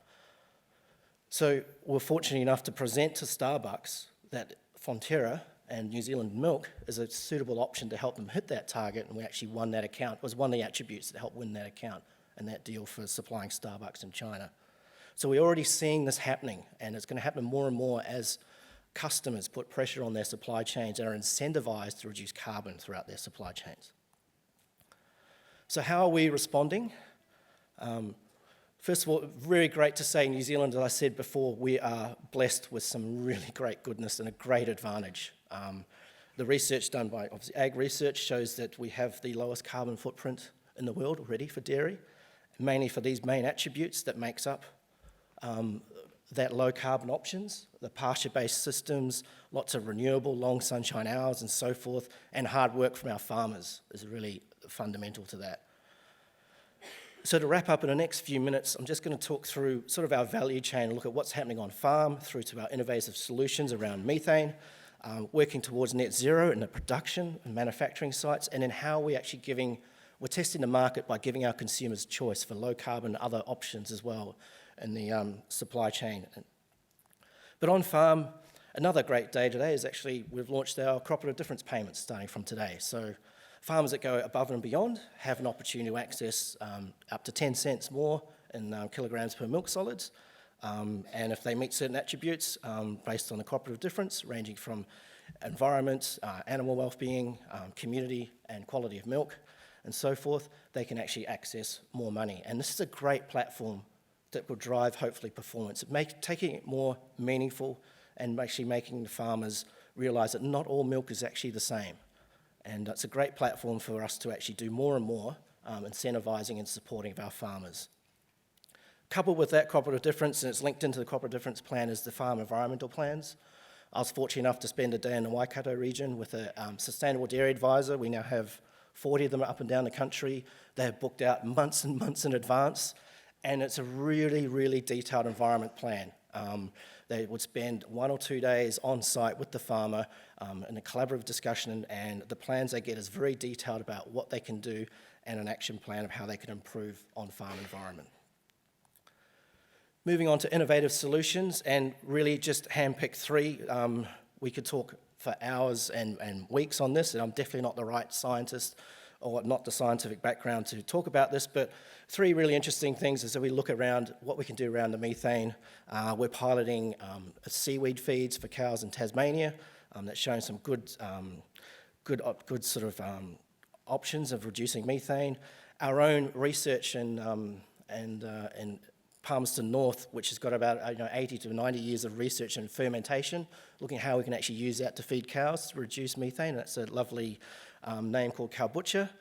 And then I think someone's talking about the plantain trial tomorrow, which is a partnership with Dairy NZ, ourselves, and Nestle about how certain feedstocks and so forth can do that. So I was fortunate enough to go to Ag Research just last month in Palmerston North and see the work that's going on there, and really, really applaud the great work already done, but looking forward to actually more being done in this area, and we probably need to maybe turbocharge that a bit more as we look to tackle the methane problem. In our manufacturing site, we're definitely making a very concerted effort working towards net zero emissions.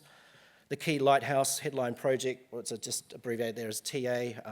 We converted Te Awamutu from coal to wood-fire biomass last year.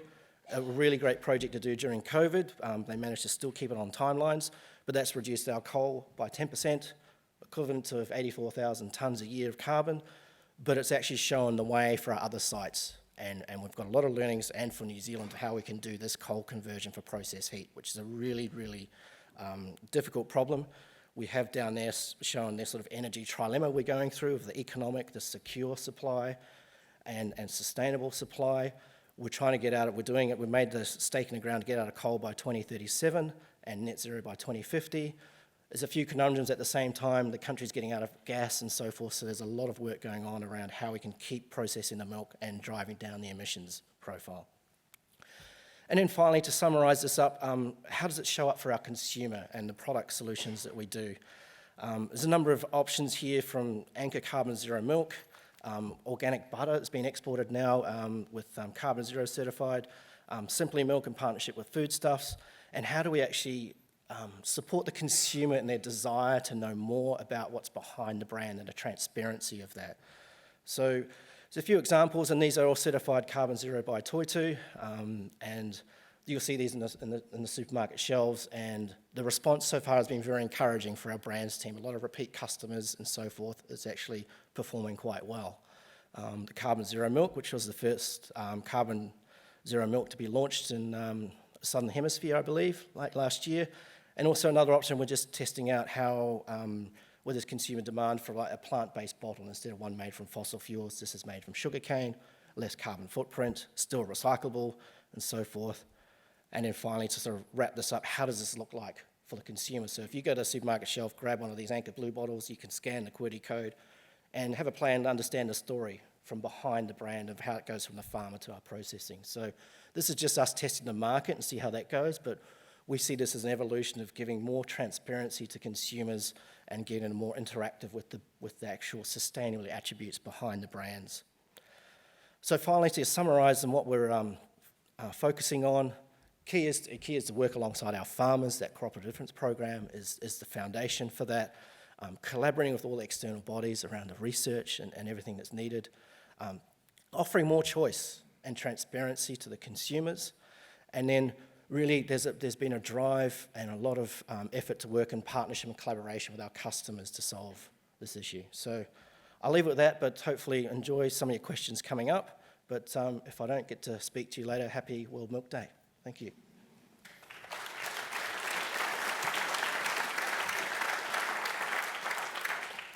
Thank you, Lee. It's good to hear Fonterra is being proactive, can you hear me? Is being proactive in the education of farmers and certainly tackling that reduction that we're all aiming towards, but also within the business. Our next speaker is Sirma Karapeeva from the Meat Industry Association. Sirma joined the Meat Industry Association as Trade and Economic Manager in March 2015, following a career in the public sector during which she developed a deep knowledge of trade policy and significant trade negotiations experience. She was appointed as CEO in April 2020. Prior to joining MIA, Sirma was the Ministry of Primary Industries Trade Policy Team, where she was involved in progressing the primary sector interests in the negotiations of good market access and sanitary and phytosanitary provisions in New Zealand's free trade agreements. Sirma has also worked with the Ministry of Economic Development, now MB, in negotiating and implementing New Zealand's technical barriers to trade obligations. In addition to a long history of negotiating bilateral and plurilateral trade agreements, Sirma has represented New Zealand's interests at a number of international forums, including the World Trade Organization and the Asia-Pacific Economic Cooperation. Welcome, Sirma.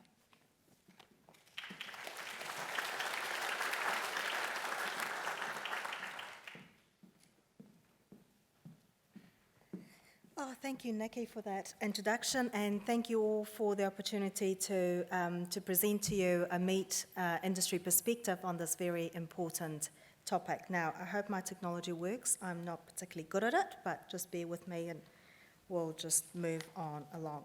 So just to set the context, next. There we go. Just to set the context, New Zealand sheep and beef processing and export industry is the second largest goods exporter in New Zealand after dairy. Last year, we achieved $9.2 billion of export revenue, which was up from the previous 3 years. So despite all the challenges that COVID threw our way, we had the agility and the nimbleness to respond and to continue to prosper. We're very much an export-focused industry, and over 90% of what is produced and processed is exported overseas. We export to over 110 countries around the world and meet consumer demands from Muslim to non-Muslim consumers right around with different products, different credentials for those products. Our meat companies have very strong commercial relationships with their customers all around the globe and have a very deep understanding of what customers and consumers are looking for in terms of the red meat they purchase and consume. We're also the largest manufacturing industry in New Zealand and contribute to around 92,000 jobs, predominantly in the regions, and sometimes meat companies are the single largest employer in any one region. When combined with our farmer suppliers, the sheep and beef sector makes up nearly 5% of total national employment and adds $12 billion of industry value add, or $4.6 billion in household income. In terms of the role of the MIA, we are essentially a voluntary trade association, and we represent the common interests of red meat processors, exporters and marketers. Our 41-odd members of the association represent over 99% of what is produced and exported from New Zealand. Our role is to provide a collective meat industry voice and to advocate on behalf of our members on a wide range of issues, ranging from trade and trade policy through to market access, industrial relations, economic policy, immigration, animal welfare, and of course environmental and climate change matters, which is why we're here today. We also facilitate a number of whole-of-industry innovation projects and coordinate certification services for our members that wish to produce halal certified product. As a sector, we face a huge amount of challenges, both domestically and internationally. Information in today's world is very freely available and very quick to be distributed. Unfortunately, it doesn't mean that all that information is correct, and narratives can take a life of their own and perpetuate certain myths or mistruths. Increasingly, there is an anti-meat narrative which can be misinformed or selective in its focus. While this narrative is driven by genuine concern about climate change and the impact on farming on the environment, the discussion is often based on false information, a lack of understanding of farming, or a conflation of New Zealand farming practices with what happens overseas. Nonetheless, we need to do the work, and we need to tell our story better and more widely communicate so that we can ensure that red meat remains a part of a sustainable diet, a sustainable, healthy and well-balanced diet. The public must understand that we are prioritising environmental performance and animal welfare, and that we are ensuring animals are well cared for from farm to processing, and that our impact on the environment is well managed, and we are taking steps to prioritise that even further. The sector also faces a number of complex trade environment challenges which have only been exacerbated by COVID-19. And at the moment, anyone that is in the trade space or the export space is well familiar with the shipping and logistics disruptions that are causing huge delays at ports, domestically and internationally, and only increasing the cost of sending our products to the export markets. This is all part, I suppose, of the growing protectionism that we're seeing in many, many countries around the world. And a previous speaker talked about the carbon tax, the border carbon adjustment tax. Well, that is a clear example of protectionism at play. But for every challenge, there's also an opportunity, and I'm a firm believer in that. And as a starting point, we need to acknowledge the global demand for safe, high-quality red meat remains strong. The growing wealth and affluence of the middle classes in key markets is driving more discerning customer demand and shopping preferences. We now have a real opportunity to capitalise on this and to position the sector as a supplier of premium, safe, natural product. The International Food Consultancy Agency, JIRA, has forecasted the worldwide meat consumption will increase by nearly 9% over the next 4 years. While the largest increase is likely to be in the consumption of pork and poultry, there is also a very steady increase in beef and sheep meat consumption and production too. There are also potentially new opportunities from increasing or improving customer understanding in sustainable products that support health and personal well-being. New Zealand's pasture-based production creates unique opportunities for meeting the needs of those consumers that prefer sustainably produced natural products, including red meat, as part of a healthy, balanced diet. The sector's reputation as a trusted, high-quality supplier of safe and sustainable food, underpinned by science, evidence-based regulatory systems, continues to be of paramount importance, and we have a very good story to tell in that respect. So how is the sector responding to all the challenges that are outlined and positioning itself to take up of the opportunities that are present before us? In a simple way, the sector is responding very rapidly to these challenges. For example, the Meat Industry Association, together with Beef and Lamb New Zealand, the High Value Nutrition Science Challenge, Auckland University, Ag Research, and the Riddett Institute, have recently launched a groundbreaking study to investigate the impact of pasture-raised red meat on health and well-being when consumed as part of a balanced and enjoyable diet. As far as I know, this is one of the first times this type of study has been scoped and progressed. And the objective of it is to seek to explore the differences between pasture-raised beef and lamb, grain-fed or grain-finished beef, and alternative proteins, with the ultimate goal of getting credible data to balance what consumers are hearing in the stratosphere about their diet and about the types of products they should be consuming to address the concerns that they're facing. We also recently launched Making Meat Better New Zealand. It is a website that brings together independently verified facts and insights about beef and lamb production from a health, nutrition, and environmental perspective. This is our commitment to getting New Zealand-based facts into debate and making it easier for New Zealanders, for Kiwis, as well as our overseas customers, to find the facts about production and consumption of beef and lamb in this country. A lot of what people are hearing about red meat production is based on international research and overseas farming practices, which does not reflect the systems or the practices that currently proceed in New Zealand. And I know that there's a number of farmers in the audience, and I'm sure that you can all speak to that much more eloquently than I can. So there are also a number of initiatives on farm that are aimed at delivering authentic and independently verified animal raising and production assurance standards for our international customers. The New Zealand Farm Assurance Program, for example, is our seal of origin that delivers trusted and authentic origin, traceability, food safety, and animal welfare standards to our global consumers. This was launched in 2017, and the program is now widely supported by over 95% of New Zealand's beef, sheep, and deer production.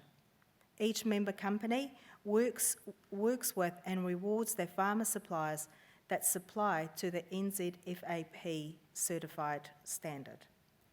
Work is currently underway to broaden that program to include environmental and sustainability aspects that respond to the current challenges facing the sector today. And similarly, likewise, the New Zealand Roundtable for Sustainable Beef, which was established in 2019 as part of the Global Roundtable for Sustainable Beef, is committed to ensuring that New Zealand beef is recognised as the world's most sustainable beef, continuously improving outcomes that are economically viable, socially responsible and environmentally sound. You may have seen some recent media about a year-long trial which showed that it is possible to produce a beef patty sustainably across the supply chain in New Zealand. The trial used the McDonald's supply chain as a test case. 6 farms, MIM member companies, Ansco Foods, Greenlee and Silver Fern Farms, and Beef and Lamb New Zealand collaborated to work out how to meet sustainability requirements. The New Zealand Roundtable for Sustainable Beef will now look at building on the success of that pilot project by involving more farms and promoting the adoption of the New Zealand Farm Assurance Plus program that reflects sustainability and environmental performance.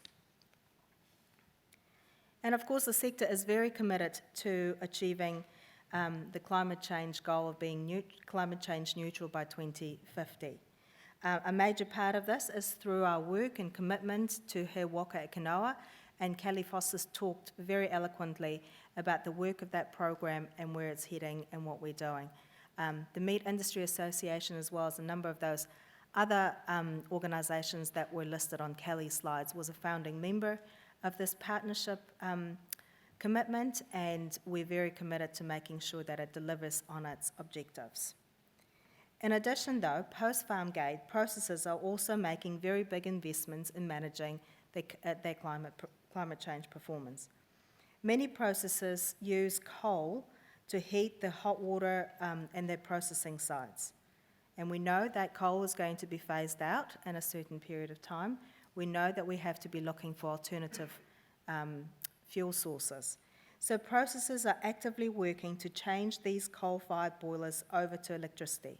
However, this is an extremely expensive process, and one processor quoted that it will cost about $45 million to convert from coal to electricity.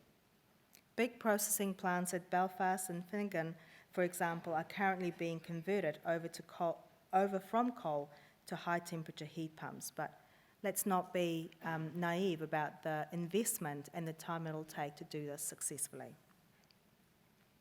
So when we talk about how do you address these challenges, well, I've outlined some of the work that the sector's doing, but we have to acknowledge that addressing the challenges comes at a cost. And many of the initiatives that I've spoken about will only increase the price of production. So the big question is, should we be focusing on value or volume to cover that cost? And I think that the answer is not an either-or equation. It probably is a both equation, and it very much depends on the market that you're seeking to export to and the customers that you're seeking to service. What is valuable to some is not necessarily valuable to others. For example, viewed through a Western lens, whole or half carcasses are not value-add. But in some Asian markets, that is exactly what the customer is willing to pay for, because it gives them the flexibility to further process according to their own specifications and needs. The fact that we've got a very diversified market access strategy means that our companies can pursue the best return for their products and derive the greatest value from the whole carcass. But it doesn't mean that they all export exactly the same product around the world. Trends are also changing. In the past, secondary cuts and co-products were traditionally viewed as very low value and mostly were disposed through rendering. Today, they fetch very high prices, and co-products essentially make up 16% of total red meat export returns, somewhere in the region of $1.6 billion. Food safety, however, continues to be paramount. Customers, domestically and internationally, prefer New Zealand product because it is perceived as high quality and above all safe. But other aspects such as animal welfare and environmental credentials are increasingly coming to the fore. The issue is that, at least for now, these are becoming important conditions of supply rather than gaining a premium. And Lee spoke about the Fonterra model and the fact that they serve a number of major international brands which have set up their supply type arrangements. Well, that's exactly the point. In order to supply those major retailers or major international companies, you have to show some credential. But are they willing to pay a premium? That is the question. So in New Zealand, many of you would know, I hope all of you would know, that we operate without government subsidy, that we sell on a global market, and therefore, in order to offset the costs that we incur in the production, we have to seek a premium, and a premium for a sustainable production product. And as I said, the question is, are consumers really willing to pay a premium right at this moment? And I have to say that the answer is not really. As noted before, different consumers value different attributes and for different products. Social and environmental responsibility is an important consideration, but it certainly varies between countries. Consumers' willingness to pay also varies. In some countries, core food safety credentials remain paramount and are valued ahead of any environmental or ethical performance. In other countries, there are niche markets for premium products or the conscious foodie that we've heard about in previous presentations. For those market segments, environmental sustainability is much more important. But again, it varies between products, and conscious foodies are willing to pay some premium, but they are a relatively small market segment. And there really isn't a clear premium for sustainable product or related claim. Rather, it is an expectation by major customers, whether they are retail chains or major global brands. There is a subtle shift in pricing markets where some retailers are choosing to place environmentally sustainable product on a higher premium point or a higher price point, and discounting factory-produced, factory-farm products. So you could say that that's a premium, but that's really a readjustment. And the money that might be earned through that really sits with that retailer and doesn't necessarily flow back to the producer or the processor. And the best example to illustrate the shift is by major fast food retailers who are very large consumers of New Zealand meat. They have encouraged processors to find a pathway to verify sustainable beef, the Sustainable Beef Roundtable trial that I spoke about previously. However, they have made it clear that they will not pay more for our product. So it's going to be a condition of supply rather than an opportunity to extract a premium. The recent study, Our Land and Water, showed evidence that our overseas food customers are willing to pay a premium for some product attributes, including some that are widely reflected in New Zealand food systems, such as meeting high standards for animal welfare and food safety, hormone, antibiotic-free, grass-based. What is really interesting from the list that's on the screen is that environmentally friendly sits towards the bottom of that list. New Zealand has positioned itself well as a supplier of top-class grass-fed, non-GMO product with high standards for food safety and animal welfare. Environmental concerns will add to that brand, but environmental sustainability or regenerative agriculture will likely be more of an additional criteria to quality,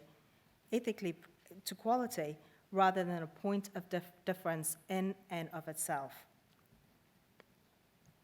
A few leading customers, such as Whole Foods, are demanding environmental sustainability credentials for New Zealand lamb, for example. but it is part of a much bigger picture. And most other retailers request similar processes but are not willing to pay more because, ultimately, their objective is to gain volume at the best, lowest price that they can make the profit. Over the weekend, very good timing actually, NZTE shared some work that they've been doing on this very issue. And I've just taken the opportunity to cut out 3 of their slides from their slide deck and share it with you today. So NZTE is working in collaboration with Kantar, which is a global research and insights company, to understand consumer segments in the food and beverage market with a view to identifying the key purchase drivers supported by insights into behavioural and emotive needs. The research is part of the government's commitment to investing in supporting the acceleration in the transition from volume to value for internationally focused food and beverage companies. This research identified 8 different segments that influence consumer purchase choice. You will see that the first 2, taste and affordability, remain a real consideration. And then there are a set of attributes around quality, health, and environment. So what the research did was to track or map these various attributes across the consumer purchasing behaviour in 6 countries: China, Japan, Singapore, Australia, US, and the UK. And you can see that in some countries, for example in China and Japan, consideration around quality, safety, and the health aspects of products dominate consumer consideration, purchase consideration, while in others it is mainly about taste and affordability. What is really interesting from this research is that the ethical and on-trend considerations, which broadly make up the environmental focus of consumer purchase behaviours, are relatively low when compared to the focus on quality or safe food and health, except perhaps for Singapore and the United States. And while these 2 markets might deliver high value, it is not consistent over all markets. So in conclusion, while some customers are willing to pay some premium for products with environmental and ethical aspects, this segment is relatively small and is largely in wealthier countries. And as an export-focused sector, as I said, we export to 110 markets around the world.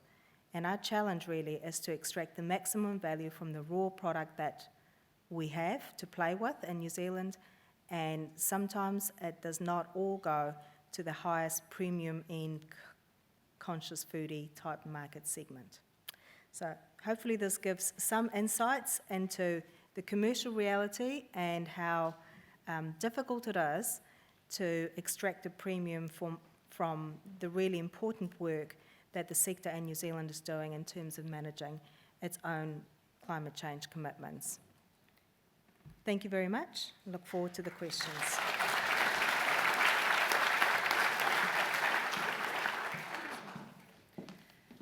Thank you, Sirma. Being a sheep and beef farmer myself, I'm always really keen to hear the progress being made in our processing companies that Sirma represents. And I certainly know we have a lot to do on farm. Our final panellist is Rachel Depree, Executive Officer for Sustainability at Zespri.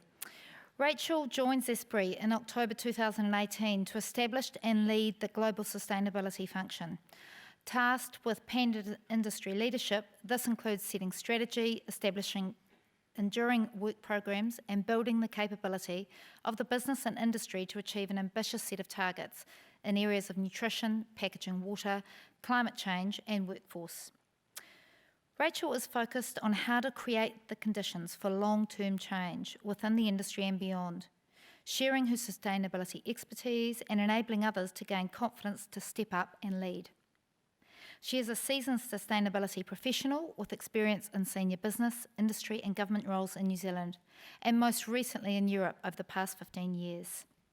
Thank you, Rachel.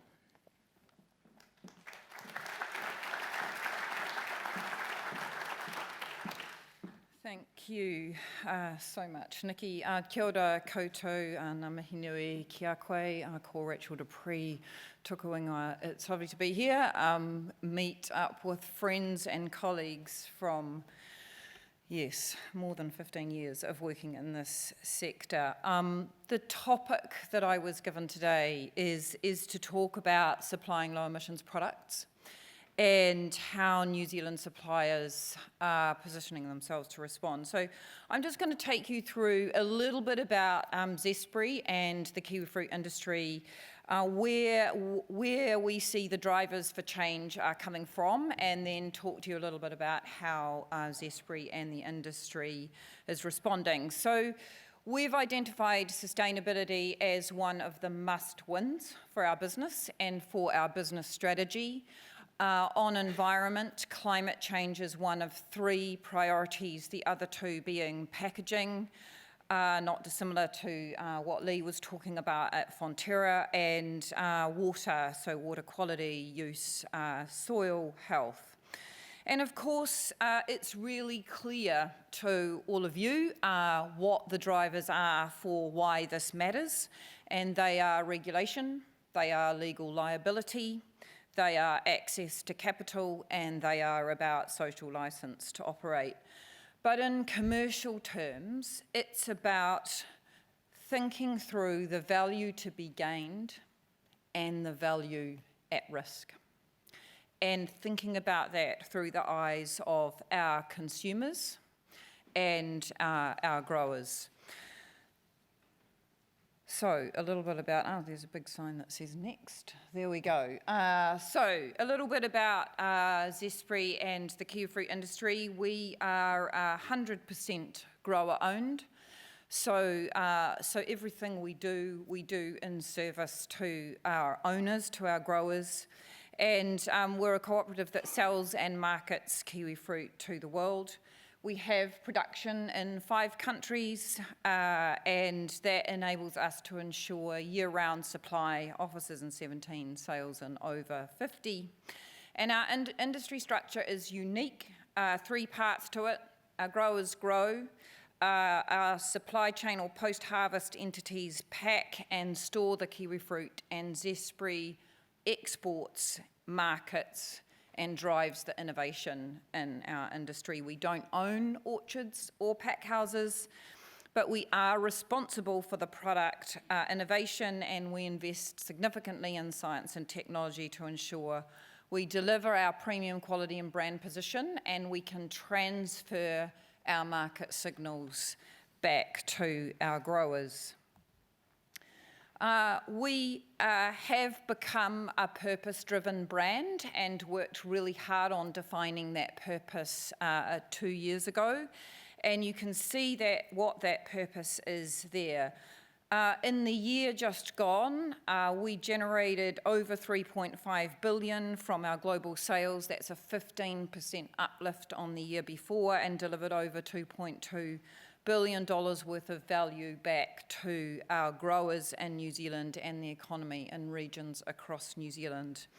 And that translates to 5 billion healthy eating occasions to our consumers around the world. It is really important in a sustainable food system that we understand the contribution that we are making through the nutrition that's contained in our fruit. We also invest significantly in community, donated 2 million kiwi fruit to those in need across the world in what was and continues to be really difficult market conditions. And as Lee has said, many of our staff and officers around the world haven't left their homes for a year. So that's pretty challenging. And our ambition is that as we grow, we help our communities and the environment to thrive, and that's no easy task, and I'm going to talk to you a little bit about how we are working on that. We are purpose-led because it's the right thing to do, but more importantly, we're purpose-led because market research tells us that brands who are recognised for a high commitment to environment grow twice as fast as those who aren't. That's long-run research, carried out by Kantar across a range of companies who have established brands with purpose. And that really matters to the narrative of the work that we're doing. So consumers are at the heart of everything we do, and we know that they are looking beyond just the product that we offer. They are asking us how it's produced, how the workers are being treated, what our environmental impact is.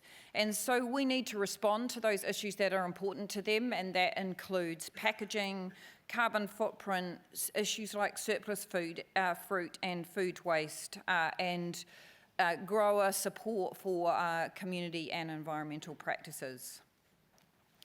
I'd like to talk a little bit about the impact of COVID-19. I think certainly last year we experienced a lot of chat about how sustainability or environmental commitments were going to go off the agenda as they had in the global financial crisis.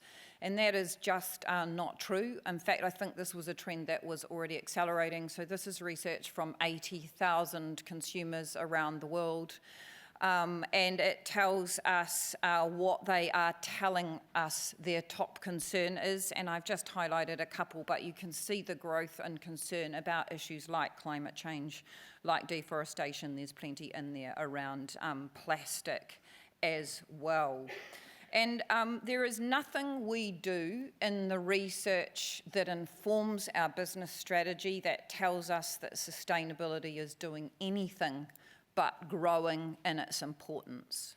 And I agree there are challenges in how you transfer that to premium and value, but from a business strategy point of view, it is getting stronger and stronger. So I want to talk about a couple of the drivers that we're seeing and where they come from.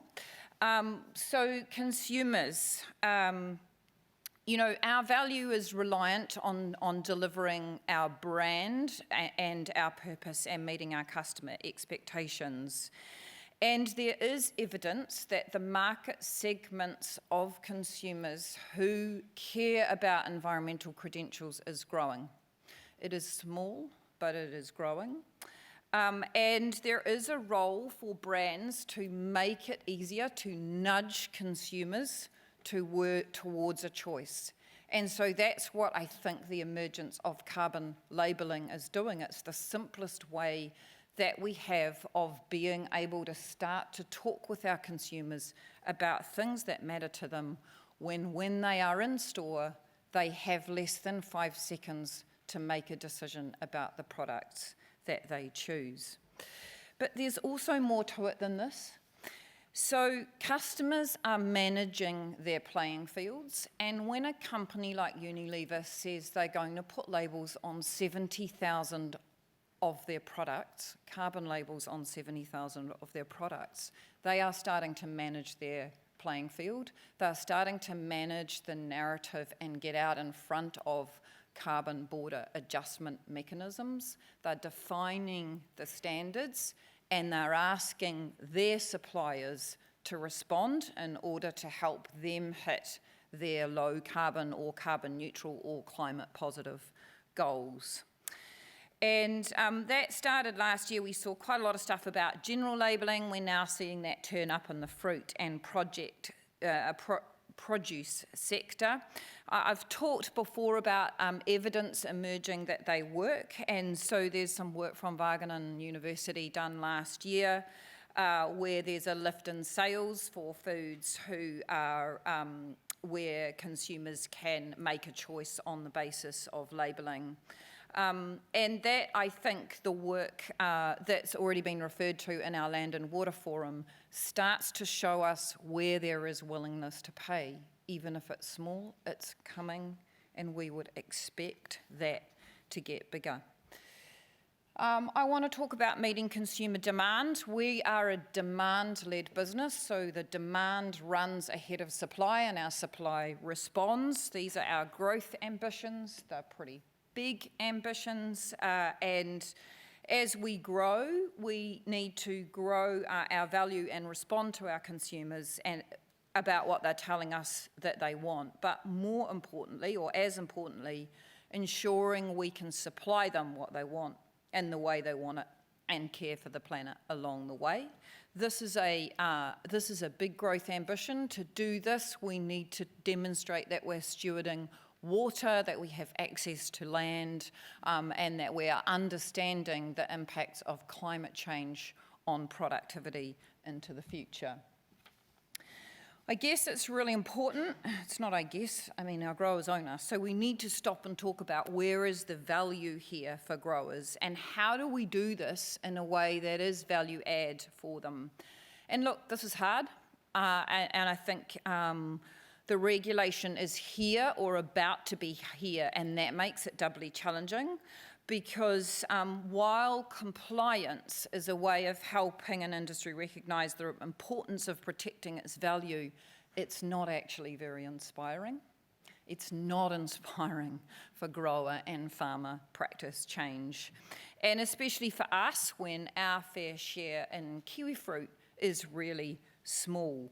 But that doesn't mean that the consumer ask is going away. And I think to avoid losing the battle to compliance and to avoid having things done to us, which Dr. Carr and a number of others have talked to us about this morning, we have to act and we have to get out in front of it and be able to respond to and translate those market signals. So we have set some goals, we have a strategy around climate change, and it leads with the value add, recognises our need to adapt, and then also this enormous challenge we have about building the capability within our business and within our industry to act on climate change. And look, we already have customers asking us for zero carbon products. One of our largest customers, Ahold Delhaize in the European market, is asking us to deliver them a carbon neutral kiwi fruit.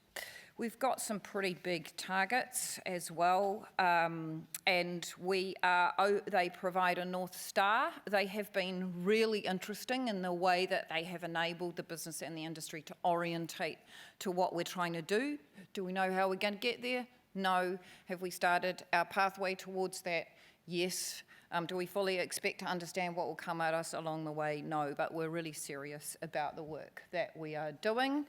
We are making progress in the areas that you would expect, and so that includes understanding our impact, so we know where to focus our effort, developing emissions reduction pathways so we can map our trajectory, and develop our offsetting approach, developing tools to enable reporting, aligning those with our commitments under Waka Eke Noa, disclosing our risks and reporting on our progress. Another really significant driver for businesses is the requirement for disclosure on climate risks, and so that becomes another reason for the changes that we're creating.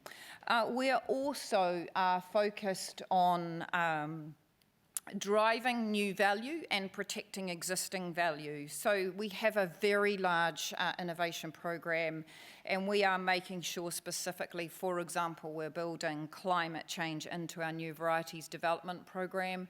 That's about our working with our science providers to ensure we select new varieties that are more drought resistant, more pest and disease resistant, and will enable us to build our own industry resilience. That our future growing systems lift productivity and reduce our impact on the environment and let us work out how we get to positive. We are working on a pathway to getting to carbon zero and using our pre-commercialisation process to trial that through our supply chain and bring our growers and our suppliers with us, and they will tell us the solutions because some of them they are already working on, and integrating it into the decisions that we're making as a business. There is no way that we can do this alone, but I wanted to share with you a piece of feedback that we got from a customer last week, and this is from one of our US customers. His name is Tim, and he's from Massachusetts. He took the time to send this to us last week. Despite its pale yellow colour, your sun gold was very pleasant, even if a bit underripe. I appreciate your efforts in sustainability, though that seems a hard ask if you're shipping from New Zealand. This is not a unique problem or a challenge we're facing in kiwi fruit. It is shared amongst all of us in the primary sector. And we can't afford to be siloed in our responses, and there's a lot to learn from each other. I'm encouraged by the conversations that are happening and the work that's happening together in the catchments that we share with other land users. I've seen tools and platforms being created over the last year that accelerate the adoption of farmer practice rapidly by people way younger than I am. And only last week I sat down with finance providers to talk about how to incentivise change on orchards. And look, the climate imperative has been articulated this morning. We understand the scale of the challenge. The action that's needed is starting to emerge. It will take courage and leadership to lead that out so that we don't get this done to us. But if we don't, Tim from Massachusetts will not just be a single email, but whole market segments that will seek products that are closer to their homes in order to reduce the anxiety that they feel about living in this climate-challenged world. Thank you.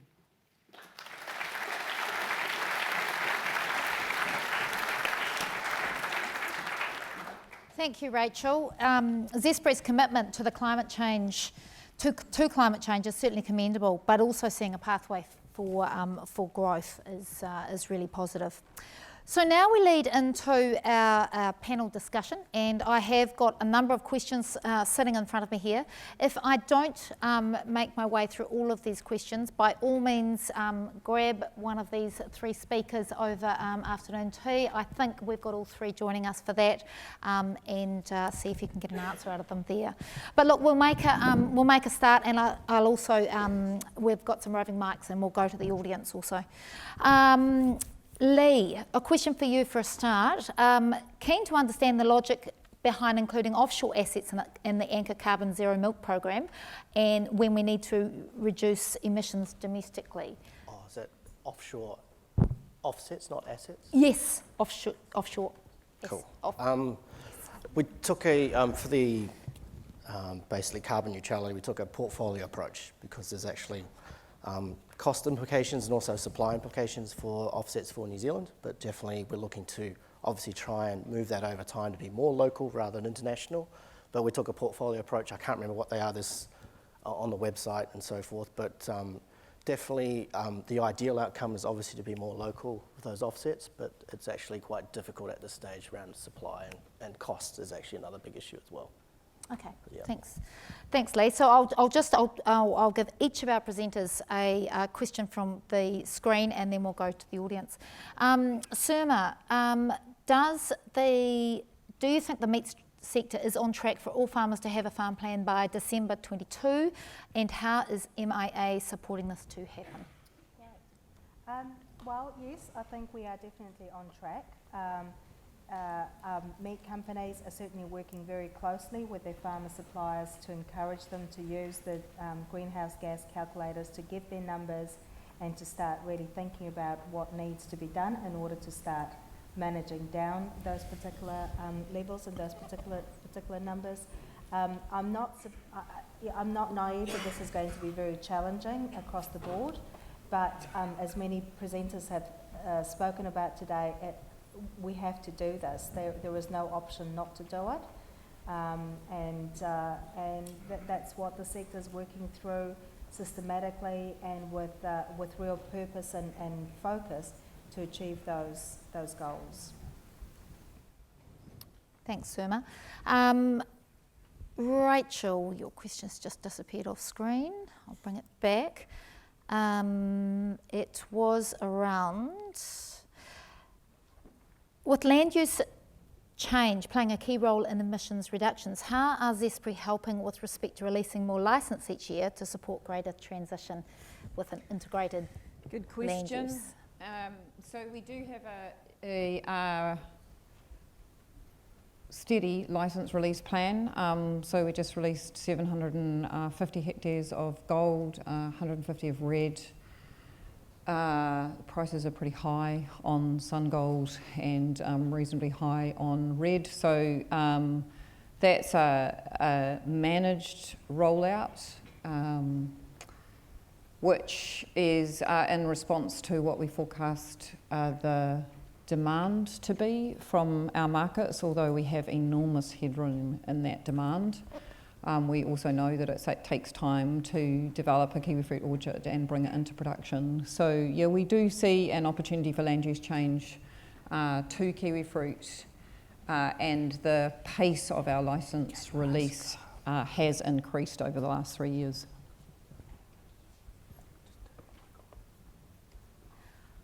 Okay, thanks, Rachel. Right, well, now we'll take a question from the audience. If you can just raise your hand there at the back. Probably don't need a mic, you can hear me. Yep. Lee, I'm a dairy farmer from Tokoroa. I applaud your cooperative difference program, but the one thing we do know is that 85% of our methane problems actually sit inside farm gate. The carbon footprint of a product cycle sits in farm gate. So we have the challenge on us, but dairy farmers get it.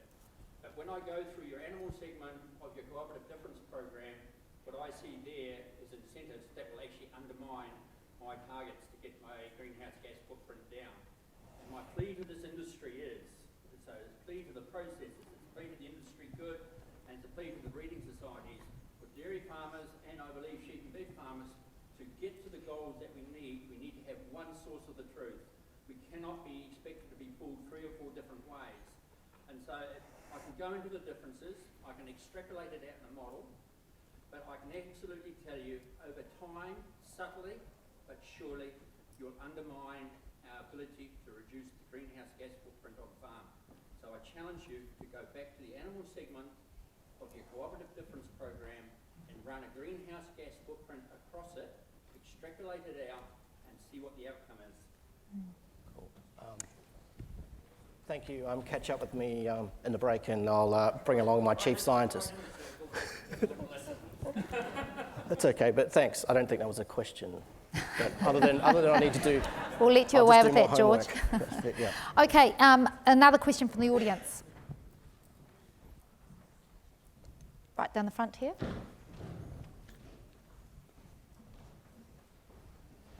So I'm addressing this for all 3 of you. Whoever wants to take it can take it. It's a question that is based really because you represent industry and you represent customers, and I think there is a tension sometimes between, as has been pointed out, the demands of various market segments and then the needs of employees and actual farm workers. And so I guess there's a tension that is created between these two. And I think you are in a position then to be able to manage this tension. And especially when it comes to something like climate change and sustainability, the skills of farm workers and the demands of consumers, how do you manage these tensions or this tension between these two things? And instead of just producing things for market, you also need to be thinking about how do we actually train and upskill our farm workers. So how do you on the one hand you're dealing with all these markets and wanting to keep them buying, and on the other hand you've also got this challenge of upskilling farm workers and people on the ground to do things differently. So I wanted to understand how you, on a personal level and a professional level, manage this tension. It's a good question. Shall I have a go? Yeah. It's a good question. And look, so much of this agenda is about change leadership. Couple of things. In the kiwifruit industry, we have been all about transferring our market signals back into the industry and enabling them to respond. So incentivising around taste, for example. We haven't yet got to incentives on payment incentives on climate action, largely because we We know we need to have really robust measurement systems to be able to do that, and we don't yet, there are different ways of measuring things, and we don't yet have that. But I don't necessarily see it as a tension. There is an enormous appetite among groups of growers, and in fact, they measure the climate, they measure their rainfall, they understand what happens in their orchard environments way better than I ever will. And many of them have been trialling different ways of growing and growing systems for years and years and years. I think the challenge is how do we get that knowledge out and transfer it?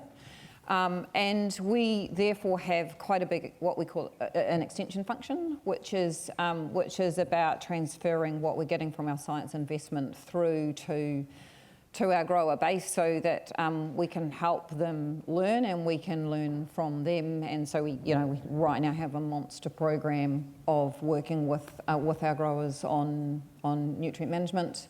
We've done kind of vine water needs earlier in the year, and we'll continue to do that. So I think we have the systems within the business to enable us to do that, and we now need to kind of turn them towards how do we use those existing systems to solve environmental problems. Any further comment? Pretty good answer, thanks, Rachel. I just think it's a really difficult conundrum. Behaviour change and psychology of farmers and science and stuff. I think more needs to be spent on supporting the foundation. What is certain is change, and it's coming at a rapid pace for the farming community. And anything we do to support them more, I think will be very welcome. But definitely spend some more time understanding psychology, science, and how we can support them better, I think will be much needed. I represent the meat companies, and they're the processors. They're not necessarily the farmers or the farm workers. And one of the things that I talked about in my presentation is that as an industry, we're the largest industry training provider. A lot of the training that's done in our companies is on-the-job training, and that to us is a really important investment in the workforce and making sure that the workforce has the right skills to produce the type of product that our customers want offshore. So it's about being efficient, it's about understanding how to break down that carcass in the most beneficial way to meet those customer demands. And that's a fundamental approach of all our member companies, is to invest in their workforce to derive that value. I know there's lots of policymakers in this room, so I'm going to put this on the table. But I didn't come from the horticulture sector when I came in to work for Zespri, but and I think we're all challenged in this space. But there's just such a lack of capability, and how do we fill that gap? And it does need to come from funding, and funding through science and technology investment programs, but also through extension programs to support farmers and growers to change. And orchard management companies have got really good at managing orchards. They want to understand more about how to manage environmental issues, but there is, there's just such a lack of support to build that capability across the sector. And if we want to get the wide-scale change that we need in New Zealand to reach these kind of targets, then we do need to have levels of investment commensurate with that.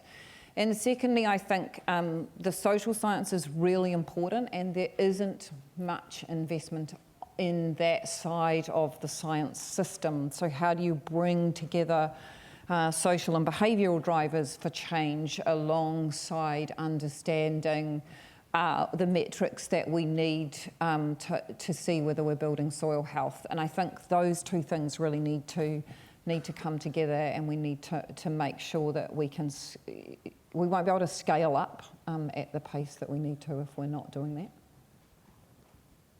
Okay, thank you. Sirma, I had a question here for you that's just here it is. Sirma, using non-GMO for marketing suggests to consumers that there is a problem with GM. Is this claim sustainable given the opportunities that the tools may offer in the future? That is a question that I'm not well placed to answer. I just know that we don't use GMO within our production system in New Zealand. Whether there is a place for it or not, that's for scientists that are better placed to offer a reply to that, as well as for policymakers that look at what are the costs and, I guess, benefits or the risks of going down that pathway. Okay, thanks, Sirma. Other questions from the floor? In the front here, Mike. Thank you, Guy. As an environmentalist, I've been very impressed with the initiatives taken by the Australian meat industry to go climate neutral. And on the Meat and Livestock Australia website, there's a plan which looks, according to experts I've consulted, to be a very credible plan for having the whole sector climate neutral by 2030. So, Sirma, I was wondering, have you looked at this? What do you think of it? And can you match it? Well, I think, our work through He Waka Eke Noa as part of the solution, and as I said, and others that have spoken about it, have stressed that, yes, we are very committed to achieving those goals as an industry, as a sector, on both sides of the farm gate. Can we match what Australia is doing? Well, I don't know all the detail behind what their strategy or their plan looks like. But, the point that I'd like to make here is that we're not without a plan. We certainly do have a plan. Beef and Lamb New Zealand, who's our farmer representative organisation, have got a very solid plan to work with their farmers to achieve that carbon neutrality by 2050. And, processes are right in there behind them and investing hugely in whatever they can to further offset the emissions in the sector. Thank you. Other question just here behind the panel, thank you. Thank you. Thank you for some fascinating presentations. Lindsay's my name. I have a question on cost, which could technically apply to all three, but I want to direct it to Sirma. Firstly, may I make a quick observation? And Rachel, you mentioned aspiration to become carbon positive. My understanding is that means you want more carbon. Carbon negative is the terminology I'm familiar with. I'm just suggesting there's a case for our whole industry to get its terminology consistent there. Anyway, back to the question of cost. Each of you mentioned cost, and Sirma, you particularly talked about cost and price signals and that sort of thing. In a climate sense, it's very well recognised that the cost of inaction is astronomically greater than the cost of action. And I get the sense that all of the costs that you're talking about are pretty short-term, responding to short-term price signals and risk and that sort of thing. I would be very interested to hear where you're factoring in the cost of not doing enough, because Lord Nicholas Stern, who's perhaps the global guru in this, has said that 10 years ago he seriously underrated that, even though he said the cost of inaction was astronomical. Yeah, well, thank you. Thank you for that question and that observation. And, I don't want to leave you with the impression that we're saying, the costs of action is too much and therefore we don't want to do it. We certainly are committed, as I keep saying, we're committed to doing it and we will meet those costs one way or the other. But the point that I was making is that the premium for those carbon neutral, environmentally friendly products are not here right now, is not here right now. So we hear very often from government officials and policymakers, you'll just get a premium in the market to offset those costs. And that may well be the case in, 5, 10, 15, 20 years down the track. But the changes that the sector is asked to make right now are right now. They're time-bound. And we don't see how we can recover that through a price premium in the market. So, I can't say that we're not going to do anything. Definitely we are committed. But the reality is that we have to be balancing what is being asked of the sector that is fundamentally holding up New Zealand's economy. And let's not beat around the bush about this. We've shown that through COVID that the agricultural sector is holding up New Zealand's economy. And that's fine. We're proud to do that. It's a great position to be in. And we are committed to doing all the changes that need to be made to deliver on the carbon neutrality and the climate change offsetting mechanisms. But I think officials have to be realistic that we cannot recover that cost in the short term, and there will be some pain. And that's the reaction that you're seeing from some of the sector groups saying, well, hang on a moment, let's just slow the flow of all these regulations. Let's just take it one step at a time so we can adjust. Okay, time for one final question. So is there any more questions from the floor before we break for afternoon tea? One up the top there.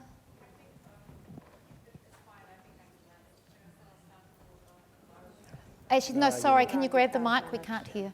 On the, Chair Stanko, on the aspect of investment, which is an interesting one, and I think the question is for Lee, given that here it's a science audience, and we talk about investment in science. Now, Fonterra is, by far and above the biggest company, the biggest corporate in New Zealand. Do you think that the level of investment that Fonterra makes in innovation and science is sufficient, given the challenges? And where would you see, as sustainability manager, a greater, let's say, allocation of investment in New Zealand science context? Yeah, as a sustainability professional, I just think we should throw the whole kitchen sink at it, of course, but there's practicalities around that. I will say there's extremely a lot going on, and I think when you look at how the size of the challenge and what's ahead of us, I think partnerships are the key, and collaboration, and even just listening to the guy in Ireland speak earlier today, I thought, wow, there's a great opportunity to work closely on a global scale with that, and I do think hopefully, we will be able to up the investments across the board on this issue because it's fundamental to the backbone of New Zealand. And I just see, solving the methane problem could have unintended consequences and benefits just beyond that I think could be huge. And New Zealand has a huge potential to do that. And from the research I've seen from our team, they're working really hard. There's a lot of work going on, 15 plus years work going in there, and more and more investments we're putting in there and others. So time will tell whether it's enough, but hopefully we'll see more coming into play. Okay. Thank you, everybody. Certainly, interesting to hear the discussion and the topics, and as a sheep and beef farmer attending field days, particularly one that comes to mind a month ago, with a really young group of farmers, and I was really encouraged. We were talking about farm environment plans, and we were talking about climate change and the challenges ahead, and these guys and girls were really engaged in this space, and that really heartens me that that we can do this, and we know we've got more education to do. Certainly in our sector, we know we've got a challenge in that space, so that's encouraging. So thank you very much, all three, for the discussion today. So time's now up. We'll break for a short time before coming back to hear about the Global Research Alliance on agricultural greenhouse gases, an initiative that is bringing together the world's best in agricultural greenhouse gas emissions, research and mitigation technologies and practices, and New Zealand's contributions. Enjoy your afternoon tea. Mā te wā.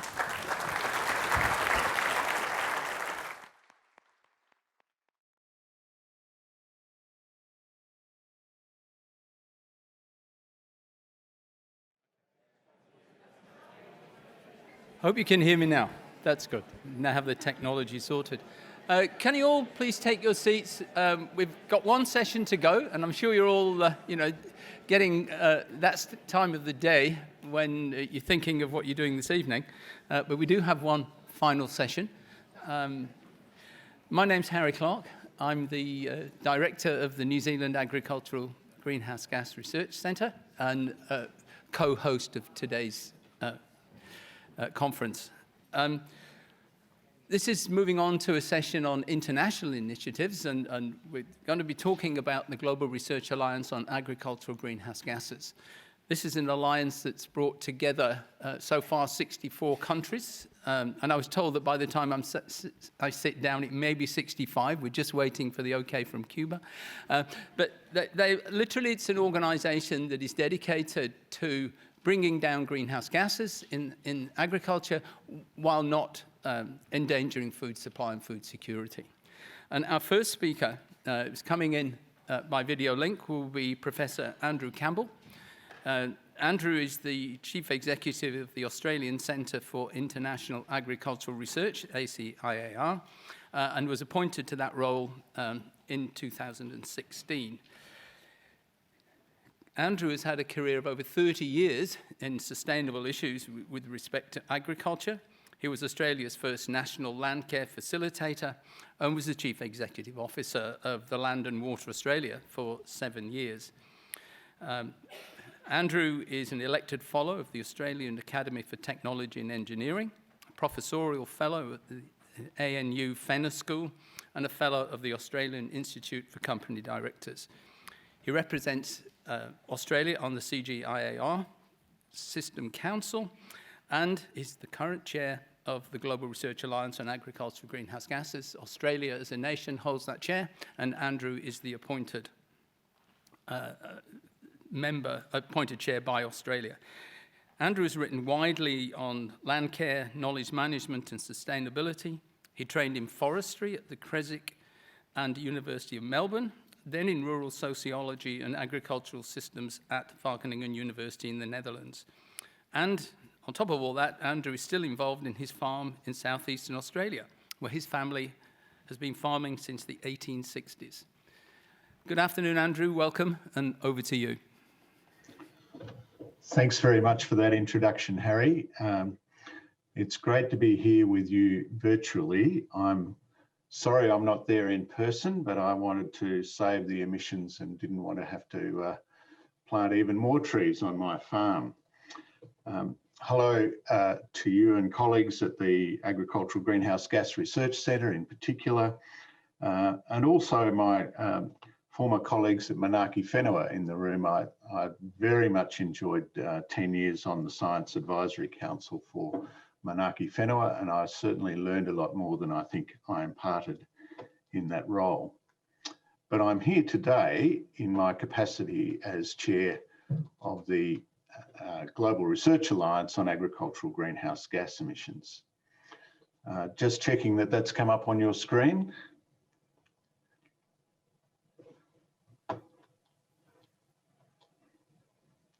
And that you can hear me okay.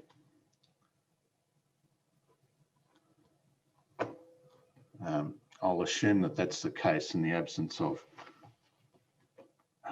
anything to the contrary. I'll change that from... Andrew. Oh, very good. And hopefully now I've got rid of presenter view. Is that right? Yeah. We're getting there. Getting there? I think it's a slow link, I think, Andrew. We just... Okay. No, I shouldn't have to share it again, surely. Resume share, right. How's that?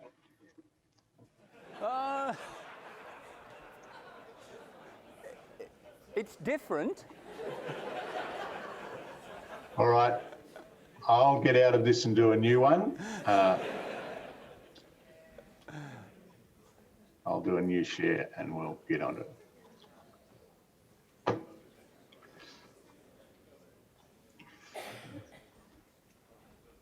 We now see you fine. Good. I shall share again and we'll see how we go this time.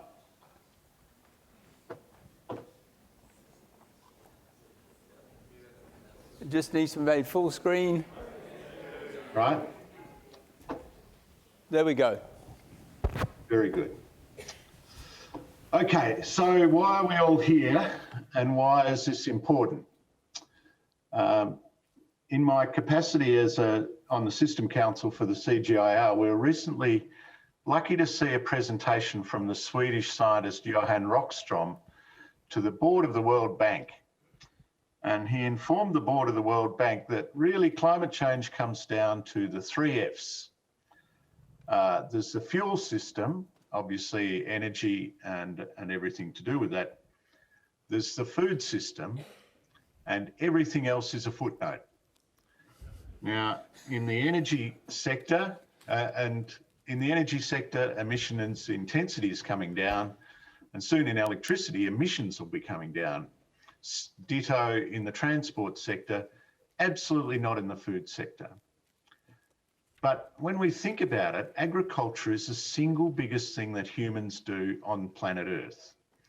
It employs the most people, uses the most water, exports the most nutrients, uses the most non-desert and ice-free land, cuts down the most trees, and is on track to be the single largest cause of greenhouse gas emissions.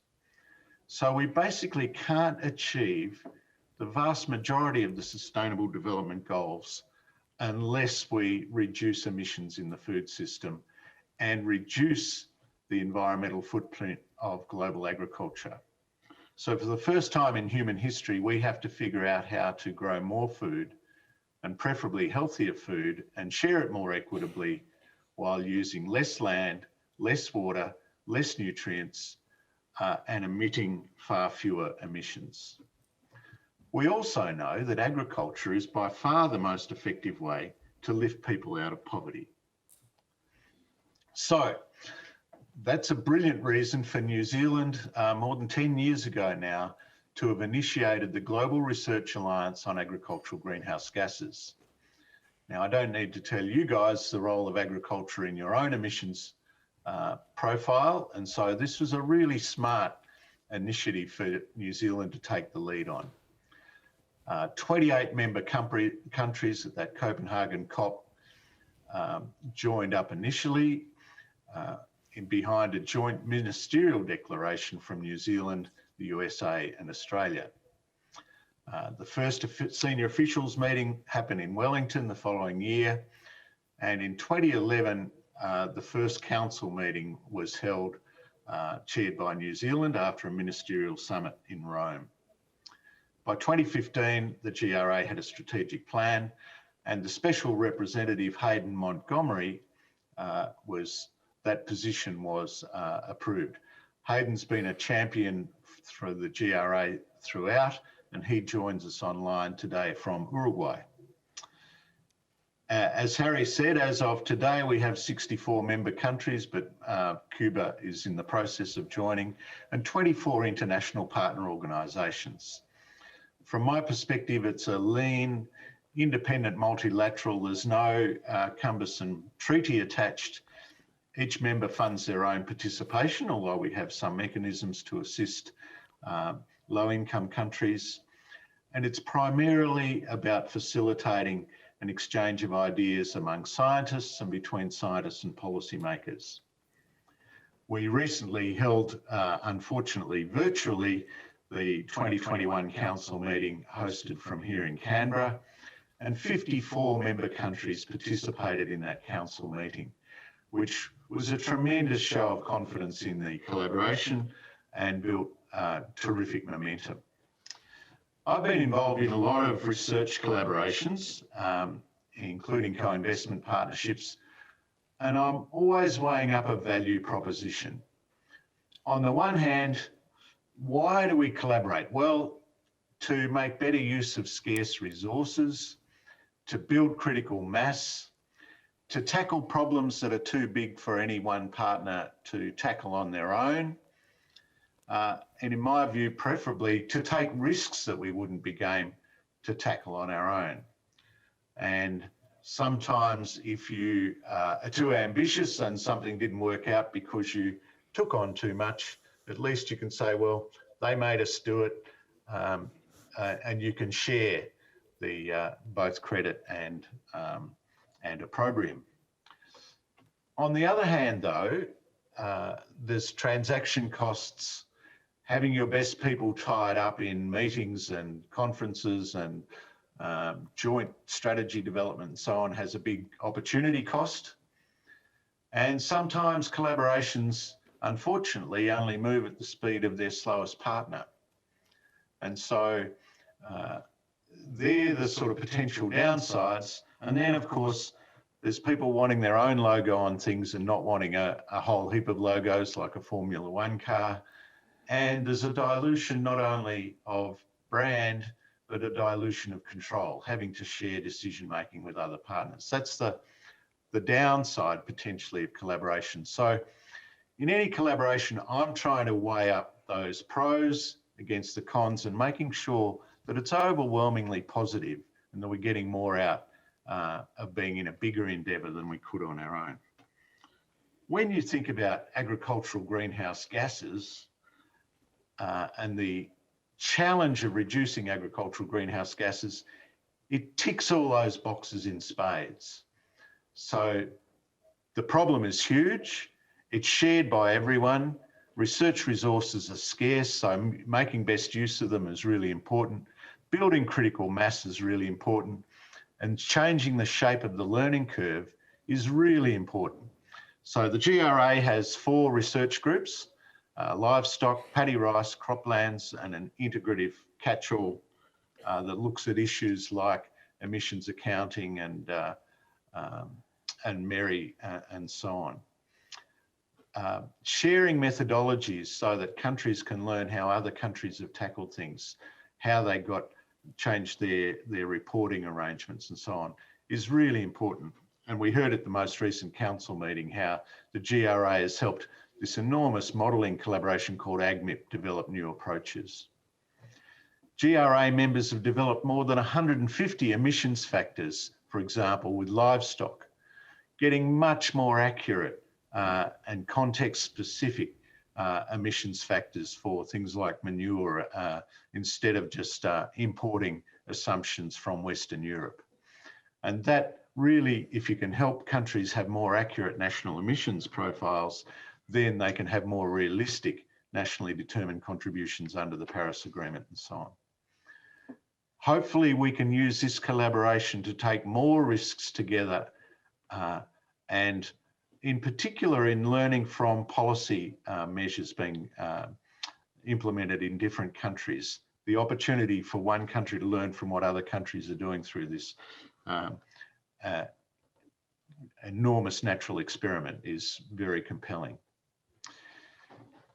But when we think about the perspective, from the perspective of low and middle income countries who may have very, in globally aggregate terms, insignificant emissions, it's really important that in reducing emissions, we look for co-benefits and do it in ways that improve agricultural productivity, improve human nutrition, better manage water, land and nutrient resources and so on.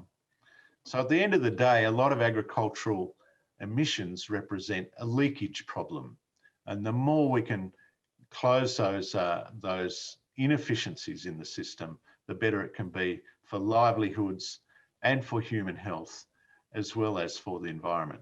So if you take a country like Fiji, it has a tiny proportion of global emissions, but nevertheless, they have an ambitious draft climate change bill.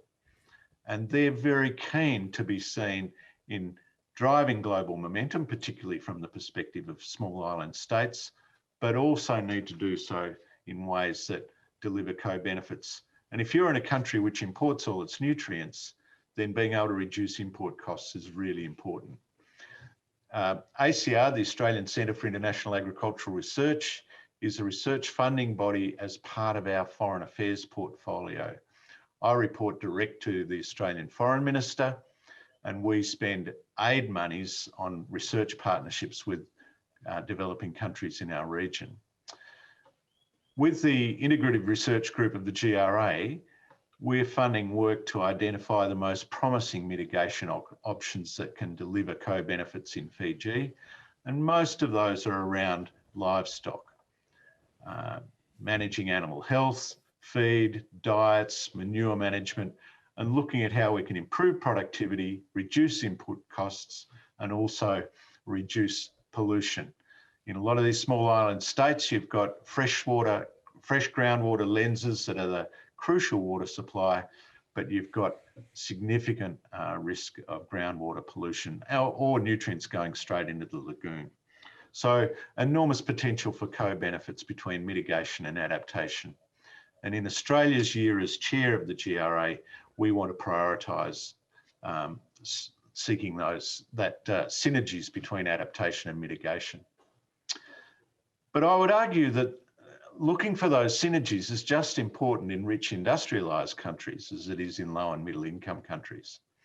So making it attractive for farmers and businesses along the value chain to reduce emissions for a broader range of co-benefits enlarges the safe space for more ambitious policy development.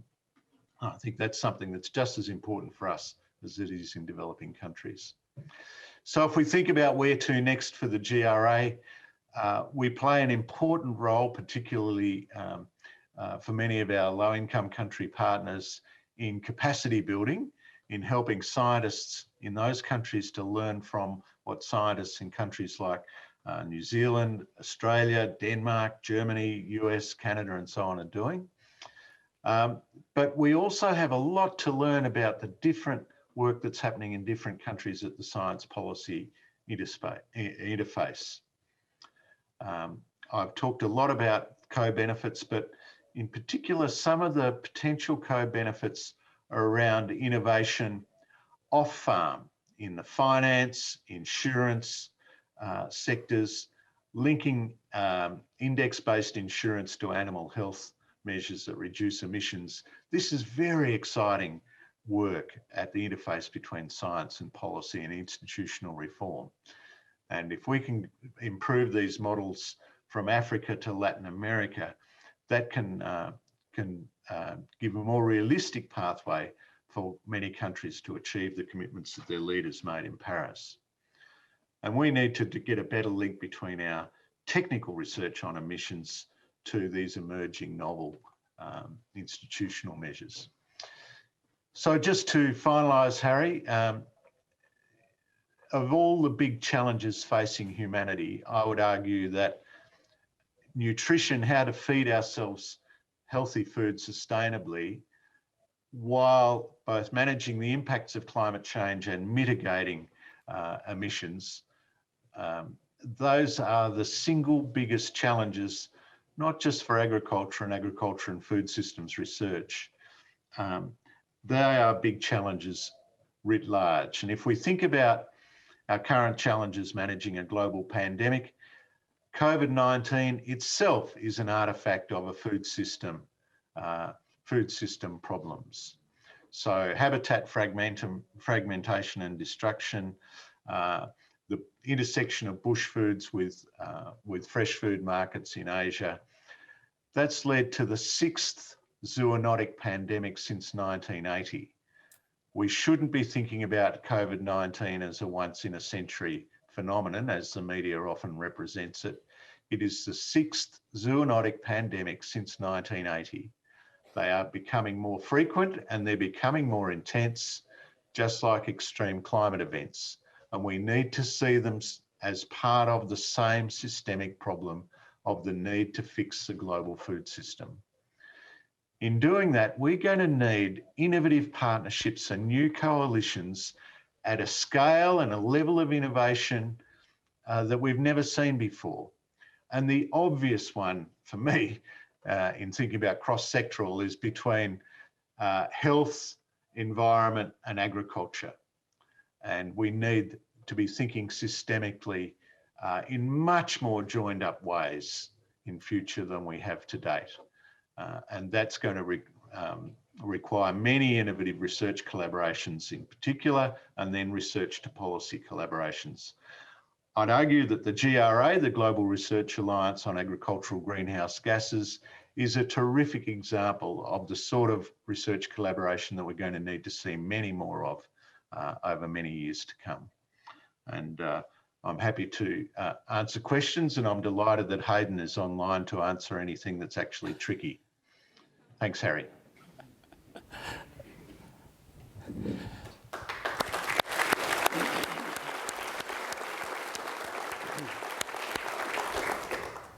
Thank you, Andrew. We will have questions both online and from the floor. The first one I will ask you is an online question. In your experience, Andrew, what are some of the core ingredients that foster international collaborative projects having tangible impacts, either locally or nationally? Well, as I said, sorry, I'm getting an echo. I'm not sure if there's anything we can do about that. First of all, the collaboration needs to have a compelling value proposition. So it needs to be something that rewards working together. And I think agricultural greenhouse gases is a terrific example of that. In my experience, it's absolutely fundamental that they're well led. You can't have these things run well if everyone's trying to do it in their spare time. So there does need to be a spider in the centre of the web, thinking about the collaboration as a whole rather than just the interests of each partner. They're successful if there's a shared idea of what the objectives are. So if everyone knows why they're in the room and knows what they're trying to achieve together, that's very helpful indeed. And it's important that the resources that are allocated are commensurate with the scale of the task. That's one of the things that I think we've yet to get right on the agricultural greenhouse gas emissions agenda, in that we're not putting anywhere near enough into it yet. I could make the same argument about agricultural research generally. But so they're some of the key ingredients: leadership, shared purpose, skilled facilitation, sufficient resources, and a very clear idea of what you're trying to achieve. Thank you. Can I have any questions from the audience?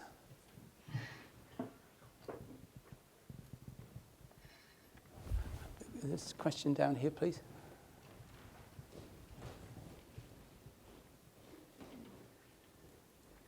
My question is, in terms of your research groups, so you've got livestock, paddy rice, croplands, and the fourth one being integrative, is this mostly focused on quantitative, natural science-based research, or are you also doing research that is more looking at the social science and the behavioral aspects of the change that is needed?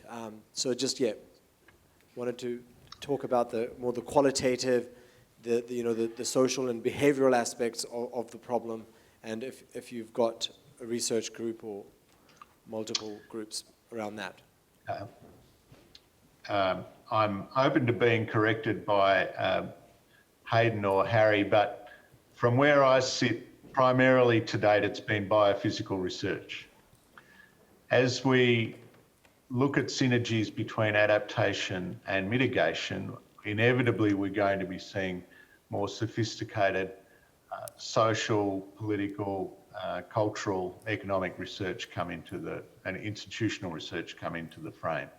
But that hasn't been dominant to date, with the possible exception of a bit of work within the integrative research group. But it's certainly an area that Australia would like to see more of during our term as chair. It's the lady the lady with the phone there.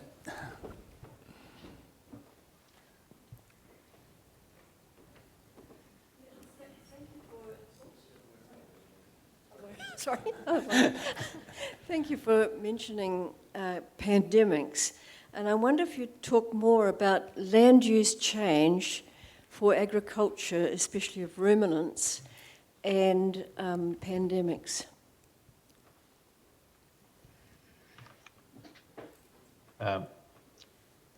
Very briefly, I'm not expert in that area, but certainly the fragmentation of habitat in Southeast Asia and the use of bush foods and their marketing through fresh food markets has increased the risk of zoonotic viruses transferring from, for example, bats to humans. I'm not sure that all of that clearing and habitat fragmentation has been for agriculture, however.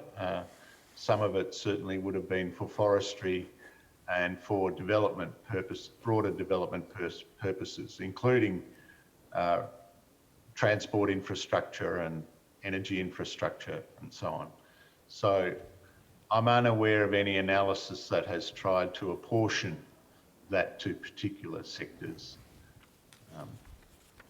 So I'm sorry I can't help you there. Do I have any other questions in the audience? Warwick at the back there.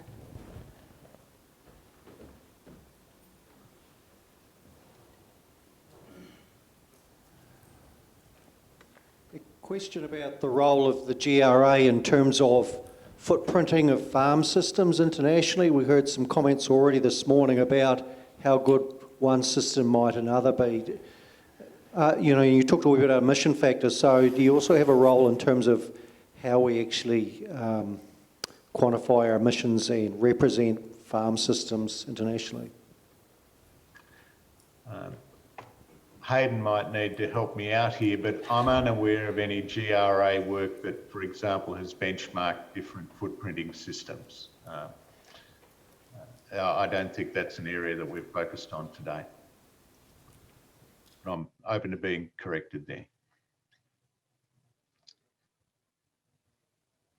In any detail by the GRA. Could I ask you a question, please, Andrew? And it really comes around to the role of livestock. You did mention that agriculture is a very effective way out of poverty. But on the other hand, we continually get opinions around that livestock is problematic because if it's high land use, it's high water use and high emissions. How do you see that tension playing out from your perspective, who's someone who's been involved internationally in sustainable development for 30 years? Thanks, Harry. I haven't been working internationally for 30 years, but until recently I had 5,000 sheep, and so I do have some skin in the game. We've got to have a much more nuanced conversation about livestock, and that's hard in the current. We haven't figured out how to have sophisticated policy conversations in the social media age yet. But it's very clear that in many of the countries in which ACIAR works, livestock are fundamentally important for livelihoods for smallholder farmers. They play a fundamental role in basic food and nutrition security, being the main form of protein consumed by humans. Using land that would otherwise not be productive, and they, in some cases, have biodiversity benefits as well. But that somehow gets all bracketed in with the worst of the Kansas feedlots and hypoxia in the Gulf of Mexico and so on. And we have to have a much more sophisticated sort of breaking down of, instead of this one word livestock, of talking about animal production systems in all their diversity, social, cultural and ecological.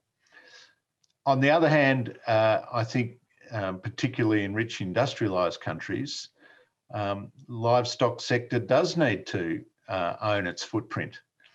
And I was tremendously encouraged when the Australian red meat sector through MLA set themselves a target of net zero by 2030.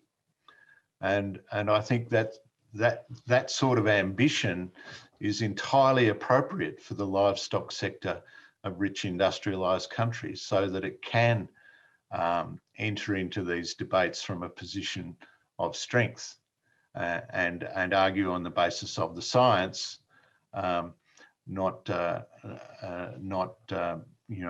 just nostalgia or some sort of subjective opinions about the merit of one production system over another.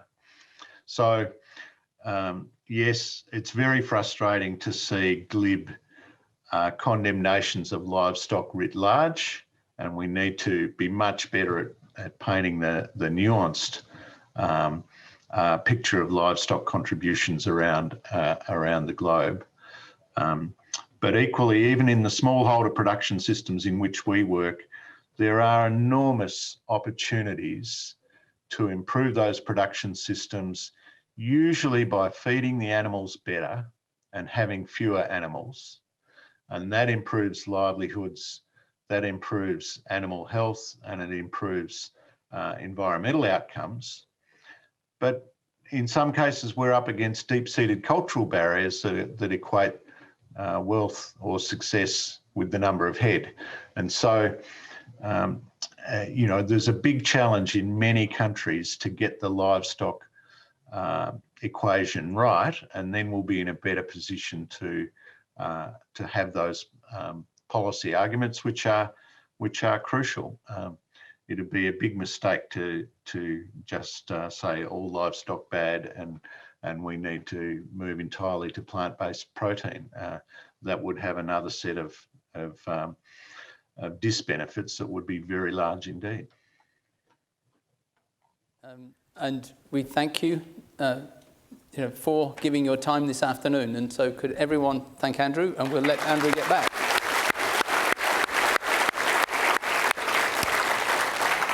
Thank you, Andrew.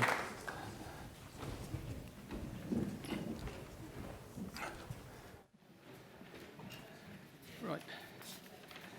And it's now my pleasure to invite Phil Holding from Ministry of Primary Industries, who is going to expand a little bit on what Andrew started with, what New Zealand's input to the Global Research Alliance is. And I was really struck by Phil's CV. It really is quite interesting. So when you actually look at his qualifications, we like eclectic backgrounds, and I thought this was wonderful. He's got a first-class master's degree in English literature, a BA in German, and a BSc in applied maths. And so you're the example of eclectic education, I think, Phil. But Phil is the Director of International Policy at the New Zealand Ministry for Primary Industries, and he's going to discuss the initiatives and activities that New Zealand undertakes to support the Global Research Alliance.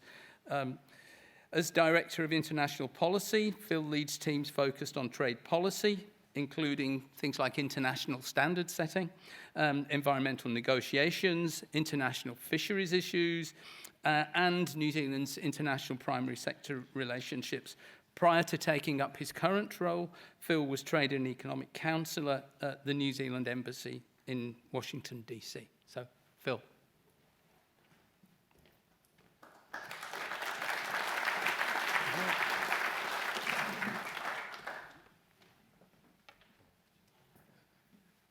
Ngā mihi nui ki a koe Harry.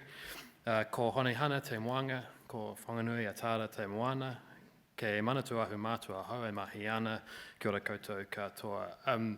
Thanks very much, Harry. Just to give a little bit more on my position as Director of International Policy, it really is a great role. I'm incredibly privileged to be in it, and some of the things that were discussed in the previous session are kind of another big part of the day job as well as the GRA. But when I think about the Global Research Alliance, I'm going to call it the GRA. It really, I've described it as kind of the jewel in the crown of our sort of agricultural diplomacy globally. It's been a huge success both in the substance and diplomatically. My sort of speaking brief was to talk about what New Zealand does to support the GRA, but I'm just going to take a slightly broader way into that and talk about what we're seeing internationally on climate change and agriculture and in the discussion on food systems, and talk a little bit about, with that, what our objectives are and then how the GRA supports New Zealand's objectives. And then I'm going to come to how New Zealand specifically supports the GRA. Before that, I'd just like to acknowledge again Harry, Sinead, Katie and others from New Zealand Agricultural Greenhouse Gas Research Centre, the New Zealand GRA team sitting in front of me, Deb, Trish, Will, and there are others, Hazel, who are here, other colleagues from MPI and other government officials, and just I noticed a few international colleagues, and I was just going to acknowledge Andrew firstly as the chair of the GRA. Terrific presentation, but the ACIAR did an excellent job of hosting the GRA Council virtually in March. It was a particularly kind of challenging thing to just be sort of 2 months in advance of the bubble opening, so we got to see all these great videos of Australian agriculture and farming that from our bedrooms. So that was a bit frustrating, but the Australians did a terrific job, and we really value their input and their support.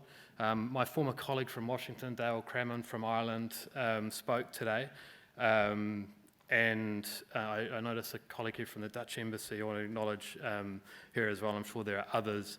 One of the things that we've really been focused on at MPI and the international space has been moving a little bit beyond just showing up to negotiate things. We're really good at defending our own interests, especially economic interests, and we've made a really deliberate choice to build on our collaboration internationally, and this is an obvious space where New Zealand faces enormous challenges, but we face them alongside our friends and partners internationally. As Andrew said, that nice phrase in his presentation about mutual capacity building, and one of the key things for New Zealand is not to be so arrogant as to assume that we will have all the answers on our own, and there's a lot to gain from that international engagement.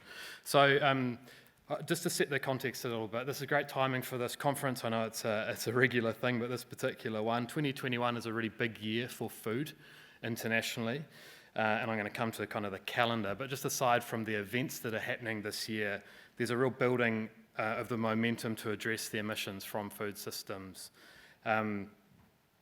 As I say, this is a huge challenge. You think about how big it is for New Zealand, with sort of 10 to 20,000 farms, perhaps a few more than that, depending on how we play it.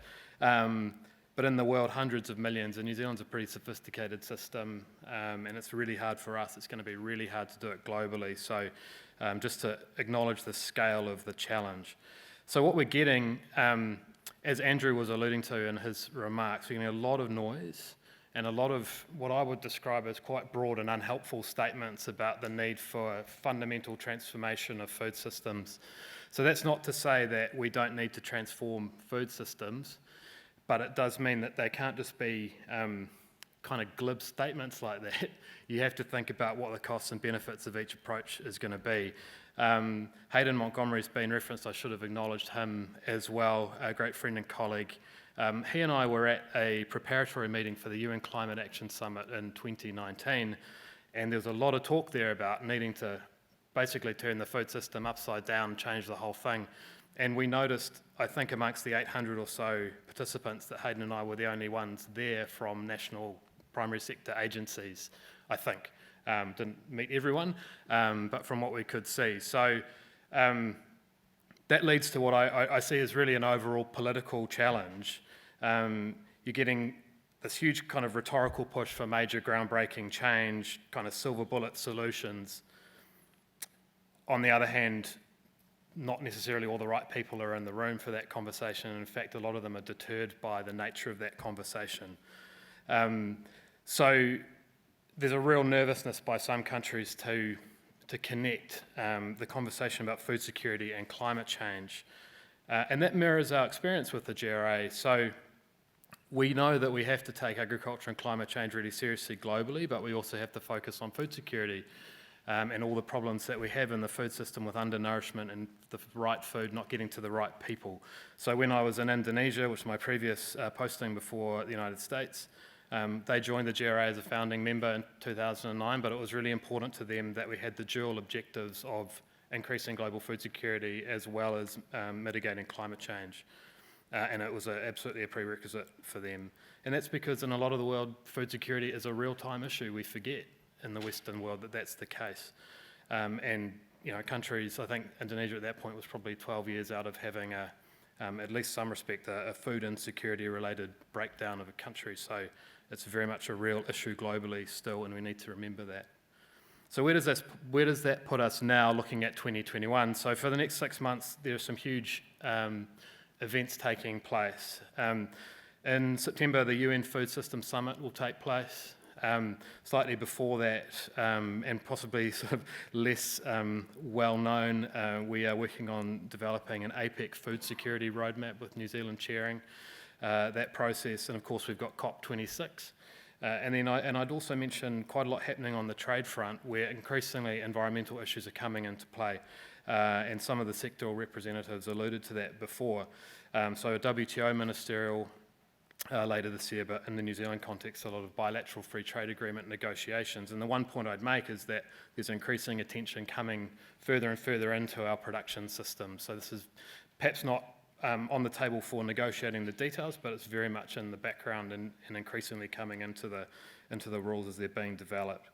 So where does this put New Zealand's objectives? For us, we're working hard to see commitments to action across the world to lower emissions from food systems, and we think it's really possible to achieve that. And there's a couple of key initiatives I'm not going to go into, because I think my dad once told me don't stand between people and drink, speaking. But there's some really key initiatives coming from the UK has a sustainable agricultural initiative going into COP26. You may have seen recently the United States and the UAE have launched an agricultural innovation mission on climate. So there's a lot starting to really happen in the world, and the GRA is a really key way for us to get into those initiatives and be at the table. So if I can sort of summarise the context, we think there's real achievable benefits out there, but this global conversation needs less ideology, less kind of marketing and less punitive thinking, and more evidence, data and collaboration and good faith, and the GRA is a key mechanism for that. And I really like Andrew's point about needing a more nuanced and sophisticated conversation on these issues. So for New Zealand, we're really focused on the data and evidence piece, and the GRA is a huge contributor for us in that. So one of the key initiatives we have is to build and improve inventories in developing countries, so food systems inventories. And the reason we're so focused on that, and we're pushing it into the UN Food Systems Summit as an initiative we hope other donors will join, and we have a program through Southeast Asia and some parts of East Africa, which Harry and his colleagues are helping us with, is that once you know where your emissions are coming from, you can mitigate them. You can't mitigate them if you don't measure them. So we're working quite hard on that. And I'd also just say that the other contribution the GRA makes, of course, is into the problem domestically by providing tools and research, and also building key collaborative relationships and enabling us to bring those international relationships to help us here as well. So how does New Zealand support the GRA? First of all, financially, in Budget 2020, the government committed $34 million over the next 4 or 5 years to maintain New Zealand's position, and we focus that investment in 3 areas. First of all, leadership of the GRA, capacity building, and research. And I'd like to just briefly touch on all 3 of those things. Firstly, on leadership, we run the GRA Secretariat, we hold the alliance together. I just note that we've seen a bit of an expansion in the Secretariat, so we now have contributions from Uruguay and Germany. I'd like to say that the sun never sets on the GRA Secretariat. But that is a vital service, and what it's allowing the GRA to do is link into a whole bunch of other international processes. Obviously, on the substance, that helps us make the most of scarce research resources, as Andrew pointed to, but also builds those relationships, and it builds other countries' support and investment in the GRA itself. And I acknowledge Australia for its chairmanship this year, its chairing rather, and Chile taking over next year. And we've had, I guess we must be up to 10 or 11 chairs now. So it's a great way in for New Zealand to build those relationships too, and our investment in running the alliance helps us do that. Secondly, in capacity building, as I said, we think there are lots of things that can be done to reduce emissions in food systems, but we think we have an obligation to help. And so there are lots of kind of activities that go on. We run farmer study tours virtually these days, attached to APEC in some cases, but there are some really major initiatives too. So the GRA has supported 157 PhD scholarships in a program called Cliff Grads, which is endorsed or partnered now with CCAFS and the Intergovernmental Panel on Climate Change. We have 22 master's students now in Africa under an agreement with the RU Forum, which is an institute in Africa, and that's the first year of that program. So we're building a whole cohort of researchers in developing countries who are, and across the world in fact, who are focusing on this area. We have the program in Southeast Asia and East Africa that I mentioned, and that's helping those countries build their ability to measure their inventories and build their inventories and measure their emissions. We've just started this year an Indigenous Science Network to build Indigenous scientist capacity, and our first partner in that is Samoa, and we're working with other GRA partners to expand that. And finally, we'd like to think we're building capacity in the New Zealand science community to engage internationally and create some of those connections to enhance the work there. Finally, on research, I'm not going to go into huge detail, not with Harry sitting there, not with my eclectic but entirely unqualified academic background. But there are some, I mean, the key thing I'd focus on is the collaboration and the impact that New Zealand can get out of that. Just financially, the ability to leverage our investment into and to be able to build more support and bigger and better projects. But I'd make the point that, you know, we're really clear there's no silver bullet here. We have to be looking at everything, and we're expecting, you know, that 10% target or that 24 to 47% target we think is much more likely. It feels like, to me, I say unqualified, to come in 1 or 2% chunks, not 10 or 15%. So the more we're doing, having that global collaboration allows us to be in lots of different parts and looking at lots of different solutions. So to summarise, we see the GRA really as a very much a key tool for New Zealand to achieve both our domestic and our international targets. It keeps us at the table and very much in the conversation, and it's got a key diplomatic benefit. And I'll just leave, I think, just by endorsing Andrew's words about the GRA being a practical multilateral whose time has come. It really does feel like that. So thank you very much again, Harry, and thank you for sitting with me till the end of a long day. Cheers.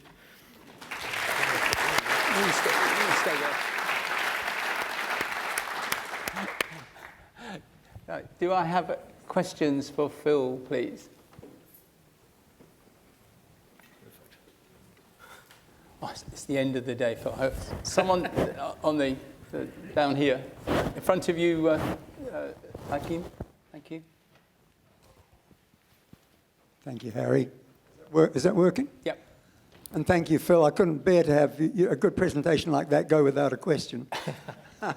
In Project Drawdown, which many people will know, it ranks 100 climate strategies that together have the potential to actually reduce the carbon dioxide content or carbon equivalent. And numbers 3 and 4, the third and fourth most potent ones, both relate to food. The third most one is reduce food waste. And then the fourth one is eat a plant-rich diet, not a plant-exclusive diet, but plant-rich. In food waste, as my understanding, the primary sources of waste are in the developing world that they have trouble storing food. And in the developed world, we're just so damn selective about what we eat and what we throw away. I'd be interested in your comments, particularly in how the developing world might be grappling with that problem and how the Research Alliance can contribute there. Thank you. Yeah, great question. And I think, gee, where to start? To start sort of slightly philosophically, I think one of the things that the GRA research has shown that we see in our practical kind of engagement across the world is that one of the best things you can do for the environment is do agriculture well, right? So in the case that you're talking about in terms of food loss is have a good supply chain, have a good cold storage and everything else, so you're not losing food between harvest and market. In terms of food waste, firstly, yeah, it's very much a global focus. It's a big focus of APEC this year, and it's something that, and our Minister is encouraging us to be very ambitious on that. There is a global target to reduce food loss and waste by 50% by 2030, I think is the SDG. As to how the GRA is acting on that, we do have some projects that we're embarking on, quite small scale, but this is the great thing for us is to have that ability to jump into something. So I know we've got a project starting, and I'm not sure how sensitive it is, but in a, it's just gone out publicly, and I don't know if Chanjeev is probably online, but there's a project in Sri Lanka that we're contributing to that helps. So yeah, I agree with you. It seems like low-hanging fruit, as it were, but it feels like what you can do best is have a really good supply chain that. One of the other things I would say, if I can go on a bit of a hobby horse, is not subsidising overproduction would be good too. And so we've seen a lot of that in different parts of the world. And I think, just if I can, just quickly, sorry, Harry, my team will tell you I'm prone to rabbit holes. But the British Sustainable Agriculture Initiative talks about repurposing subsidies. So I think some of the information they presented is 75% of subsidies go straight to producers. And they have a thing about not lowering the overall amount of subsidy, but repurposing that into climate or friendly or environmentally friendly things. What we have found in New Zealand, I think, is that just reducing subsidies in and of itself has an environmental benefit. And that's something we have to keep reminding some of our colleagues internationally. And so that is one way I think the trade and environmental debates may start to come together, and we'd be very interested to see that happen.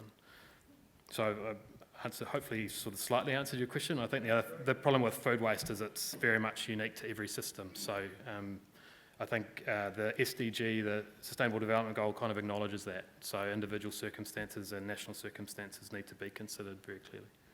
Could I actually give a supplementary answer as well, Phil, is that one of the GRA member countries, the Netherlands, has actually started an initiative through the Global Research Alliance on Circular Food Systems. So that will be included in that initiative from one of our members, which is only just getting off the ground, and they are funding that initiative. So it is being addressed through a new grouping. So we have the 4 research groups at the moment, but there's a separate initiative just about to start on circular food systems. Hopefully that will be a big issue around waste, etc. Phil, I have another question here online. Regenerative agriculture only uses on-site research specific to the immediate territory. Is that why it is being ignored?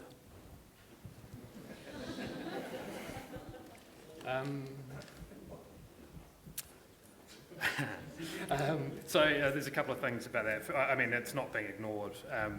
And so there's been most recently a really big effort, led out of MPI to, don't want to mischaracterise the work, but essentially bring a whole group of New Zealanders together and sort of define what regenerative agriculture means for New Zealand. Depending on who you talk to, people will say regenerative agriculture is kind of what we do in New Zealand already, and it's rotational grazing and things like that. I will refrain from having a view. I think what is really interesting about the question, though, is these big terms. So if it's not regenerative agriculture, it's circular agriculture, or it's agroecology, or whatever it is. And there's lots of different ways of kind of saying some of this stuff, which is why we keep focusing on data and evidence and trying to elaborate what the trade-offs are within all of these things. So definitions are kind of a key thing that we have to consider all the time when we're looking internationally. Lots of new ideas coming in, and you keep trying to figure out what is it that you actually mean by this thing. And so, my view is that we just need to be really clear on where we're going and be sure what the evidence is for that and push on. The terms will be there. There'll be another one soon. I don't know what it'll be. We have to just be clear where we're going and get there. Thank you, Phil. I'd just like to thank you on behalf of the audience. Thank you, Phil. Now, Phil talked about the unenviable job of keeping you away from drinks, and I've got the unenviable job of trying to summarise the day in 5 minutes. Well, a couple of things. First, thank you all for staying to the bitter end. And secondly, thanks for most of you to staying awake. There were a couple of exceptions, which I was watching and names are noted. But we have had a very broad day, and starting off with Minister Shaw, who we all really would like him to say, well, what's the government policy? But he only received the Climate Change Commission's report yesterday, so he really wasn't at liberty to say anything. But I think he did bring a positive message that there are things that can be done. The agriculture sector should be on track to meet its short-term goal. It will be more challenging in the long term. And I think it was a very interesting contrast to Minister Eustice from the UK. similar kind of approaches, but we didn't have anything about pricing mechanisms. What we had a lot was the subsidy mechanisms. What are we going to do to pay farmers to look after the environment? And a very, very different perspective, although the challenges perhaps of a smaller scale in the UK, but being addressed in a broad way, but very little emphasis on pricing, a lot of emphasis on subsidy. And I think then we had the dose of reality from Mark Howden.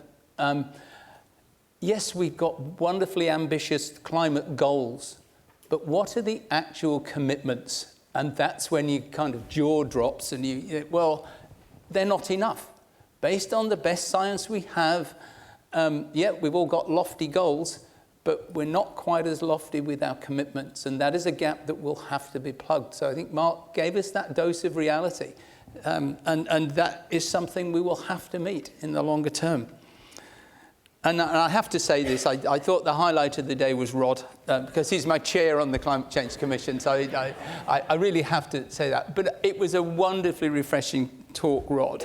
And I think you did bring that economic, that commercial perspective and said, we can't opt out of this. It isn't a case of special pleading, and self-serving justifications as to why we are so special, we can't do anything.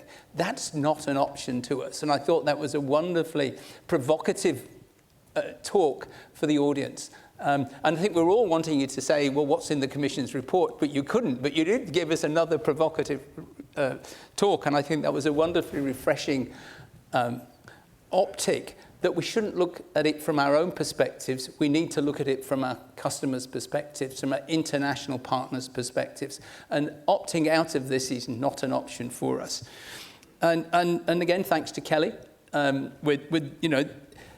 Ekanoa is this new game in town. It's very innovative. We all hope it's going to work. And it was great to get an update on where you're going. We'd have all liked a bit more information, as you kept saying. We'll tell you in 6 months. So next time we have a conference, you'll be back in front of us to tell us what you really have done. And we look forward to that.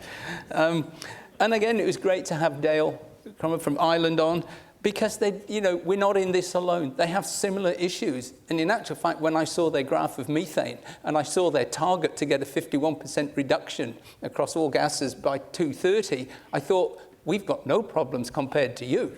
And they've, a third of their emissions come from agriculture. And they've got a massive EU target. And they have got to figure out how they can manage their agricultural emissions within that broader target.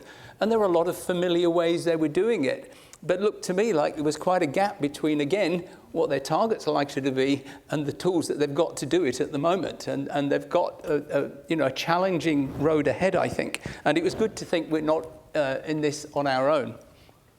And we wondered how to do something different. And so to get the market perspectives of Fonterra, the meat industry, and very refreshing from Zespri, who you think, well, Zespri doesn't have much of an issue with greenhouse gas emissions, a bit of nitrogen, it's neither here nor there. But ultimately, they're driven by the same drivers. Customer is king, and I love the phrase that Rachel said, value to be gained and value at risk. And that's how it was being looked at by all of the industries, that ultimately, it's consumer-led, it's market-driven, and that there is market pressure. Yes, there might not be a premium yet, but that doesn't mean you're not going to be excused from taking action, because your market's going to make you take action. And that was coming across at perhaps varying degrees, but it was something, again, re-emphasising what Rod said this morning. This is not something we can opt out of. We have to take the initiative here. That phrase around avoiding things being done to us, we have to take the initiative. And then just on the last two, more on the research side. But I thought both speakers then came across with that nuanced debate. How can, and this is very much a heartfelt one from New Zealand, livestock agriculture, what is its place? What's its place in economies, food security, etc., livelihoods? We can't just boil this down to a very simple debate on Twitter around calories, etc. This is a nuanced debate about livelihoods, the global food system, and we need to have a mature debate between science, policy, industry, if we are going to meet the greenhouse gas challenge, but do it in a way that we don't exacerbate existing inequities. And so I'd like to thank all the speakers. I thought it was a wonderfully diverse day, and again, looking forward to the same tomorrow when it will be more science-based, but we do have a broad base of speakers tomorrow. So I would just like to end the day by thanking all the speakers and thanking the audience, and we'll enjoy your drinks tonight, enjoy the dinner, and we'll see you all tomorrow morning.